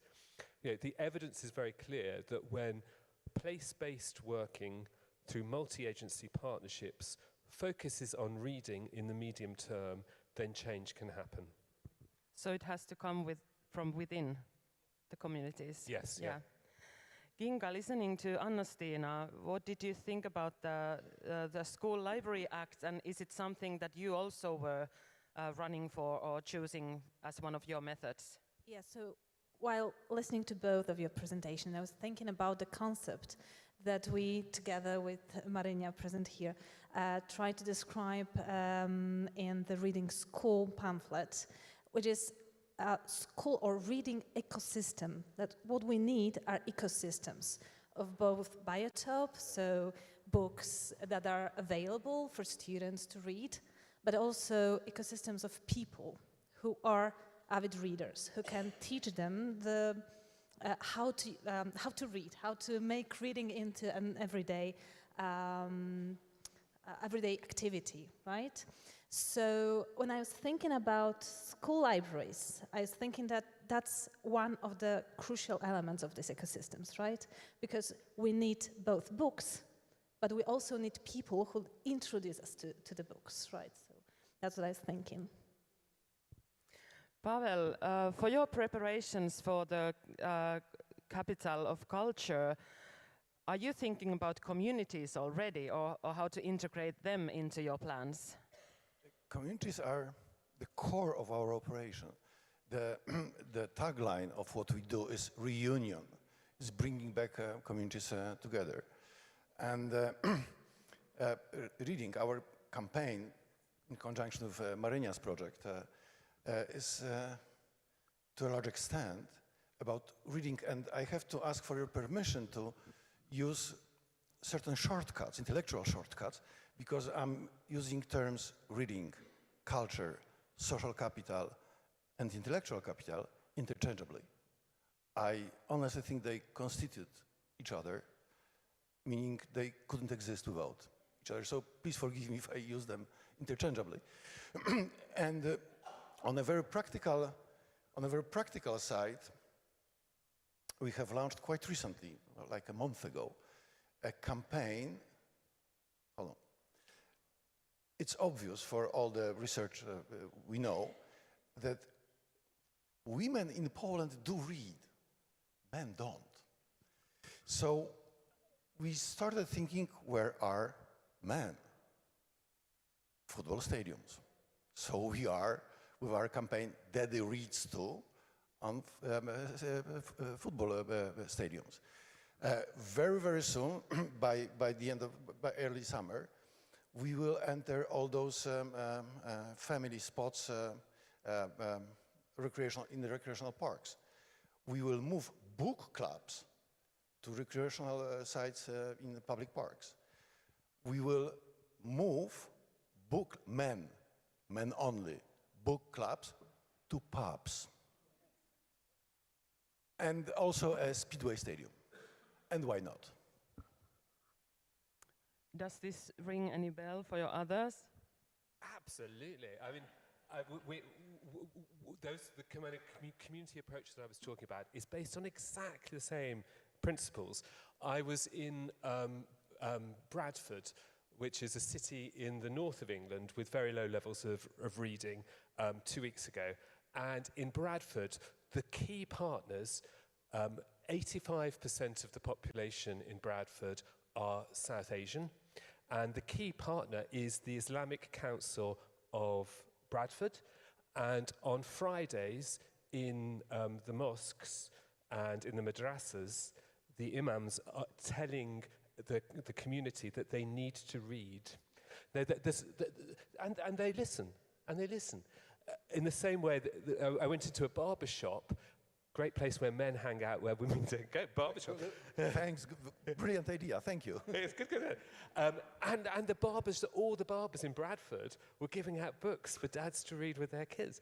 Also, because they're South Asian, they're not interested, culturally they're not interested in football, they're much more passionate about cricket.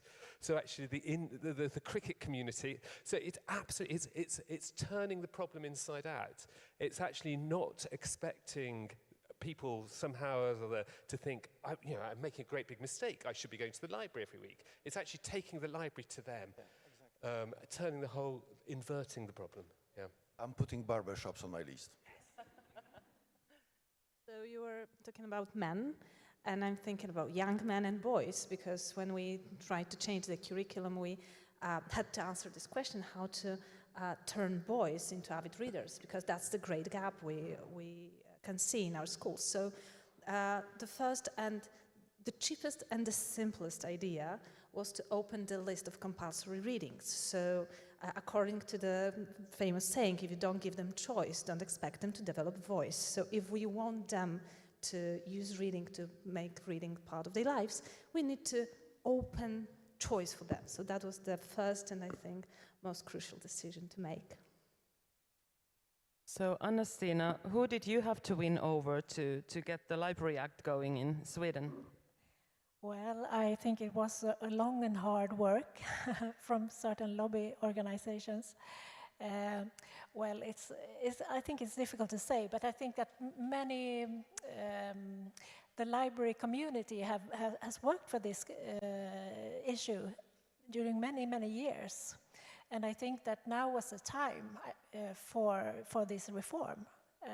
Everybody is behind it and can see the benefits. So, yeah. And talking about Swedish school libraries, I was just in an event in Finland with the Ministry of Education from Finland, and he was saying really proudly that Finland has targeted for the last 3 to 4 years 9 million euros to reading promotion and literacy work. Could you please tell us that how many millions of euros Sweden is targeting for the school libraries at the moment? Yes, 50 million euros per year. Yes, to schools for buying new books. Yeah. I'm so jealous. I'm so Me jealous. too. So jealous. So in the UK, we've been running a campaign around primary school libraries. So 1 in 7 primary schools don't have a library. The UK government, and I'm partly to do with Brexit, has no money. And so, like the National Year of Reading, what we've done is we've brought together a coalition of all the publishers, and they've said, okay, for this campaign, we will discount all our books by 70%.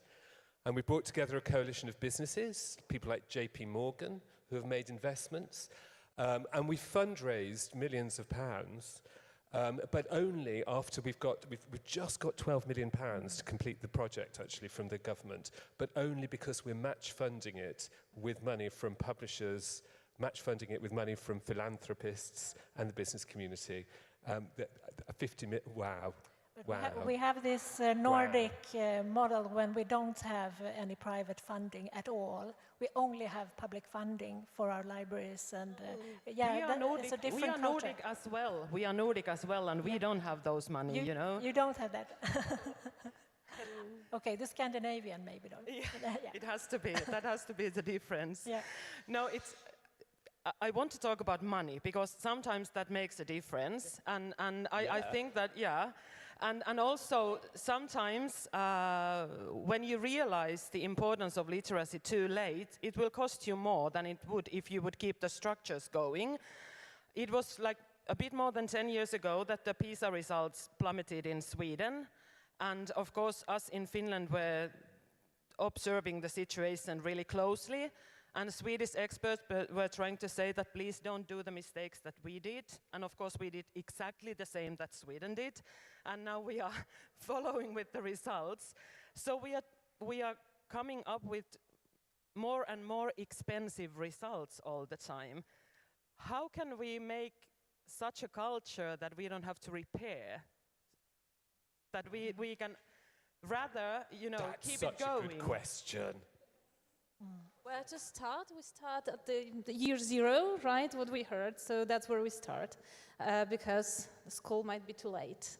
But we cannot give up at the age of 10, that's my concern. So, first of all, I think that we need to understand and make it visible at schools that reading, although it's also a very important part of our lives, it's not only the reading for pleasure, right? It's a means of understanding the world, and it's also a technique, and it needs to be taught as a procedure. because from my other experience, I'm a researcher. I work with this small project of critical reading. And when we did the research at schools, we noticed that there are some barriers of reading. And I do not mean students with dyslexia or some other specified problems with reading. But first of all, they do not open the book because they are afraid of failure. So what we have to do is to prepare them for opening the book. If it means sometimes that I as a teacher, although it sounds funny or silly, I have to come to school and show them the book.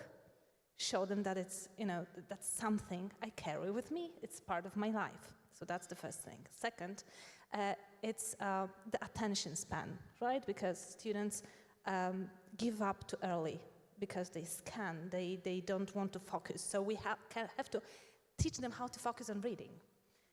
3, we have to help them understand. It's not enough to tell about the book, what happened, but we need to teach them how to interfere from that, right? How to understand it deeply.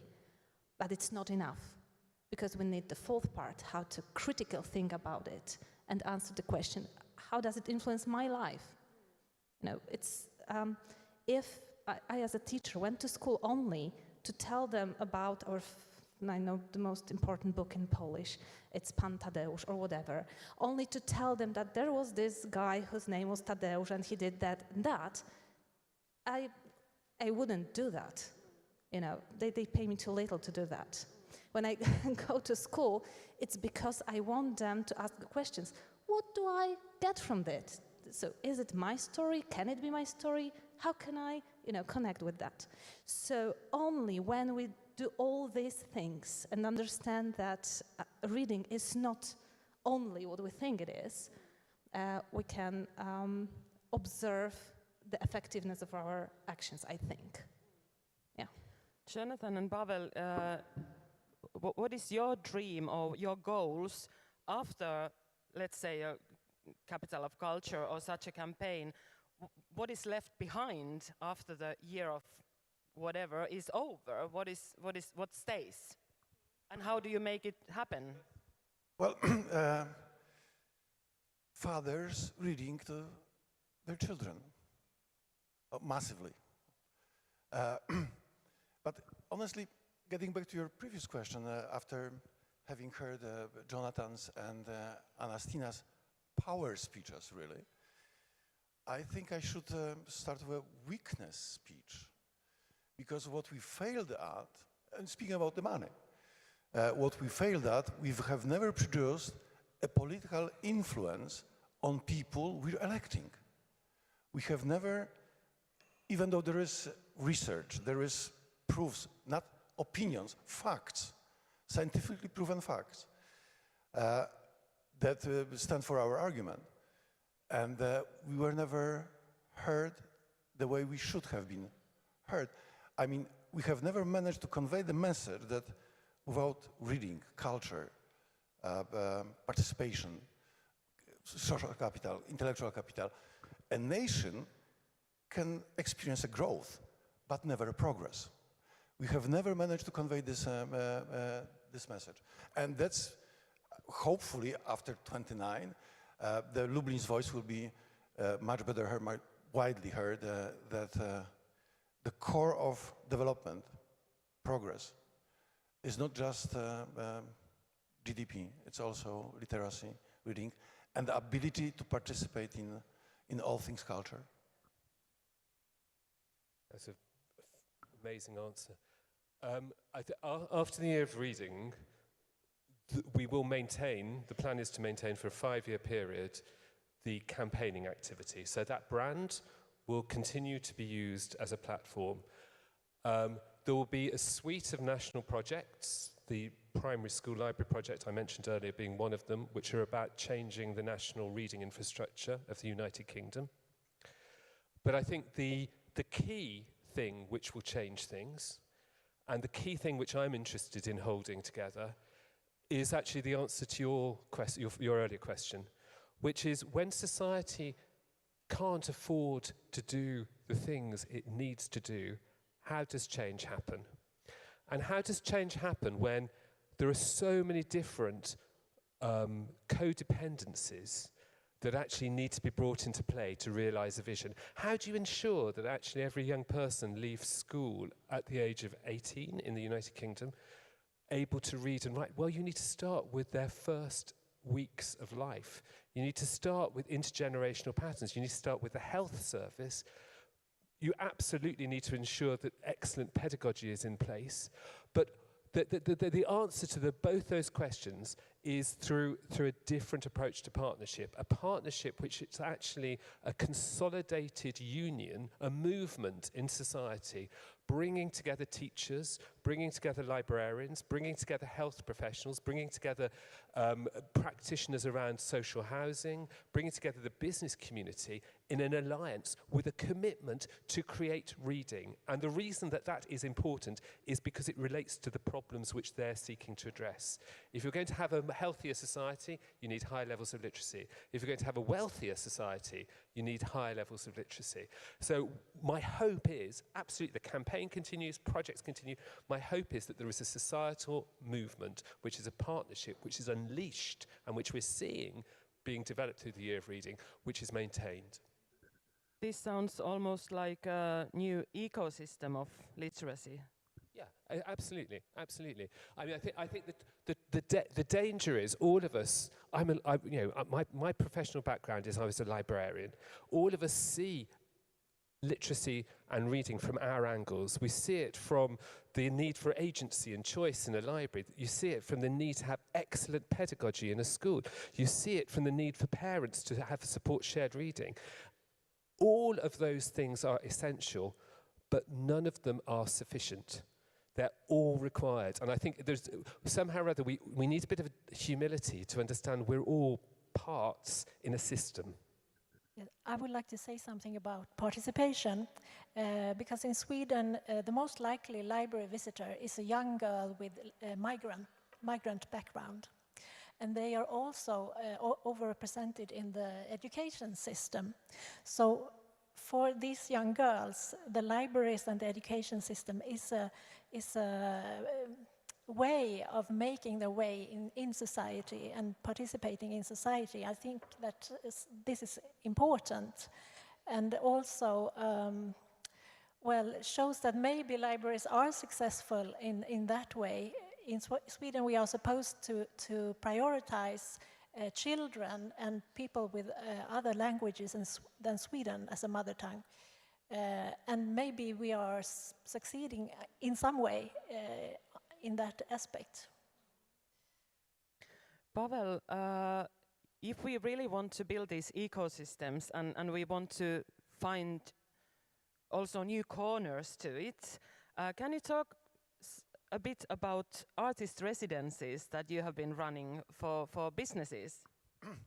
Well, we have embedded, I mean virtually, physically embedded a writer into the work environment in front of a factory that produces 3D objects. We put a pavilion, translucent pavilion, the writer working on it from 8 to 4, 5 days a week, lunch break, interacting with employers of this factory. It is about its reunion. Again, you know, the workers in Poland, it's one of the axes of polarization in Poland as well. The workers are suspicious of creative class, lazy, heavy drinking, working from 9 to 10 every second day. It's a stereotype of creatives being slightly lazy. And then artists also learn within this program. It's called Culture at Work.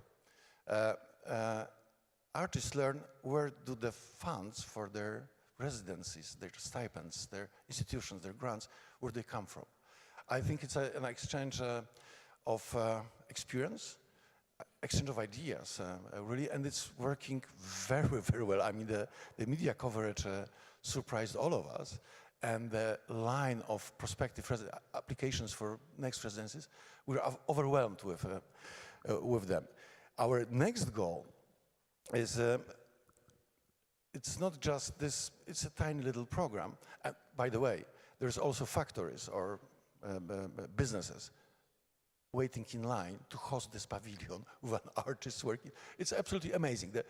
We're blessed with the success of this project. But what I think would be our next goal, we all remember COVID pandemic. We all remember talking heads with bookshelves behind them. Meaningful, isn't it? Books behind, that means I read. If I read, oh, I know. If I know, it's projection of authority. Am I correct? And to maintain this effect, we will be insisting on two kinds of businesses, TV series producers and real estate developers, to put bookshelves and books on those shelves in their productions, either in their developments or in their TV productions. We're pretty well advanced in those conversations. More books on TV, even if only background, and more books in the developers' adverts.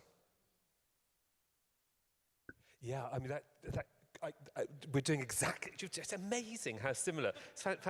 One of the things that I've got very interested in, going back to what I was talking about earlier, when we did the consumer segmentation of behaviors around reading, is then looking at the businesses that interacted with those audiences who traditionally wouldn't have books. So creating a list of the places where people go, the things they consume, the television programs they're most likely to watch, and making sure that books are in those places, whether they're holiday camps, whether they're shopping malls, whether they're fast food restaurants, whether they're barbers, and actually making sure that as you say, visibility is so...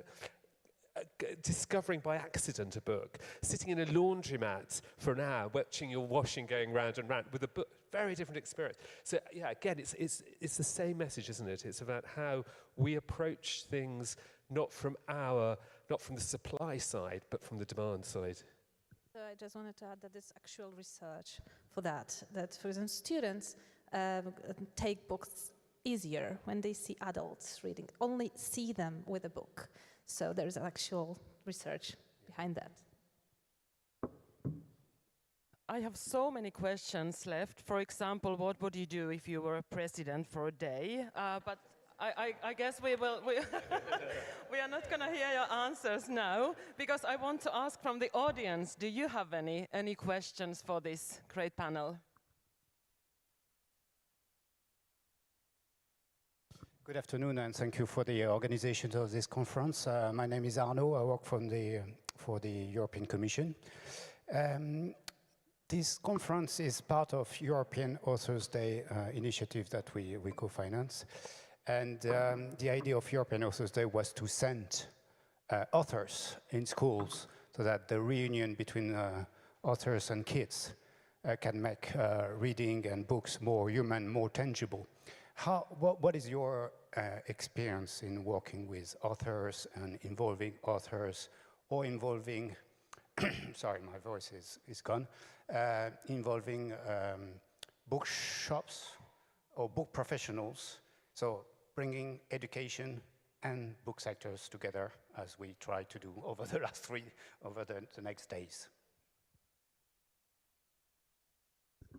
Centers, so it's actually part of our new curriculum to organize. It's like compulsory, we call it experience for students and for the teachers to organize some kind of meeting with, let's say, a journalist or a writer on a local level. So now it will be a part of compulsory experience for students.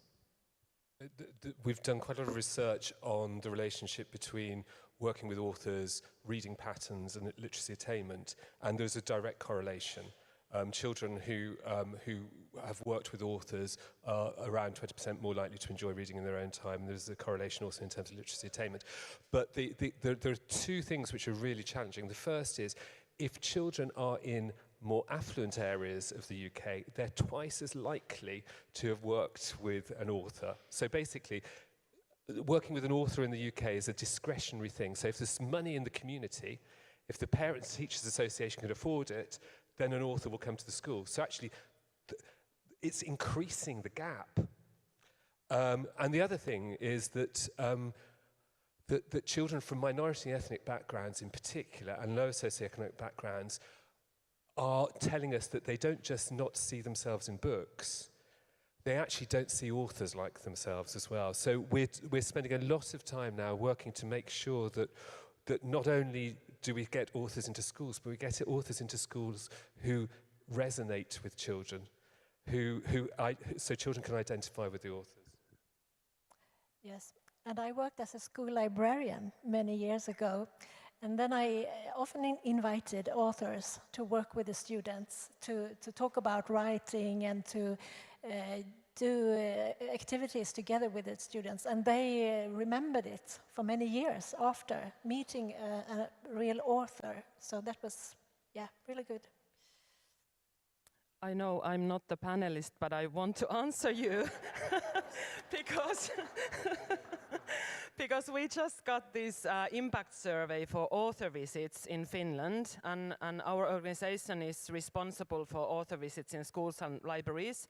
And we asked 500 people who were present or hearing an author present in a library. 97% of them say that they will read the book that they were talking about. 97% said that they will read it, 88% said that they want to borrow the book, and 37% that said that they want to buy the book. 75% of them said that they felt better of themselves after the author visits, and 97% said that it enhanced their feeling of community because they were sitting there together listening to an author. So there's your proof if you need it. Yeah. Hi, I'm Andrew. I work for IBLIDA, which is the European Library Association, and thank you for some great presentations and a really interesting debate. Jonathan, you started by showing the rather depressing decline in reading over 20 or 25 years, and I think we all know it from our respective countries. We know it from international results and international statistics. Are we just trying to buck that trend, or are we thinking we want to be back somewhere where we were before? And I know all these initiatives are long-term, and it can be difficult to say what is the end result, how much is it going to help. But over the last 10 years, I've seen so many fantastic initiatives, but every time we get these, it just doesn't really reflect in the numbers. So you must have talked about this. Where do you want to be in 5 years' time? For us, the research that we've done around perceptions of what reading is suggests that the majority of people, young people, see reading as harking back to a different kind of childhood to their own. I grew up in the 1970s and the 1980s. There was an hour and a half of television every day for children, and that was all the television content there was. Being a solitary child with a solitary book was a factor for every child. It's a very different. So if we simply try and restate reading as an activity which resonated in our childhoods and in the worlds in which we grew up, we're trying to pull children into a world that doesn't exist. It is about fundamentally repositioning what reading is and not being scared of digital experiences of reading, understanding that a child will probably, book talk is increasingly becoming a very popular way to discover how to read. Understanding that actually children and young people who listen to audiobooks are more likely to read in traditional formats as well. Understanding that the act of reading is being transformed and shaken and turned into different things constantly. And there are challenges and there are losses which we need to navigate, but there are also opportunities. And I think, so what we're trying to do with the year of reading is step off the cliff and say, actually, we're not carrying a precious earthenware vessel. We're actually opening it up. We're trying to embrace a different way of thinking, a different way of doing things. And that's why professional development, I mentioned we're creating a national professional development program for teachers, helping professionals embrace new ways of reading, help them understand, is key to that as well, because all of us need to change our practice if we're actually to move reading into a different place. If we say it is about being a child in 1978, then it will die.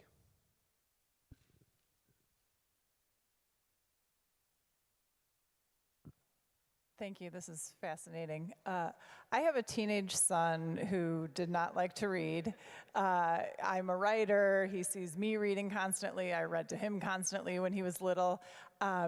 It wasn't until he had, I don't know if you have this in your countries, but Saturday detention at school. He was tardy so many times that he had to go to school on Saturday.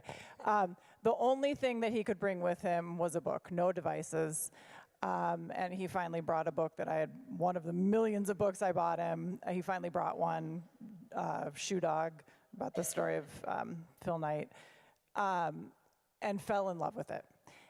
And fell in love with reading, just in that 3-hour period with absolutely nothing else to do. My question to you is, do we create enough spaces for kids that are distraction-free, device-free, or are we sort of counting on them to just like really come up with the willpower to avoid the distractions and really, you know, trying to sell them on and meet them where they are, but is that enough, or do we also need to find ways as their parents and as a society to create these sort of distraction-free spaces? Because it's very hard. I'm sitting here with my phone, fascinated by what you all are talking about, and still making sure I don't owe someone an email, right? So what do we do with that tension? So you caught us in the middle of a great national debate over whether to introduce the ban of telephones to schools. Yeah, so if you ask me, I'd say yes, we need that space, technology-free space. If you ask me, as a literacy teacher, I say I need more time with my students for them to be mindful, to not be, to be focused. We need silence and we need boredom. So we need boredom. And that's the space I wanted to create in my classroom. I think it's easier at school, paradoxically, than at home.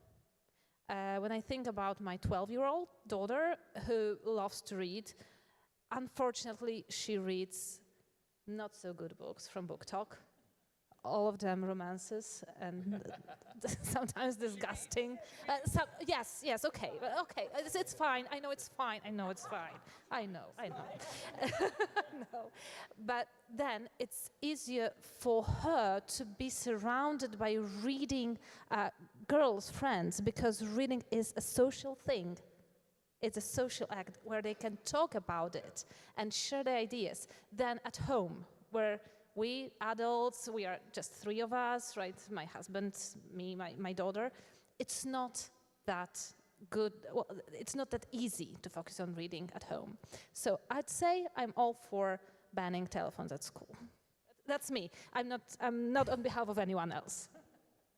Well, as an author and the grandfather of 2, age 8 and 6, avid readers, I have a bit of advice. Shutting down internet for an hour or 2 every day helps. Instead of searching for free Wi-Fi, let them get an access to Wi-Fi free. That really helps, and that's my, let them, I did this experiment last summer. I suffered for at least 2 hours when they were getting bored to the oblivion. And after 2 hours, they started reading books. Just those 2 critical hours, that's all it takes in my experience. Elena? My question is for Stina. Thank you all for the presentations. It's been so interesting. And I was struck by, well, we're all very jealous of Sweden, it goes without saying. But I was struck by the library definition and that it said it was a resource for teaching, and it didn't say anything about reading for pleasure. But then in your new strategy, the 4th aim was extraordinary. I mean, I'm the CEO of Children's Books Ireland, and I'm a co-chair of EU Read. So reading promotion is very much my world. And for the fourth of 4 pillars to increase people's capacity to be reading promoters, I'd just love to know, I mean, it's a new strategy, maybe you can't answer this, but I would love to know what that means. What are the goals of the Swedish government in asking everybody to be reading promoters? Yes, and this strategy, it involves both public libraries, school libraries, all libraries. Well, the last 5 years or so, they have been funding a lot of reading projects of different kinds. And they have been funding a lot of public library reading projects. And also, I want to stress that regarding school libraries, it's both the School Act and the Library Act that governs them. And the Library Act, it evolves more around reading, and the School Act more about teaching and education. So that's 2 legs for the school libraries to lean on. Mostly the public libraries have to make their own definitions of what is a reading society. What do we have to do to make us readers, everybody? So we will see what happens. As ever, you are more enlightened than so.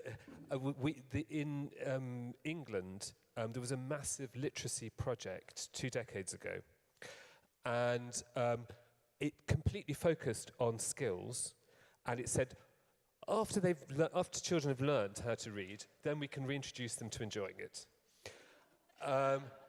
And there was a direct inverse relationship between skills and enjoyment at the time. Skills went up. When those children left school, the PIAC results for that cohort showed that they had the lowest levels of literacy of any post-war group of adults in society. That you cannot have the skills without the enjoyment. It is a false belief that the 2 have to go hand in hand. Agency, identity, enjoyment, and reading and skill. It's a package. So you're right. Just as ever, you're right. Yes. Sorry, Marinia, last question. Because I saw you with the mic already. One question, because we talk about libraries, we talk about like national policy and stuff. What about publishers? How are they included in your programs in any way? Jonathan, you said about funding publishers. Yes. And what would you, I don't know, tell them how to help, how to take part in it? Because I think like most of the time publishers are treated as a business, a sort of source of money, for example. But from my experience from like the children's publishers, we would like to chip in, we would like to do something. Do you have any experience in working with publishers? What would you tell us to do?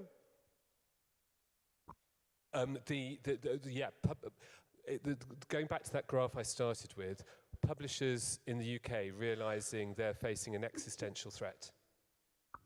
And therefore, rather than seeing, the problem with the publishing business model is that the pressure on short-term profits means that actually long-term market growth is often forgotten. And I think the publishing community has come together for the National Year of Reading for the first time to work in a concerted way, sharing resources, working in partnership to grow the market. So from my perspective, National Literacy Trust, we're creating a more literate society. From their perspective, absolutely correctly, we're creating a bigger book market. The 2 things are not in opposition. The 2 things are absolutely driving in the same way. So publishers, whether it's getting amazing celebrities they're just phenomenal resources, phenomenal partners. They're at the very heart of it because it is a business model, as a business case for them, as well as a moral case. Yeah, I actually wanted to ask a question, not to finish anything. I wanted to come back to Emmy's question about how not to be too late, how not to sort of solve the problem, but how not to repair. How not to repair, thank you. And to what Paweł said about us not being effective in showing what literacy, culture, social capital, whatever your term would be, is. And linking that to what Jonathan said, that you received, what, 1 million euros? 1 million pounds? I mean, sorry, this is nothing, right? So, so I mean, what should change? I mean, because we are also jealous of you. I mean, you already have a government who understands. You have a queen who comes to all the events. By the way, if you Google Jonathan, he's always with the queen. So, so this is already a wonderful situation. Our government doesn't understand. I mean, maybe except for people who are close to the government, like Kinga, but you're not the government. but I mean, in general, our government would never do, I mean, not until now, a national year of reading, and we did not have one 18 years ago.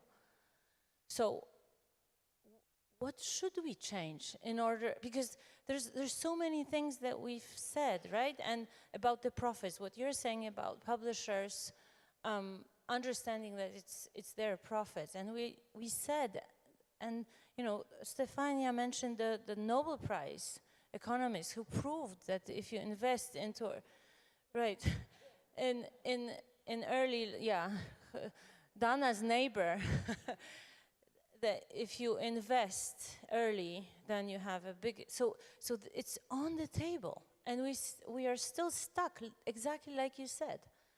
What is the... Well, the solution, we know the problem, we know the solution. If there is no solution, there is no problem. Look at the, I'm not going to be nice, look at the political representation of culture industry, cultural sector at the parliament. 2, 3? Out of those 3, only 2 have any experience in organizing, producing anything tangible or cultural. So that's the, in my opinion, that's the core of the point. When it comes to, and the lack of this coal mining industry that produces €3 billion deficit every year is overrepresented. We are responsible for 3% of GDP, in Poland, and we are underrepresented. That's the answer. When it comes to the book industry, or actually the whole food chain from book industry to the readers, there is a urgent need for one very simple step in our tax law. Make a voucher for books tax deductible for companies. Medical packages are tax deductible. Gym vouchers are tax deductible. Books aren't. It's very simple.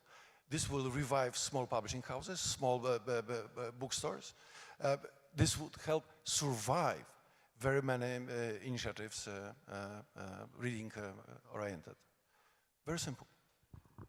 And I think we are really, really bad at cooperating, because when you think about literacy, sorry, say that, you mentioned culture, but it's not, when you think about ministries and their domains, literacy is all over there. It's health, it's literacy, it's education. We cannot decide where to be, represented. I understand that because I know, I read the research, I know how literacy is connected with well-being, with health. I know the WHO statements and so on and so on. But when we think about literacy, do we get funding from health ministry? Not really. Do we have representatives of health ministry here? No. Yeah, so I was just making sure. So that's why that's why we need to think about the ways to think over, you know, from this meta level. Not about Ministry of Education, because they do something, right? Like, for example, they employ me. Or culture, because they, you know, they give some money for, you know, reading like programs. But we cannot look, you know, over it and try to find the global solution. That's what we miss, I think. Because when a child needs to read, we can look at the literacy from their experience perspective. Home, school, I know the health center, wherever the child is, we can think as an opportunity for them to read. But we have to, you know, change and switch our thinking about supporting literacy. That's what I think. I'm not a politician, though. It's the ultimate policy question around this issue, isn't it? And perhaps again we're looking at it from the wrong angle. The alignment of policy around themes is something which every government has always had. You know, it's endless different methods for. I could describe 5 different approaches which have been utilised in the United Kingdom in the past 3 decades to try and align different government departments around single point. The truth is, it doesn't make that much difference unless it comes together on the ground. And actually, I think this is why cultural places, this is why communities, the narrative around communities is absolutely essential. If the school is working with the library, if the library is working with the local health provider, if the local health provider is working with the faith community, then there's a dynamic which, even if the best government joining up approaches are in place nationally, it doesn't necessarily make it happen. It's what happens on the ground that is the energy. And actually things change, in my experience, at a national level when actually the insight from community is understood, when something extraordinary happens. The reason why the government decided, as you say, not much, 1.2 million, but we fundraised another 5 million. The reason why the government took our argument that something needed to be done about this seriously was because we could point to those 21 communities I mentioned earlier and say, in those 21 communities, reading levels are 22% higher. Therefore, it can be addressed. And they listened to that, and they backed a campaign because there was proof that change could happen on the ground. So perhaps it's not about, I mean, we should absolutely try and join up for the governments who find it so hard. But actually, it's the village, it's the town, it's the place where lives are, and the energy of teachers and librarians and people who really know their communities, which actually ultimately I think will change things.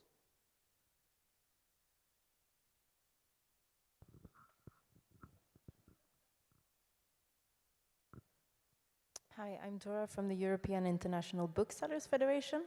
I'm curious about the National Year of Reading, and maybe you can expect my question. I was wondering whether you do involve bookshops at all, because bookshops are also third spaces and contribute massively to their communities and reading promotion, much similar to libraries. So I just wanted to hear, do you work with bookshops and in what capacity? Yes, of course, absolutely. And again, what we're doing is we're supporting every bookseller in the country, every independent bookseller, and we're working with the 2 big national bookselling chains, not just giving them point of sale and resources for the bookshop, but actually also giving the insight about new markets. So helping booksellers think about people who don't cross the door of the book. Yes, of course, sorry.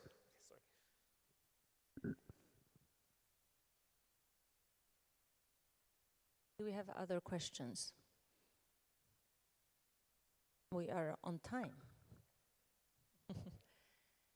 Okay, if we don't have other questions, I'm just double checking, then I think we are very grateful. Thank you all.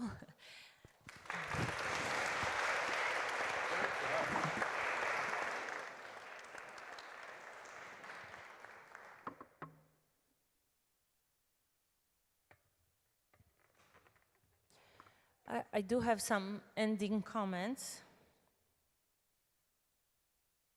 before we get to get our final meal together. So,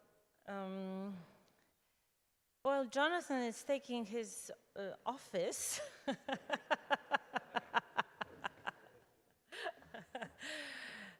Now, we really want to thank everyone who participated in organizing today, and there's loads of people who worked very hard. So we are very grateful to all the panelists and the audience. So big applause for everyone.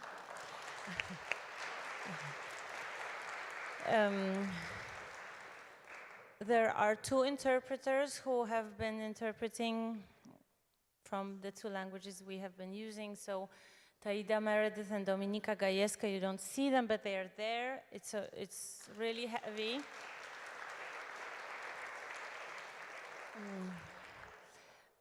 Dorota Nowacka, Joanna Gniady are the creators of the illustrations of the European Authors' Day project, which appeared on the slides, and the graphic design, so short applause for them. And then we have the IT streaming, filming, photography, social media recordings, wonderful teams from the National Library, and Akustika, Adam Czerwiński, thank you very much, Paweł Morawiec. The catering, the print, it all matters. The team from the Palace, Katarzyna Ostenda I don't know if Kasia is here, but she has been working with us so amazingly. Thank you so much. And the wonderful team of the Universal Reading Foundation, sorry to say that. I'm not saying about me, but the team. So, again, to say everything is done in teams. Thank you all for coming and staying all day to listen to all the wonderful speakers, and I hope you'll have a nice evening and see you next time.